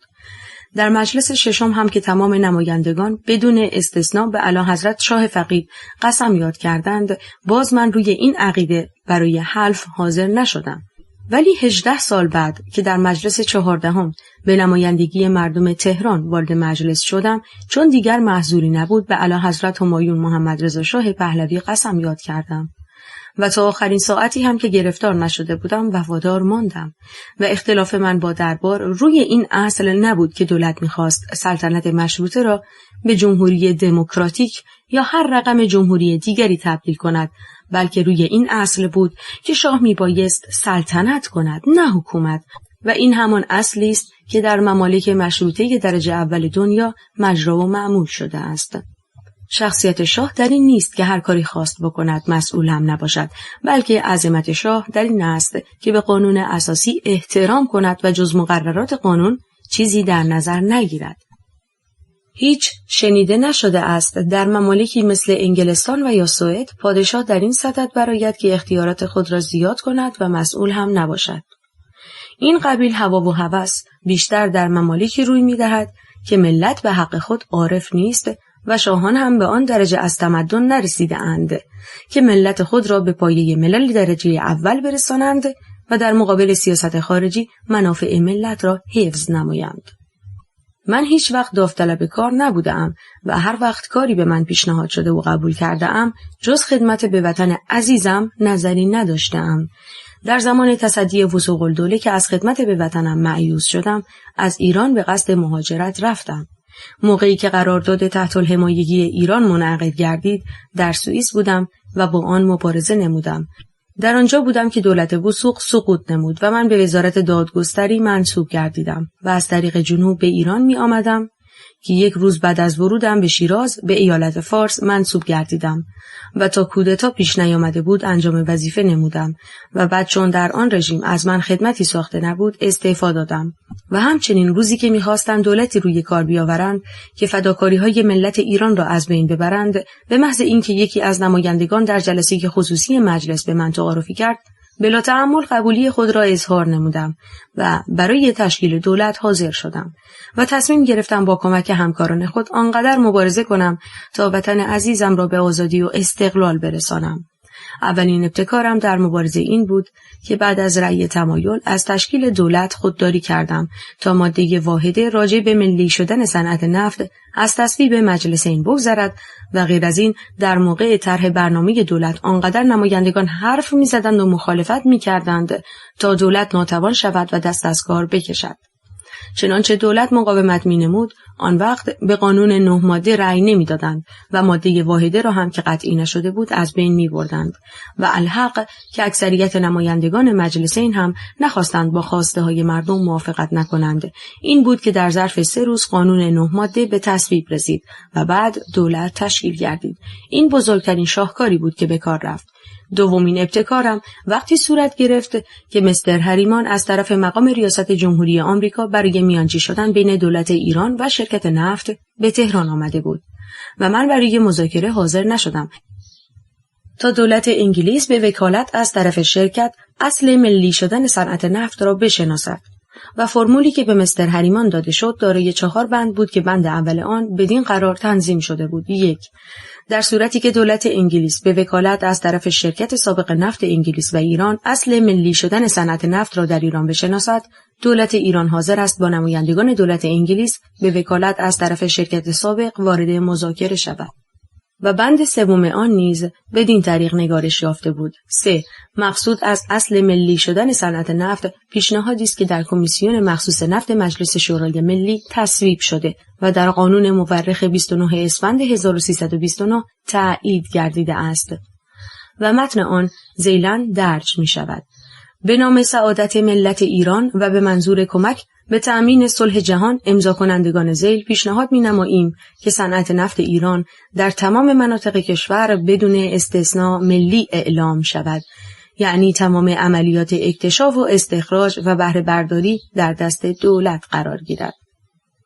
ملی شدن صنعت نفت در سراسر کشور ابتکار شادروان دکتر حسین فاطمی است که چون کمیسیون نفت مجلس شورای ملی پس از چند ماه مذاکره و مباحثه نتوانست راجع به استیفای حق ملت از شرکت نفت انگلیس و ایران تصمیمی اتخاذ کنند، دکتر فاطمی با من که رئیس کمیسیون بودم مذاکره نمود و گفت با وضعی که در این ممالک وجود دارد استیفای حق ملت کاری است بسیار مشکل، خصوصا که دولت انگلیس مالک اکثریت سهام شرکت است و به عنوان مالیات بر درآمد هم هر سال مبلغ مهمی از شرکت استفاده می کند و من باب مثال در سال 1948 از 61 میلیون لیره عواید خالص شرکت نفت به دولت ایران که مالک معادن نفت است از بابت حق الامتیاز فقط 9 میلیون لیره رسیده، در صورتی که دولت انگلیس به عنوان مالیات بر درآمد 28 میلیون لیره استفاده کرده است. بنابراین اول باید در فکر آتیه بود که از مال ملت بیش از این سوء استفاده نکنند و عواید نفت هرچه هست نصیب ملت ایران بشود.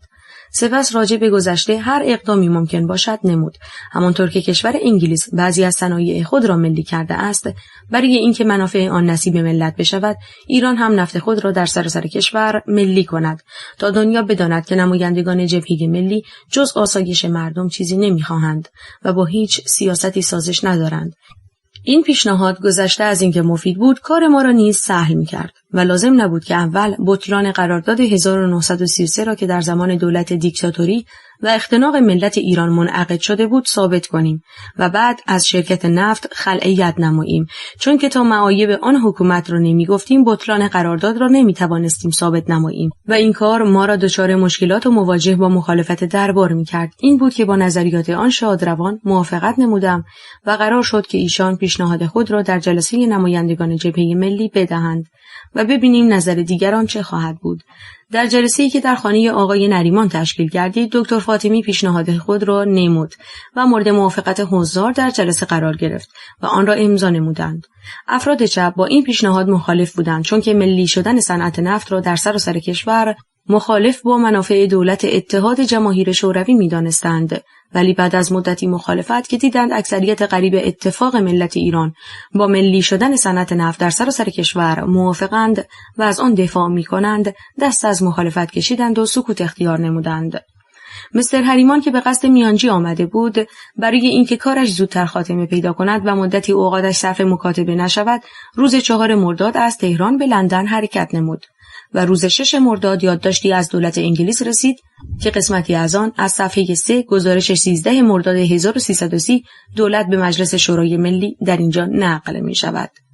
دولت اعلیحضرت پادشاه انگلستان مایل است از این دعوت استفاده نماید. لیکن دولت ایران به این نکته توجه خواهد نمود که دولت اعلیحضرت پادشاه انگلستان با منتهای حسن نیت وارد مذاکره خواهد شد و مذاکرات مزبور فقط در صورتی میتواند به صورت رضایت بخش جریان یابد که کششی که در حال حاضر در جنوب موجود است تسکین، تخفیف یابد. سفارت آمریکا نیز همان روز پیشنهادی به شرح ذیل نمود که هرگاه دولت ایران با آن موافقت مینمود آن را به لندن بفرستد. دولت ایران خوشوقت است که دولت انگلستان طبق پیشنهادی که توسط آقای هریمن تسلیم گردیده هیئتی به ایران اعزام می‌دارد. دولت ایران تمایل به رفع تانسیون در جنوب را از نقطه نظر دولتین ذی‌نفع توفیق مذاکرات مطلوب تشخیص می‌دهد و دولت ایران با همان روح حسن نیتی که دولت انگلستان ابراز داشته است وارد مذاکره خواهد شد. داخل پرانتز نقل از همان گزارش صفحه 4. ولی دولت نتوانست آن را قبول کند و علت عدم موافقت 2 چیز بود که یکی در گزارش مجلس شورای ملی گفته شده و از صفحه 4 عیناً نقل می شود. پیشنهاد فوق مورد موافقت دولت ایران قرار نگرفت، زیرا در آن صحبت از وجود کششی در خوزستان شده بود که دولت ایران قبول می کرد آن را رفع کند و ممکن بود از ابهام این کلمه استفاده کرده و آن را چنین تعبیر کنند که تمام عملیات مربوط به خلع در خوزستان باعث وجود حالت تانسیون شده و دولت ایران قبول کرده است که برای رفع این حالت وضع را به حالت اولیه برگرداند. و آن دیگری که گفته نشده این است که دول استعماری تجربه دارند و می‌دانند در نقاطی که مردم می‌توانند اظهار احساسات کنند و در خیر و شر خود اظهار عقیده نمایند نمی‌توانند توفیق حاصل نمایند. ابراز احساسات در آبان چه مانع بود از اینکه مذاکرات را در تهران شروع کنند و روی حق و انصاف رفع اختلاف نمایند. بعد از ورود هیئت نمایندگی انگلیس و چند روز مذاکره معلوم شد که حسن نیتی در کار نبود و غیر از اجرای قرارداد 1933 ولی به صورت دیگر نظری ندارند. چون شرکت نمیتوانست با یک دولت صاحب عقیده و مستقل در پس پرده اظهار نظر کند و دولت آن را اجرا نماید. این بود که می‌خواستند به وسیله یک تعهد بین‌المللی دولت را برای خاموش کردن احساسات متعهد نمایند. چنانچه دولت با این پیشنهاد موافقت می‌نمود مرتکب یک انتحار سیاسی شده بود. چون که علت پیشرفت دولت تا آنجا که دولت انگلیس یکی از رجال نامی خود را برای رفع اختلاف تهران فرستاده، احساساتی بود که ملت ایران ابراز و خود را به دنیا یک ملت زنده و حساس معرفی کرده بود. جلوگیری از احساسات خواه از طریق نصیحت که با نبودن تشکیلات مؤثر حزبی در مملکت کاری بس مشکل بود، خواه از طریق شدت عمل سبب میشد که مردم از دولت مایوس شوند و شرکت بدون مدعی و مزاحم دستگاه نفت را مجددا تصرف نماید. بالاخره با تمام مذاکراتی که بین این جانب و سفارت آمریکا به عمل آمد، نه دولت ایران حاضر شد آن کشش را موقوف کند، نه دولت انگلیس حاضر شد لفظ کشش را از یادداشت خود حذف نماید. بند دوم یادداشت دولت انگلیس که در جواب فرمول هریمن تهیه شده بود و سفارت انگلیس در نامه شماره 100 مورخ 11 مرداد 1330 به دولت ابلاغ نمود بدین قرار تنظیم شده است: 2. دولت اعلیحضرت پادشاه انگلستان مایل است فرمول مزبور را مورد استفاده قرار داده و حاضر است طبق آن فرمول مذاکره نماید، ولیکن دولت شاهنشاهی تصدیق خواهند نمود که مذاکراتی که دولت اعلیحضرت پادشاه انگلستان در قسمت خود با کمال حسن نیت وارد آن خواهد شد نمیتواند به طریق رضایت بخشی پیشرفت نماید، مگر اینکه تسکینی در محیط فعلی داده شود که در این بند لفظ کشش به تسکین تبدیل یافته و بند 3 یادداشت بدین طریق تنظیم شده است. 3. دولت اعلیحضرت پادشاه انگلستان از طرف خود و از طرف شرکت اصل ملی شدن صنعت نفت را در ایران قبول می‌نماید و با بند 1 فرمول هریمن که دولت ایران پیشنهاد نمود مختصر اختلافی دارد بدین قرار: که در بند 3 پیشنهادی دولت انگلیس جمله از طرف خود که در فرمول هریمن نبود به آن اضافه شده و کلمه سابق که در فرمول هریمن شرکت سابق نفت نوشته شده بود از آن برداشته شده است. بر فرض اینکه دولت انگلیس ملی شدن صنعت نفت را نمی‌شناخت، صنعت نفت ملی شده بود چون که هر کشوری می‌تواند از نظر مصالح عموم صنعتی را ملی کند و منافعی را که افراد یا شرکت‌های صاحب امتیاز می‌برند به خود اختصاص دهد. ولی فرق این است اگر صاحب امتیاز از دولت مقتدری و یا از اتباع آن باشد در تعیین غرامت مؤثر است. اعتراف به ملی شدن صنعت نفت در سراسر کشور به این نتیجه می رسید اگر اختلاف به حکمیت ارجاع می شد شرکت نتواند به عنوان عدم النفع چیزی مطالبه نماید چون که ملی شدن صنعت نفت را بدون هیچ قید و شرطی شناخته بود و دعوا منحصر می شد به غرامت. سومین ابتکار وقتی شروع شد که مذاکرات با استوکس به نتیجه نرسید و دولت از گرفتاری احزاب محافظه‌کار و کارگر در انتخابات مجلس عوام استفاده نمود و به کارشناسان و کارمندان تبعه انگلیس اخطار نمود که از 4 مهر ماه 1330 تا 7 روز وسایل حرکت خود را فراهم نمایند و به این طریق معادن نفت به کلی از تصرف بیگانگان درآمد. اکنون عملیات دولت این جانب در تمام مدت تصدی کار از نظر سیاسی و مالی و اقتصادی و اجتماعی و استفاده از قانون اختیارات هر کدام جداگانه برای استحضار هموطنان عزیزم داده می شود. قسمت اول از نظر سیاسی. آزادی و استقلال مراحلی داشت که ما می بایست آنها را طی کنیم. اول، ملی شدن صنعت نفت که در 29 اسفند 1329 صورت گرفت. دوم، تصویب قانون 9 ماده که 10 اردیبهشت 1330 از مجلس این گذشت و ملی شدن صنعت نفت قطعی شد. سوم، خلع ید از شرکت سابق نفت که در 29 خرداد 30 به عمل آمد. چهارم، خروج کارشناسان تبعه انگلیس از معادن نفت جنوب که بعد از 4 مهر ماه 1330 از ایران رفتند. پنجم، پیشرفت دولت ایران در شورای امنیت 26 مهر ماه 1330. ششم، آزادی انتخابات که آن هم نصیب ملت شد و در انتخابات دوره 17 سیاست خارجی دخالت ننمود و انتخاب بعضی از عمال بیگانه نتیجه عملیات داوطلبان و آثاری بود که سیاست استعماری از خود باقی گذاشته بود.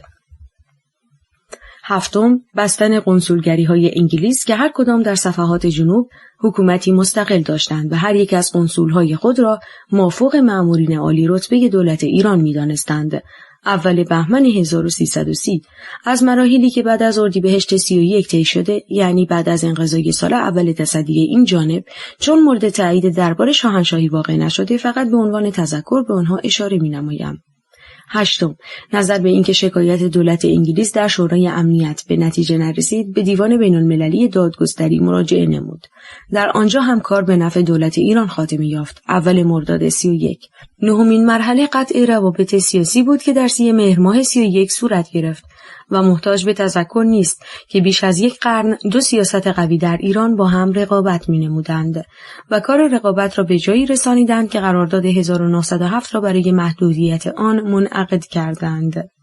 به این طریق که دولت روسیه تزاری منطقه نفوذ خود را در شمال ایران و دولت انگلیس منطقه نفوذ خود را در جنوب تعیین نمودند و برای جلوگیری از هر گونه استکاک منطقه‌ای هم به نام منطقه بی‌طرف بین 2 منطقه جنوب و شمال قرار دادند که تا انقلاب روسیه به وجود نیامده بود به این نحو با هم سلوک می‌کردند. انقلاب روسیه و شکست آن دولت در جنگ اول جهانی سبب شد که دولت انگلیس از نبودن رقیب استفاده کند و قرارداد 1919 که ایران را تحت الحمایه دولت قرار میداد با دولت وثوق‌الدوله منعقد نماید. مخالفت مرحوم احمدشاه و ملت با قرارداد سبب شد که وثوق‌الدوله استعفا دهد و شادروان مشیرالدوله مأمور تشکیل دولت بشود و مرا به شاه به وزارت عدلیه معرفی کند. من در اروپا بودم و از طریق هندوستان به ایران می آمدم که در بحر احمر با سرپرستی کاکس همان سفیر انگلیس که قرارداد وثوق‌الدوله را امضا کرده بود مواجه شدم و پس از معارفه صحبت از این پیش آمد که من از کدام بندر به ایران وارد شوم. نظر به اینکه مسافرتم از طریق بصره و راه آهن بغداد به نظر می رسید، از سرپرستی خواهش کردم اطلاعاتی از این طریق در دسترس من بگذارد که بعد در عدن تحقیقات کند و مرا از نتیجه منحصر نماید. این کار شد و از عدن که به کشتی آمد گفت راه آهن بغداد را اعراب قطع کرده اند و از آن طریق مسافرت ممکن نیست. من گفتم از طریق بصره صرف نظر می کنم و از بندر خودمان وارد ایران می شدم. پس از آن سوال نمود بندر خودتان کدام است؟ گفتم بوشهر و بعد نگاهی به من نمود و گفت بوشهر بندر ایران است؟ مخالفت شاه و ملت با قرارداد 1919 بیانیه لانسینگ وزیر خارجه آمریکا در تهران، ورود مجدد دولت اتحاد جماهیر شوروی در صحنه سیاست ایران تمام سبب شدند که قرارداد عملی نشود. ولی قرارداد به صورت دیگری درآمد و کار به جایی رسید که اعلیحضرت همایون شاهنشاه فقید یعنی پادشاه یک مملکتی را به جزیره موریس تبعید کردند. اکنون شمه‌ای از علت قطع روابط. چون کار نفت خاتمه نیافته بود، اقامت مامورین دولت انگلیس در ایران به ضرر نهضت تمام می‌شد و قطع روابط از این جهت صورت گرفت که آنها از ایران بروند و کار نفت که خاتمه یافت و عهدنامه‌ای که حاکم بر روابط بین دولتین باشد منعقد گردید، تجدید روابط به عمل آید و یک لایحه قانونی هم گذشت که مامورین سیاسی انگلیس که قبل از قطع روابط به ایران آمده بودند به ایران نیایند و بعد کاری نداشتیم جز آنچه به دست آورده بودیم حفظ کنیم و نفت غیر از جنبه اقتصادی جنبه سوغالجشی هم داشته که به فروش می‌رسید و عواید آن صرف احتیاجات ملت می‌شد. بر فرض اینکه به مصرف فروش نمی‌رسید، کسر بودجه ما بیش از 65 میلیون تومان نبود که با تنظیم یک لایحه قانونی توازن به دست می‌آمد و کارگران زائد نفت به کارهای تولیدی دیگری مشغول می‌شدند. این کارها وقت می‌خواست. از بین بردن تسلط یکی از بزرگترین دول دنیا و به دست آوردن آزادی و استقلال کاری نبود که زود به انجام برسد. ملل دیگر یک قرن مبارزه و فداکاری کردند تا آنچه امروز دارند به دست آورند. قسمت دوم از نظر مالی. گزارشات بی اساسی که بعد از دستگیری من وزارت دارایی راجع به خالی شدن خزانه به دولت داده بود سبب شد که حتی در انگلستان هم آقای سر آنتونی ایدن وزیر خارجه در نطق 13 آبان 1333 خود در مجلس عوام چنین اظهار کنند: دکتر مصدق ضمن کارهایی که انجام داد خزانه دولت را خالی کرد که متن کامل این نطق در آخر لایحه خواهد آمد. و من در اینجا فقط به ذکر این نکته قناعت می کنم: چه وقت خزانه دولت مملو از پول بود تا در زمان تصدی من خالی شده باشد. علت خالی بودن خزانه این بود که شرکت نفت انگلیس و ایران در تمام مدت امتیاز 5 میلیارد دلار علنا استفاده نمود و به ملت ایران فقط 110 میلیون لیره پرداخت که آن هم به مصارف سوغالجشی رسید و استفادات سری و نامشروع هم از معادن نفت بسیار کرد که چون مدارکی به دست نداده نمیتوانم چیزی اظهار کنم و فقط به ذکر این نکته قناعت میکنم که ما هر قدر خواستیم نفتی که در تمام مدت امتیاز انگلیس از آبادان برده بود صورت بدهند، شرکت امتناع نمود و گفت این صورت را باید از بهره انگلیس مطالبه کرد. ماه‌های قبل از تصدی من هر ماه 2 میلیون لیره از عایدات نفت به سازمان برنامه می‌رسید که بعد از تشکیل دولت این جانب قطع شد و اولین روز تشکیل دولت این جانب یعنی روز 12 اردیبهشت 1330 موجودی نقد خزانه‌داری کل در حدود 52 میلیون ریال و موجودی نقد سازمان برنامه معادل 2800 ریال بود که چند روز بعد از ملی شدن صنعت نفت یکی از مدیران ایرانی و مؤثر شرکت نفت انگلیس و ایران به من گفت اگر دولت توانست 1 ماه مملکت را بدون عایدات نفت اداره کند و به کار ادامه دهد آن وقت باید قبول کنیم که صنعت نفت را ملی کرده است. با این حال دولت توانست متجاوز از 2 سال بدون کمک خارجی و عواید نفت و پرداخت بودجه شرکت ملی نفت که آن هم سربار بودجه دولت شده بود مملکت را اداره کند و سازمان برنامه هم تمام وظایف خود را انجام دهد و روزی هم که دولت سقوط نمود داخل پرانتز 28 مرداد 32 وجهی معادل 800 میلیون ریال نقد و در حدود 1200 میلیون ریال مطالبات و جنس موجود داشت که از آن دولت بعد استفاده نمود و آنچه در عرض این مدت خارج از عواید جاری به خزانه رسید مبلغی در حدود 553 میلیون تومان به شرح ذیل بوده است. 1. دریافتی از بانک ملی از بابت قیمت 14 میلیون لیره طبق قانون 21 مرداد 1330 126 میلیون 420. 2. از بابت 8750,000 دلار استقراض از صندوق بین‌المللی پول 65 میلیون. 3. از بابت قرضه ملی 50 میلیون. 4. دریافتی از نشر اسکناس بر طبق قانون اختیارات 312 میلیون. جمع کل 553,420,000 ریال که از این مبلغ 249,453,072 تومان برای کسر بودجه شرکت ملی نفت به آبادان فرستاده شده بود و بقیه برای کسر بودجه دولت و سرمایه بانک رهنی و کشاورزی و شرکت تلفن و بانک توسعه صادرات و بانک ساختمانی و اضافه وام شهرداری‌ها برای عمران آبادی شهرها و لوله‌کشی و برق و شهرداری تهران، کمک به کارخانجاتی که بدون مساعدات دولت نمی‌توانستند به کار ادامه دهند، مساعده اضافی برای کشت توتون و پنبه و چغندر و ساختمان انبار دخانیات به کار رفته است. چنانچه وجوهی که اضافه از عواید جاری به دولت رسید به مدت تصدی دولت تقسیم کنیم، به این نتیجه می‌رسیم که هر ماه در حدود 20 میلیون تومان به دولت رسیده است که 10 میلیون تومان برای شرکت ملی نفت فرستاده شده و 10 میلیون تومان دیگر برای کسر بودجه مملکتی و امور عمرانی به کار رفته است. قسمت سوم، از نظر اقتصادی همه دیدند که موقع تصدی این جانب شرکت‌های عمومی به واسطه سوء سیاست اقتصادی نمی‌توانستند به کار ادامه دهند و از دولت درخواست کمک می‌نمودند. ولی چیزی نگذشت که در نتیجه سیاست اقتصادی دولت از هر گونه کمک مستغنا شد و سال 1331 برای اولین بار رقم صادرات بدون نفت از رقم واردات تجاوز نمود. ولی بعد که دولت سقوط نمود، واردات از حد متعارف و معمول گذشت و این توازن از دست رفته، به طوری که میزان واردات در 1333 به 1900 میلیون تومان ترقی نمود، در صورتی که میزان صادرات به 1200 میلیون تومان تنزل کرد. قسمت چهارم، از نظر اجتماعی. بعد از تشکیل دولت دیکتاتوری، ملت ایران از آتیه خود آنقدر مایوس نشده بود که در سرنوشت خود بخواهد شرکت کند و هیچ دیده نمیشد که نسبت به آتیه مملکت ابراز کمترین احساساتی بکند، در صورتی که بعد از ملی شدن صنعت نفت در هیچ مورد از ابراز احساسات خودداری نمی‌کرد. سخنان بعضی از افراد چپ در روزهای آخر مرداد فقط یک بهانه برای سقوط دولت و غارت خانه و دسترسی به نوشتجات من بود، چون که تصمیم به سقوط دولت قبل از 9 اسفند گرفته شده بود و تا ساعت 1:25 مرداد که دستخط عزل ابلاغ شد، هیچ کس از افراد چپ و حتی از هیچ فردی راجع به جمهوری دموکراتیک یا رقم دیگر سخنی نشنیده بود.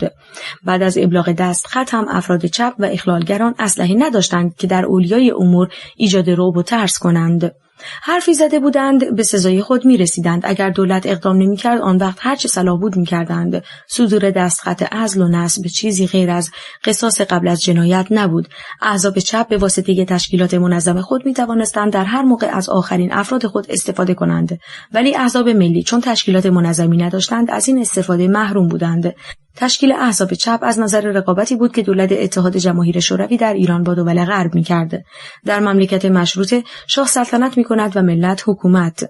وقتی که حق ملت را غصب کنند و انتخابات نمایندگان مجلسین را که حق مشروع و مسلم هر فردی از افراد ممالک است از آنها سلب نمایند، هر یک از دول بیگانه هم می‌خواهد از یک مملکت بی صاحبی سوء استفاده نماید. بلوک غرب از مجلسین و دولت استفاده می‌کرد. دولت اتحاد جماهیر شوروی هم احزابی از افراد متمایل به رژیم خود تشکیل داد تا بتواند با بلوک غرب رقابت نماید. این جانب می‌خواستند بین احزاب ملی ایجاد وحدت کنند که با هم تشریک مساعی کنند، چون این کار سبب می‌شد که ذهن اعلیحضرت همایون شاهنشاهی را مشوب و چنین وانمود نمایند که از تقویت احزاب نظری نیست جز تغییر رژیم. از هر گونه عملی راجع به این کار خودداری کردم و با اینکه تشکیلات و برنامه واحدی نبود، مردم وطن پرست هر موقع سفارایی کردند و از مصالح مملکت دفاع نمودند. انتخابات دوره 17 تقنینیه بهترین دلیل حاکی از این معناست که در تهران با تمام جدیت‌هایی که احزاب چپ نمودند، حتی یک نفر از کاندیداهای خود را نتوانستند روانی مجلس کنند و کاندیداهای جبهه ملی با آرایی چند برابر بیشتر در صف اول واقع شدند. قسمت پنجم، استفاده از اختیارات. چون دولت این جانب از خارج کمکی نداشت و تماس با مجلس هم برای کسر بودجه و اعتبار مخارج تولیدی نتیجه معکوس میداد، از مجلسین درخواست اختیارات نمودم که مورد قبول واقع شد. با این اختیارات بود که توانستم در مقابل فشار بیگانگان مقاومت کنم و متجاوز از 2 سال مملکت را اداره نمایم و در ازای گرفتن کمک آزادی و استقلال مملکت را از دست ندهم. چنانچه اختیارات نبود و دولت می‌خواست علنا از نشر اسکناس استفاده کند، چیزی نمی‌گذشت که اجناس ترقی می‌کرد و گرانی زندگی سبب می‌شد که دولت به خودی خود سقوط کند. از خواستن اختیارات مقصود فقط این نبود که در مسائل مالی از آن استفاده شود، بلکه لوایح زیادی هم در ادوار تقنینیه از دولت‌ها به مجلس رسیده بود که نسبت به آنها هیچ تصمیمی اتخاذ نشده بود. فقدان قانون و یا اصطلاح بعضی از قوانین موضوعه کار را به جایی رسانیده بود که ادارات نتوانند وظایف خود را انجام دهند که بعد از تصویب اختیارات و تمدید آن متجاوز از 200 لایحه قانونی از تصویب گذشت که تنظیمشان جز احتیاج مملکت محرکی نداشت و در تصویبشان نظریات خصوصی به کار نرفته بود. هر چه تنظیم شده بود و هر چه تصویب شده بود تمام از نظر مصالح مملکت صورت گرفته بود. لوایح قانونی این جانب تمام مورد احتیاج دادگستری و ادارات دولتی بود که از آن استفاده می‌کردند و بعد از تصویب و اجرا اگر نواقصی داشتند به وسیله لوایح دیگر اصلاح می‌شد. بعد از سقوط دولت به جای اینکه آنها را مورد مطالعه قرار دهند چنانچه لوایح غیر مفید تشخیص داده می‌شد آنها را الغا کنند، از کمیسیون دادگستری مجلس شورای ملی گزارشی راجع به لغو تمام لوایح به مجلس رسید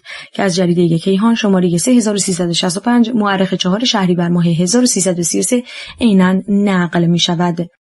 کمیسیون دادگستری طرح پیشنهادی جمعی از آقایان نمایندگان در خصوص الغای کلیه لوایح ناشیه از اختیارات آقای دکتر مصدق را در جلسات متعدد خود مورد مطالعه و رسیدگی قرار داد. نظر به اینکه عقیده اعضای کمیسیون بر این است که قوای مملکت طبق صراحت اصل 28 قانون اساسی همیشه از یکدیگر منفصل و ممتاز خواهد بود و نظر به اینکه قوانین اختیارات دکتر مصدق در محیط ارعاب و اخافه و برخلاف قانون اساسی و مصلحت مملکت از تصویب گذشت، لذا طرح مزبور را به شرح زیر اصلاح و تنظیم نمود که اینک تقدیم و تقاضای تصویب آن را دارد.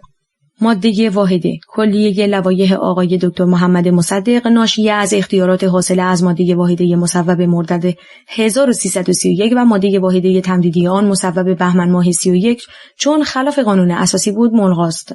تبصره: دولت مکلف است هر یک از لوایح مذکور در فوق را که ادامه اجرای آنها را ضروری می‌داند ظرف 15 روز به مجلس تقدیم کند. لوایح مزبور به کمیسیون‌های مربوط به مجلس ارجاع می‌شود و کمیسیون‌ها مکلفند ظرف 2 ماه لوایح مزبور را مورد رسیدگی و اظهار نظر قرار دهند. مقررات فعلی لوایح تقدیمی دولت تا اظهار نظر نهایی کمیسیون‌های مجلس موقتا قابل اجرا میباشند. لوایحی که به این ترتیب مورد اصلاح و تصویب قرار میگیرد تا تصویب نهایی مجلس این قابل اجرا خواهد بود. این قسمت از گزارش که قوانین اختیارات در محیط ارعاب و اخافه به تصویب رسید برخلاف واقع و حقیقت است، زیرا من با چه قوه میتوانستم مجلس این را تحت ارعاب و اخافه قرار دهم؟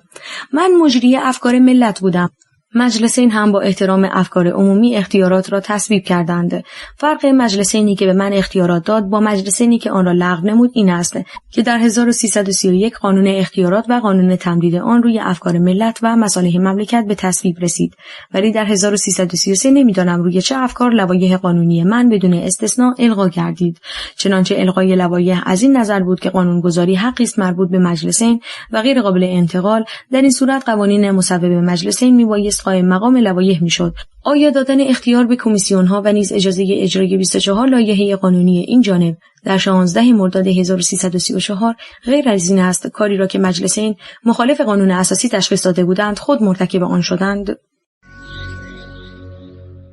بخش دوم، فصل دوم. مبارزه دولت انگلیس در مراجع بین المللی. چون دولت انگلیس نمیخواست سیاستش در ایران دچار شکست بشود و ملل دیگر به تقلید از ایران خود را برای مبارزه حاضر کنند و دول استعمار طلب را به زانو درآورند، برای کسب توفیق از 2 کار میبایست یکی را انتخاب کند: یا مبارزه خود را در ایران به شدت ادامه دهد و یا در مراجع بین المللی دولت را مستأصل نماید که خود دست از کار بکشد و مبارزه به نفع آن دولت خاتمه یابد. نظر به اینکه در ماه‌های اول ملی شدن صنعت نفت دولت غیر از عمال بیگانه مخالفی نداشت و برای مبارزه شدید هم در داخل کشور زمین حاضر نبود، شق دوم را انتخاب کرد. از این چه بهتر که خود را زورگو و استعمارگر معرفی نکنند و از مراجع بین المللی سندی به حقانیت خود صادر و به دنیا ثابت نمایند که دولتی مثل ایران میخواست به یکی از بزرگترین دول عالم زور بگوید و قراردادی را که امضا کرده بود معتبر نشناسد. روی این نظر دولت انگلیس به دیوان بین المللی دادگستری لاهه شکایت نمود و دیوان بین المللی هم قراری به عنوان اقدامات تأمینیه برای جلوگیری از اجرای خلع ید که دولت ایران شروع کرده بود صادر کرد. داخل پرانتز 5 ژوئن 1951 15 خرداد 1330. نظر به اینکه قرارداد 1933 با شرکت نفت انگلیس و ایران بسته شده بود، نه با دولت انگلیس، دولت ایران دیوان بین‌المللی دادگستری را برای رسیدگی به شکایت دولت انگلیس صالح ندید و به قرار اقدامات تأمینیه‌ای که دیوان صادر کرده بود ترتیب اثر نداد. لذا دولت انگلیس به شورای امنیت شکایت نمود و شورا هم در جلسات 22 و 23 و 24 و 26 مهر ماه 1330 به این کار رسیدگی کرد و از لحاظ آیین‌نامه داخلی خود مقرر نمود تا دیوان بین‌المللی دادگستری راجع به صلاحیت خود اظهار نظر نکند، موضوع مسکوت بماند. بنابراین دولت انگلیس از مراجعه به شورای امنیت نتیجه نگرفت و کار به نفع ایران خاتمه یافت. ناگفته نماند که قرائت و ارائه اصل و ترجمه تلگرافات دولت دیکتاتوری در شورای امنیت راجع به انتخابات نمایندگان دوره نهم تقنینیه که قرارداد تمدید امتیاز نفت را تصویب کرده بودند اثری به سزا بخشید. با این حال دولت انگلیس دست از مبارزه نکشید و در اکتبر 1951 لایحه‌ای بر علیه دولت ایران به دیوان بین‌المللی دادگستری تسلیم نمود که به اطلاع دولت ایران رسید و تحت مطالعه و مداقه قرار گرفت و با مذاکره و مشاوره متخصصین جوابی تحت عنوان ملاحظات مقدماتی راجع به صلاحیت دیوان تهیه و 4 فوریه 1952 15 بهمن 1330 به دیوان الهه تسلیم گردید. هیئت نمایندگی ایران از 9 تا 23 ژوئن 1952 داخل پرانتز 19 خرداد تا 2 تیر برای دفاع از حق ملت ایران در جلسات دیوان حضور به هم رسانیدند و با دفاع مؤثر پروفسور روان کار به نفع دولت ایران خاتمه یافت که حتی قاضی انگلیس هم به حقانیت ایران رأی داد. اکنون بعضی از قسمت‌های نطق این جانب در آن دیوان از کتاب مدافعات نخست وزیر و پروفسور ولن در دیوان بین‌المللی دادگستری عیناً در اینجا نقل می‌شود. تاریخچه روابط ایران و انگلیس طولانی‌تر از آن است که بخواهم در اینجا به تفصیل آن را بیان کنم. همینقدر باید بگویم که در قرن 19 ایران میدان رقابت دو سیاست امپریالیستی روس و انگلیس بود. چندی بعد دو حریف با هم کنار آمدند و در 1907 کشور ما را به 2 منطقه نفوذ تقسیم نمودند. سپس هنگامی که امپراتوری تزاری واژگون گردید و اتحاد جماهیر شوروی گرفتار انقلاب داخلی شد، بریتانیای کبیر که از میدان جنگ فاتح بیرون آمده بود و در خاورمیانه بلا منازع و بی‌رقیب بود، از فرصت استفاده نمود و خواست با عقد قرارداد 1919 که عنان امور کشوری و لشکری را به دست افسران و کارشناسان انگلیسی می‌سپرد، ایران را منحصراً در تحت اختیار و تسلط سیاسی و اقتصادی خود قرار دهد. بالاخره چون آن قرارداد هم با مقاومت شدید آزادیخواهان و وطن پرستان مواجه گردید، دیپلماسی انگلیسی برای اینکه سیاست خود را به صورت دیگری عملی سازد، رژیم دیکتاتوری را که 20 سال از آن حمایت نمود بر سر کار آورد و منظور اختصاصی سیاست انگلیس از تمهید این وسایل این بود که بالانحصار نفت کشور ما را تصاحب نماید و به این ترتیب آنچه میبایست موجب ثروت ملی ما شود منشأ بلیات گوناگون و مصائب طاقت فرسای ما گردید و این سلطه به وسیله کمپانی صاحب امتیاز عملی می‌گردید. یعنی علاوه بر اینکه نفت ما را به سوی انگلستان می‌کشانید، به ضرر ایران فواید کثیر مالی عاید انگلستان می‌ساخت.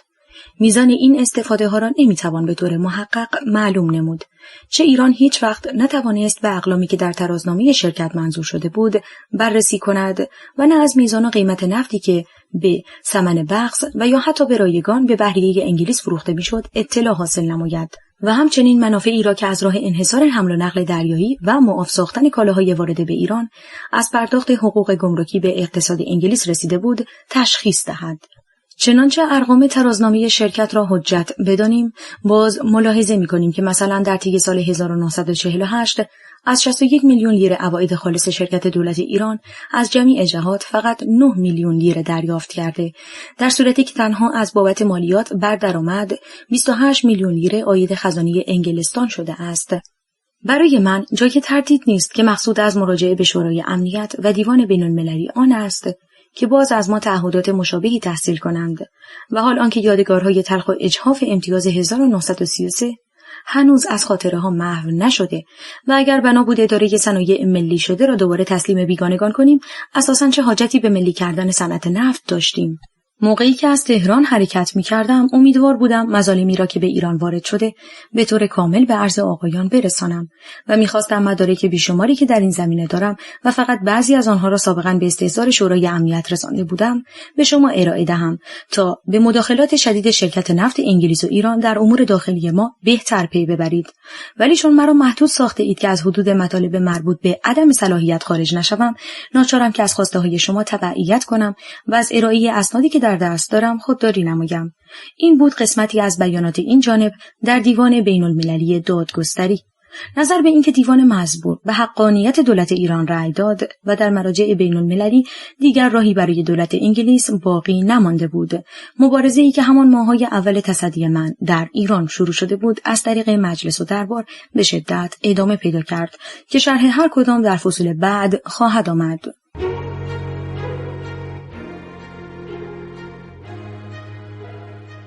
خاطرات و تعلمات دکتر محمد مصدق، گوینده نسیم، تولید و پخش فایل صوتی کتابخانه اینترنتی آوای بوف. avayaboof.com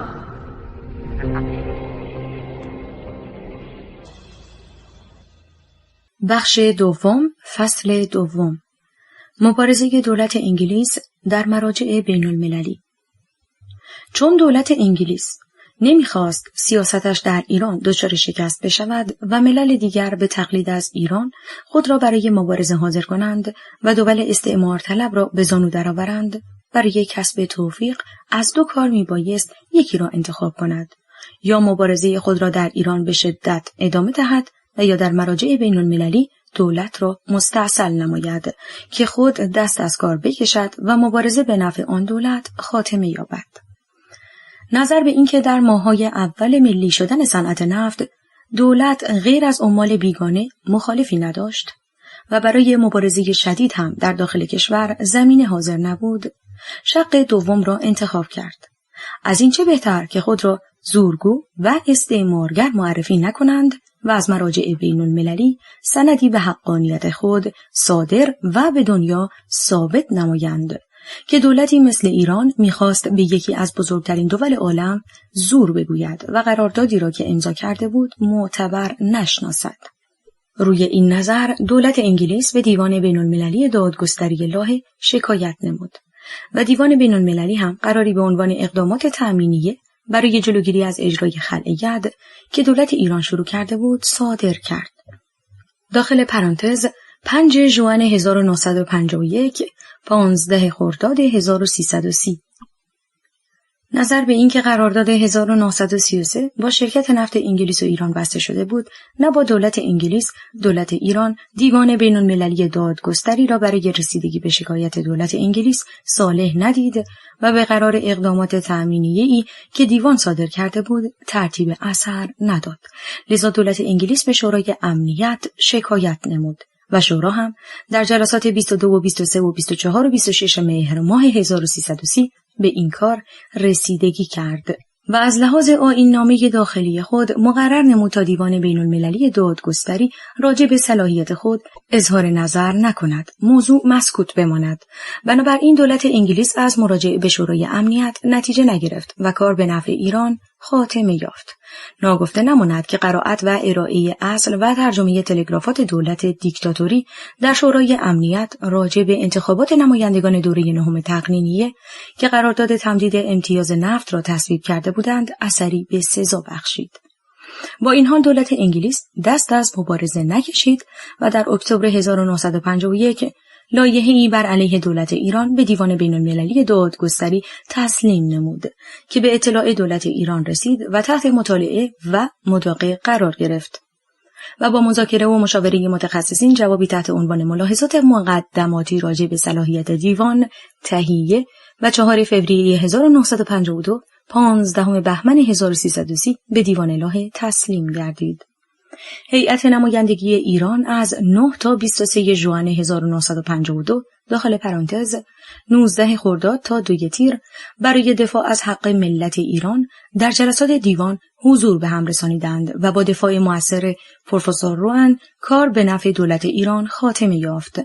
که حتی قاضی انگلیس هم به حقانیت ایران رأی داد. اکنون بعضی از قسمت‌های نطق این جانب در آن دیوان از کتاب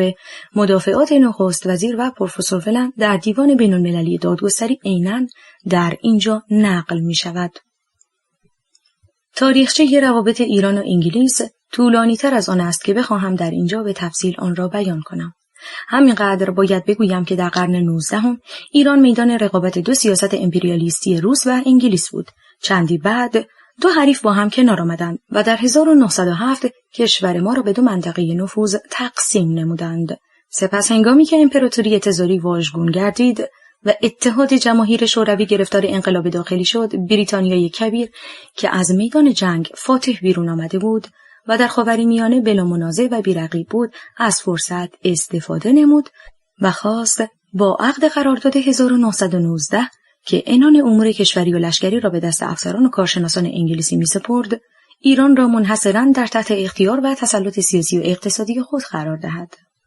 بالاخره چون آن قرارداد هم با مقاومت شدید آزادیخواهان و وطن پرستان مواجه گردید، دیپلماسی انگلیسی برای اینکه سیاست خود را به صورت دیگری عملی سازد، رژیم دیکتاتوری را که 20 سال از آن حمایت نمود بر سر کار آورد و منظور اختصاصی سیاست انگلیس از تمهید این وسایل این بود که بالانحصار نفت کشور ما را تصاحب نماید و به این ترتیب آنچه میبایست موجب ثروت ملی ما شود منشأ بلیات گوناگون و مصائب طاقت فرسای ما گردید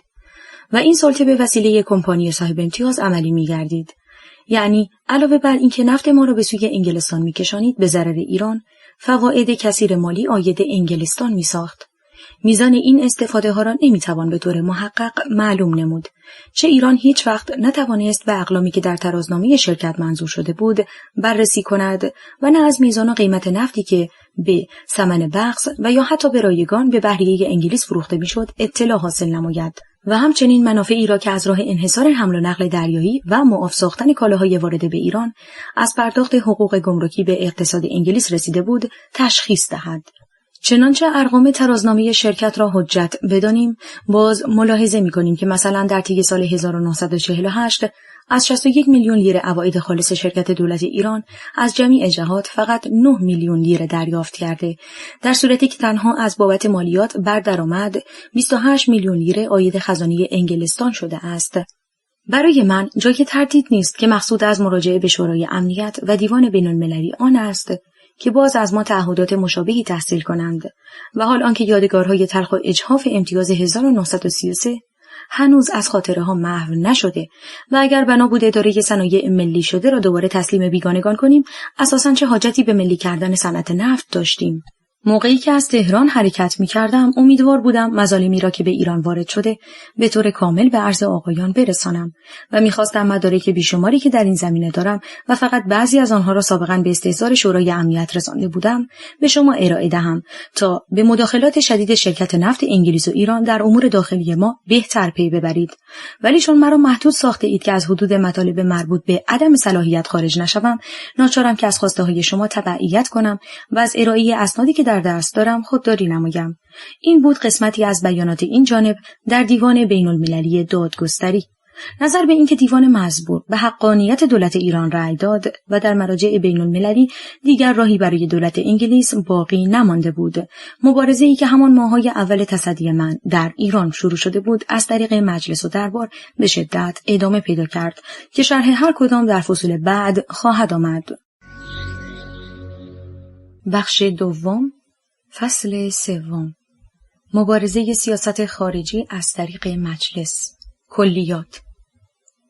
دخالت دولت قوام در انتخابات دوره 15 که حتی مردم پایتخت نتوانستند نمایندگان خود را انتخاب کنند، طوری یساور بود که من نمیخواستم در سیاست دخالت کنم. ولی یکی از روزها چند نفر از رجال نزد من آمدند و مرا برای ایراد نطقی به مسجد شاه دعوت کردند و با اینکه تصور نمیشد دولت بگذارد کسی برای استماع بیانات من حاضر شود، عده زیادی آمدند و شرح اینکه چرا دولت ممانعت نمود از حوصله این لایحه خارج است. و باز فردای آن روز عده‌ای از رجال در حدود 40 نفر آمدند که برای عرض شکایت به دربار برویم. چون اعلیحضرت همایون شاهنشاهی آن روز بار ندادند، روز بعد عده‌ای از رجال و سایر طبقات در حدود 400 نفر آمدند که همه با هم به دربار رفتیم و 1 هفته هم در آنجا ماندیم. چون نتیجه نداد از دربار خارج شدیم. در روزهای آخر همان دوره که قرارداد گس گلشاییان در مجلس مطرح شده بود، یکی از نمایندگان مخالف با قرارداد از من تقاضا نمود نظریات خود را در آن باب به مجلس بنویسم. نامه من که در جلسه علنی خوانده شد، یکی از عواملی بود که برای نگذشتن قرارداد تأثیر نمود. دوره 15 تقنینیه به آخر رسید و قرارداد از مجلس نگذشت. در انتخابات دوره 16 تقنینیه که باز دولت در همه جا دخالت می‌نمود، شادروان دکتر حسین فاطمی با من مذاکره نمود که برای آزادی انتخابات فکری بکنم و بعد همان نماینده مخالف با قرارداد آمد و گفت اگر شما در انتخابات دخالت نکنید از نمایندگان مجلس 15 و مخالف با قرارداد حتی 1 نفر هم در تهران انتخاب نخواهد شد، که باز من روی این اصل که آزادی انتخابات برای مملکت امری است حیاتی وارد مبارزه شدم و چون احزاب و تشکیلات مؤثری نبود که از آنها استعانت کنم، شادروان دکتر فاطمی با چند نفر از مدیران جراید موافق با نظر ما مذاکره نمود. همگی موافقت نمودند که جراید خود را در اختیار مردم بگذارند. سپس دعوتی از عموم طبقات به عمل آمد که روز و ساعت معینی برای عرض شکایت مقابل کاخ سلطنتی حاضر شوند. با اینکه رئیس شهربانی وقت به وسیله انتشار اعلامیه‌ای در جراید مردم را از اجتماع منع کرده و شدیداً تهدید نموده بود، جمعیت زیادی در محل موعود حاضر شدند و چون دربار نمی‌توانست بیش از 20 نفر را بپذیرد، برای ورود به دربار در همانجا 20 نفر تعیین شدند که وارد کاخ شدیم و بعد همان عده به جبهه ملی موسوم گردید و چون این مرتبه هم شکایت مردم مورد توجه قرار نگرفت، از دربار بیرون آمدیم و در خارج مبارزه کردیم تا آنجا که دستگیر و تبعید و زندانی شدیم و توانستیم 7 نفر از اعضای جبهه ملی را به نمایندگی مردم تهران وارد مجلس کنیم. اکنون باید دید که سیاست خارجی از این مجلس و مجلس 17 چطور به نفع خود و ضرر ملت استفاده نمود که شرح هر کدام در قسمت اول و قسمت دوم این فصل خواهد آمد. قسمت اول، مبارزه سیاست خارجی در مجلس 16. نمایندگان دوره 16 تقنینیه را میتوان به 2 قسمت تقسیم نمود. 1. نمایندگانی که سیاست خارجی با انتخابشان مخالف نبود و به هر طریق که توانسته بودند وارد مجلس شده بودند، که این قسمت را نیز میتوان به 2 دسته تقسیم کرد. الف، نمایندگانی که به استقلال و آزادی مملکت عقیده نداشتند و بین اینکه مملکت با نظر ایرانیان اداره شود یا خارجی فرق نمیگذاشتند. ب، نمایندگانی که می‌خواستند ایران به دست ایرانیان اداره شود ولی اوضاع و احوال به آنها اجازه نمیداد و این جرأت را هم نداشتند که برای انجام مقصود زمینه فراهم کنند. فرق این 2 دسته با هم این بود که اولی با هر کاری که می‌خواست چند قدم مملکت را جلو ببرد مخالفت می‌نمود، در صورتی که دومی به شرط نداشتن محصور کمک هم می‌کرد. و آن روزی که دیدند ملتی هست که میتوان به آن اتکا نمود، دست از وکالت کشیدند و به نفع ملت استعفا نمودند تا بعد به نمایندگی از طرف مردم وارد مجلس شوند و به وطن خود خدمت نمایند. چنانچه نهضت ملی خاموش نشده بود، چیزی نمیگذشت که ایران هم مثل بعضی از ممالک بزرگ رجالی آزموده و فداکار پیدا میکرد.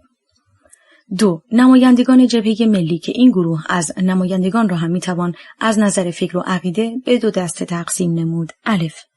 نمایندگانی که به آزادی و استقلال مملکت ایمان داشتند و هیچ چیز آنها را از عقیده و ایمان خود منحرف ننمود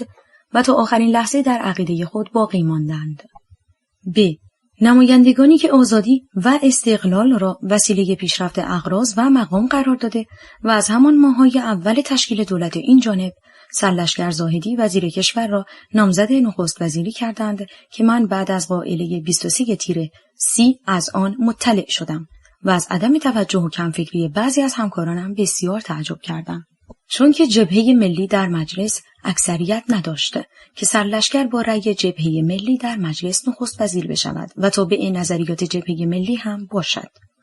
از این هم که بگذریم، سیاست خارجی چطور موافقت می‌کرد که باز شخص دیگری متصدی کار شود که نهضت ملی ایران را به ضرر آن سیاست رهبری کند.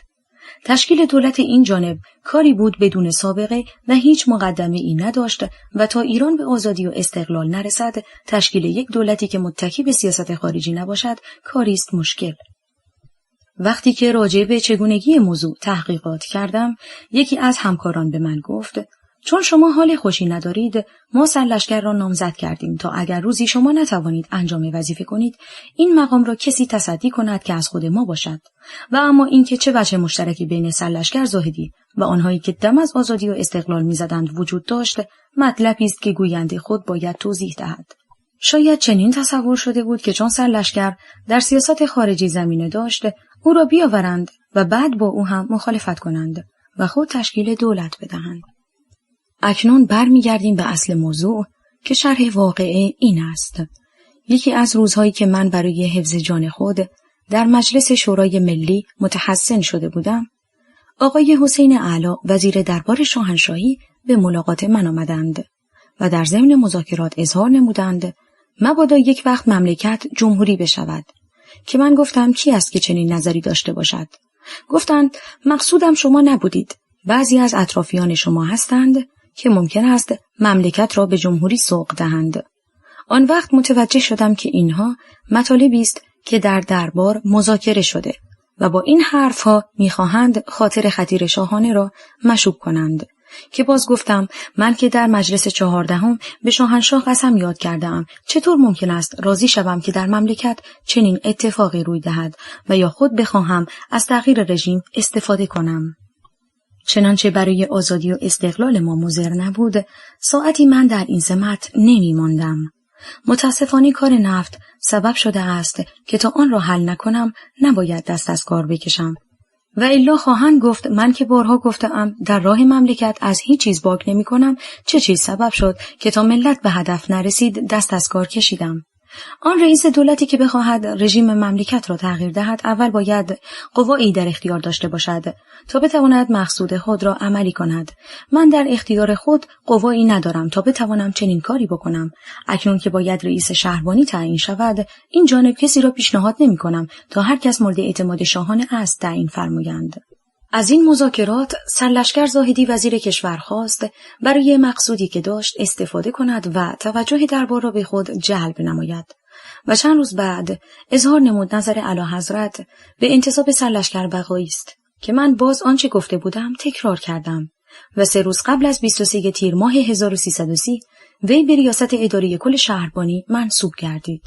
و تصدیق نامه ای که من در 1301 یعنی 30 سال قبل از آن که متصدی ریاست نظمیه تبریز بود داده بودم برایم فرستاد و گفت من همان کسی هستم که مورد اعتماد خود شما هم هستم. و نتیجه این شد که روز ورود مستر هریمان به تهران قائله 23 تیر پیش آمد برای اینکه ثابت کنند دولت به حفظ انتظامات کشور قادر نیست. هیئت تقنینیه مملکت که برای رسیدگی به موضوع مأمور شده بود گزارشی به این مضمون تنظیم نمود.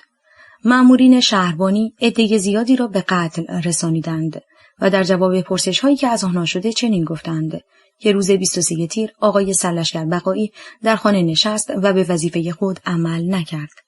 خلاصه این که تغییر رژیم که در روزهای آخر مرداد 32 بهانه‌ای برای سقوط دولت شده بود، در همان ماه‌های اول تصدی این جانب از آن صحبت می‌شد و چیزی که سبب شده بود دولت ساقط نشود این بود که دولت انگلیس هنوز از مراجع بین‌المللی مایوس نشده بود و بهتر آن می‌دانست که دولت در آنجا شکست بخورد و به خودی خود سقوط کند و عمال خود را در ایران بدنام ننماید.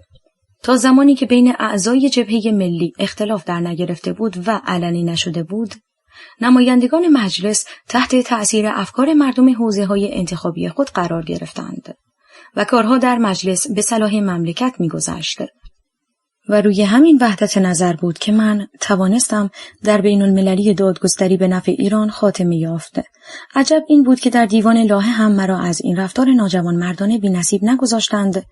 و مقارن ورود هیئت نمایندگی ایران به لاهه بعضی از جراید نوشتند دکتر مصدق همان کسی است که به ضارب امام جمعه تهران پول داد او را از میان ببرند و از انتشار این خبر مجعول می‌خواستند این نتیجه را بگیرند که دیوان بین‌المللی دادگستری به دفاعیات هیئتی که در رأس آن شخص مجرمی قرار گرفته بود ترتیب اثر ندهد. قسمت دوم، مبارزه سیاست خارجی در مجلس 17. بعد از 30 تیر که باز این جانب خود تشکیل دولت دادم، چون یکی از طرق مبارزه سیاست خارجی از طریق مجلس 17 بود،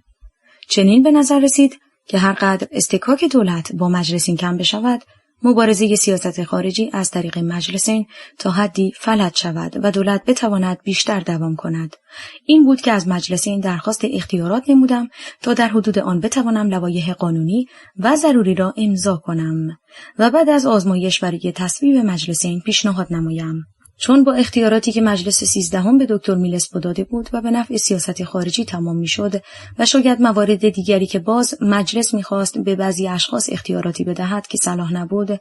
و این جانب مخالفت کرده بودم، برای اینکه نگویند چرا آن وقت که پای دیگران در بین بود مخالفت نمودم و روزی که نوبت به خودم رسید درخواست اختیارات کردم، موقع درخواست تذکر دادم با اینکه اعطای اختیارات مخالف قانون اساسی است، این درخواست را میکنم. اگر در مجلس این به تصویب رسید به کار ادامه میدهم و الا از کار کنار میروم. مجلس این هم از نظر مصالح مملکت آن را برای مدت 6 ماه تصویب نمود و چون مدت اختیارات در 20 دی ماه 31 منقضی میشد، درخواست تمدید نمودم که در این وقت یکی از همکاران به این عنوان که تصویب تمدید اختیارات مخالف با قانون اساسی است با آن مخالفت نمود، در صورتی که موقع تصویب اختیارات داخل پرانتز 20 مرداد ماه 31 کوچکترین مخالفتی ننمود و علت این بود که احساسات مردم تهران در روز 30 تیر هنوز از خاطرها نرفته بود. اکنون موضوع را تحت مطالعه قرار می دهم تا معلوم شود که تصویب اختیارات مخالف قانون اساسی بوده یا نه و برخلاف مصالح مملکت بوده یا نبوده است. از نظر سیاسی، بعد از ملی شدن صنعت نفت که دولت انگلیس کشور ایران را محاصره نمود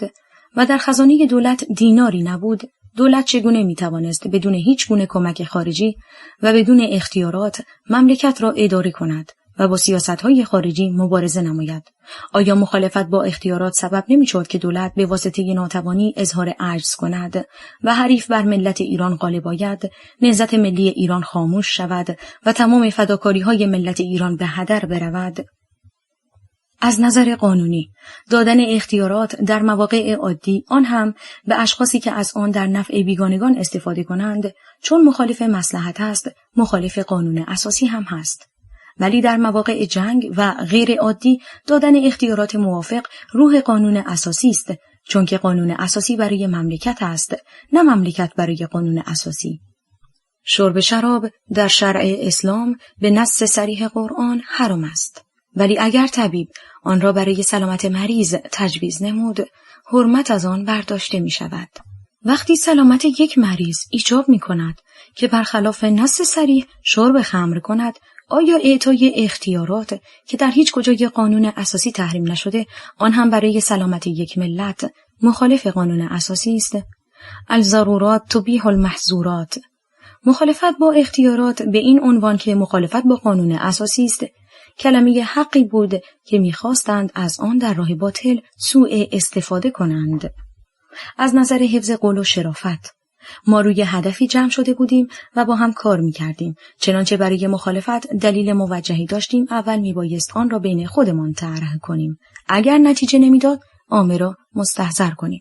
پس از آن شروع به مخالفت نماییم تا نظریاتمان مورد پشتیبانی مردم قرار گیرد و به نفع مملکت تمام شود. اغراض و مخالفت‌های بی اساس سبب شده بود که روز 9 اسفند یکی از همکاران در خارج مجلس بر علیه من اقدام کند و بعضی هم در خود مجلس به انتظار خبر قتل من بمانند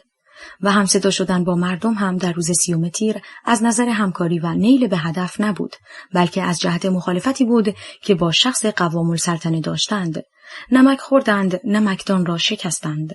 این بود شرح حقایق تا معلوم شود مخالفت با اختیارات و دولت در صلاح مملکت نبود و حق این بود با دولت همراهی کنند تا بتواند ملت ایران را به هدف خود برساند. اکنون ببینیم که صلاح خود مخالفین در چه بود.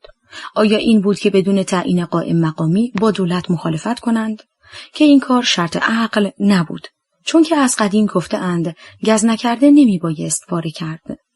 چنانچه نامزد مخالفین یکی از اعضای جبهه ملی بود. در جبهه چند نفر بودند که هیچ کدام زیر بار یکدیگر نمی رفتند و قهرن انچه آبرویی میداد. همچنان که بعد از انتصاب این جانب به نخست وزیری جلسات جبهه ملی مثل سابق تشکیل نگردید و بر فرض توافق هم نمایندگان جبهه در مجلس اکثریت نداشتند تا بتوانند دولتی روی کار بیاورند، تشکیل دولت این جانب کاری بود بدون هیچ مقدمه و سابقه که اوضاع روز با آن کمک نمود. پس چاره منحصر به فرد این بود مخالفین کسی را نامزد کنند که سیاست خارجی با زمامداری او موافقت کند. و آن کس در آن روز غیر از سپهبد زاهدی کسی نبود و چون مخالفین را به بازی نگرفت گفتند نامزد ما نبوده است. بر فرض اینکه مردم این حرف را قبول کنند، چون بعد از سقوط دولت من کسی نمیتوانست به این مقام برسد مگر با توافق سیاست خارجی، دیگر چه احتیاج به جبهه ملی بود؟ دولت‌ها تشکیل می‌شدند همانطور که قرنی تشکیل شدند. جبهه ملی وقتی در سیاست مملکت تأثیر داشت که اعضا همگی از یک هدف پیروی کنند.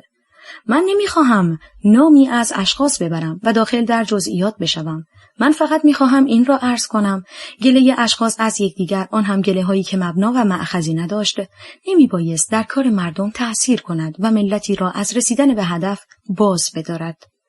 اجتماع ما روی این اصل درست نشده بود که به سود یکدیگر کار کنیم و از یکدیگر راجع به نظریات خصوصی حرف بشنویم.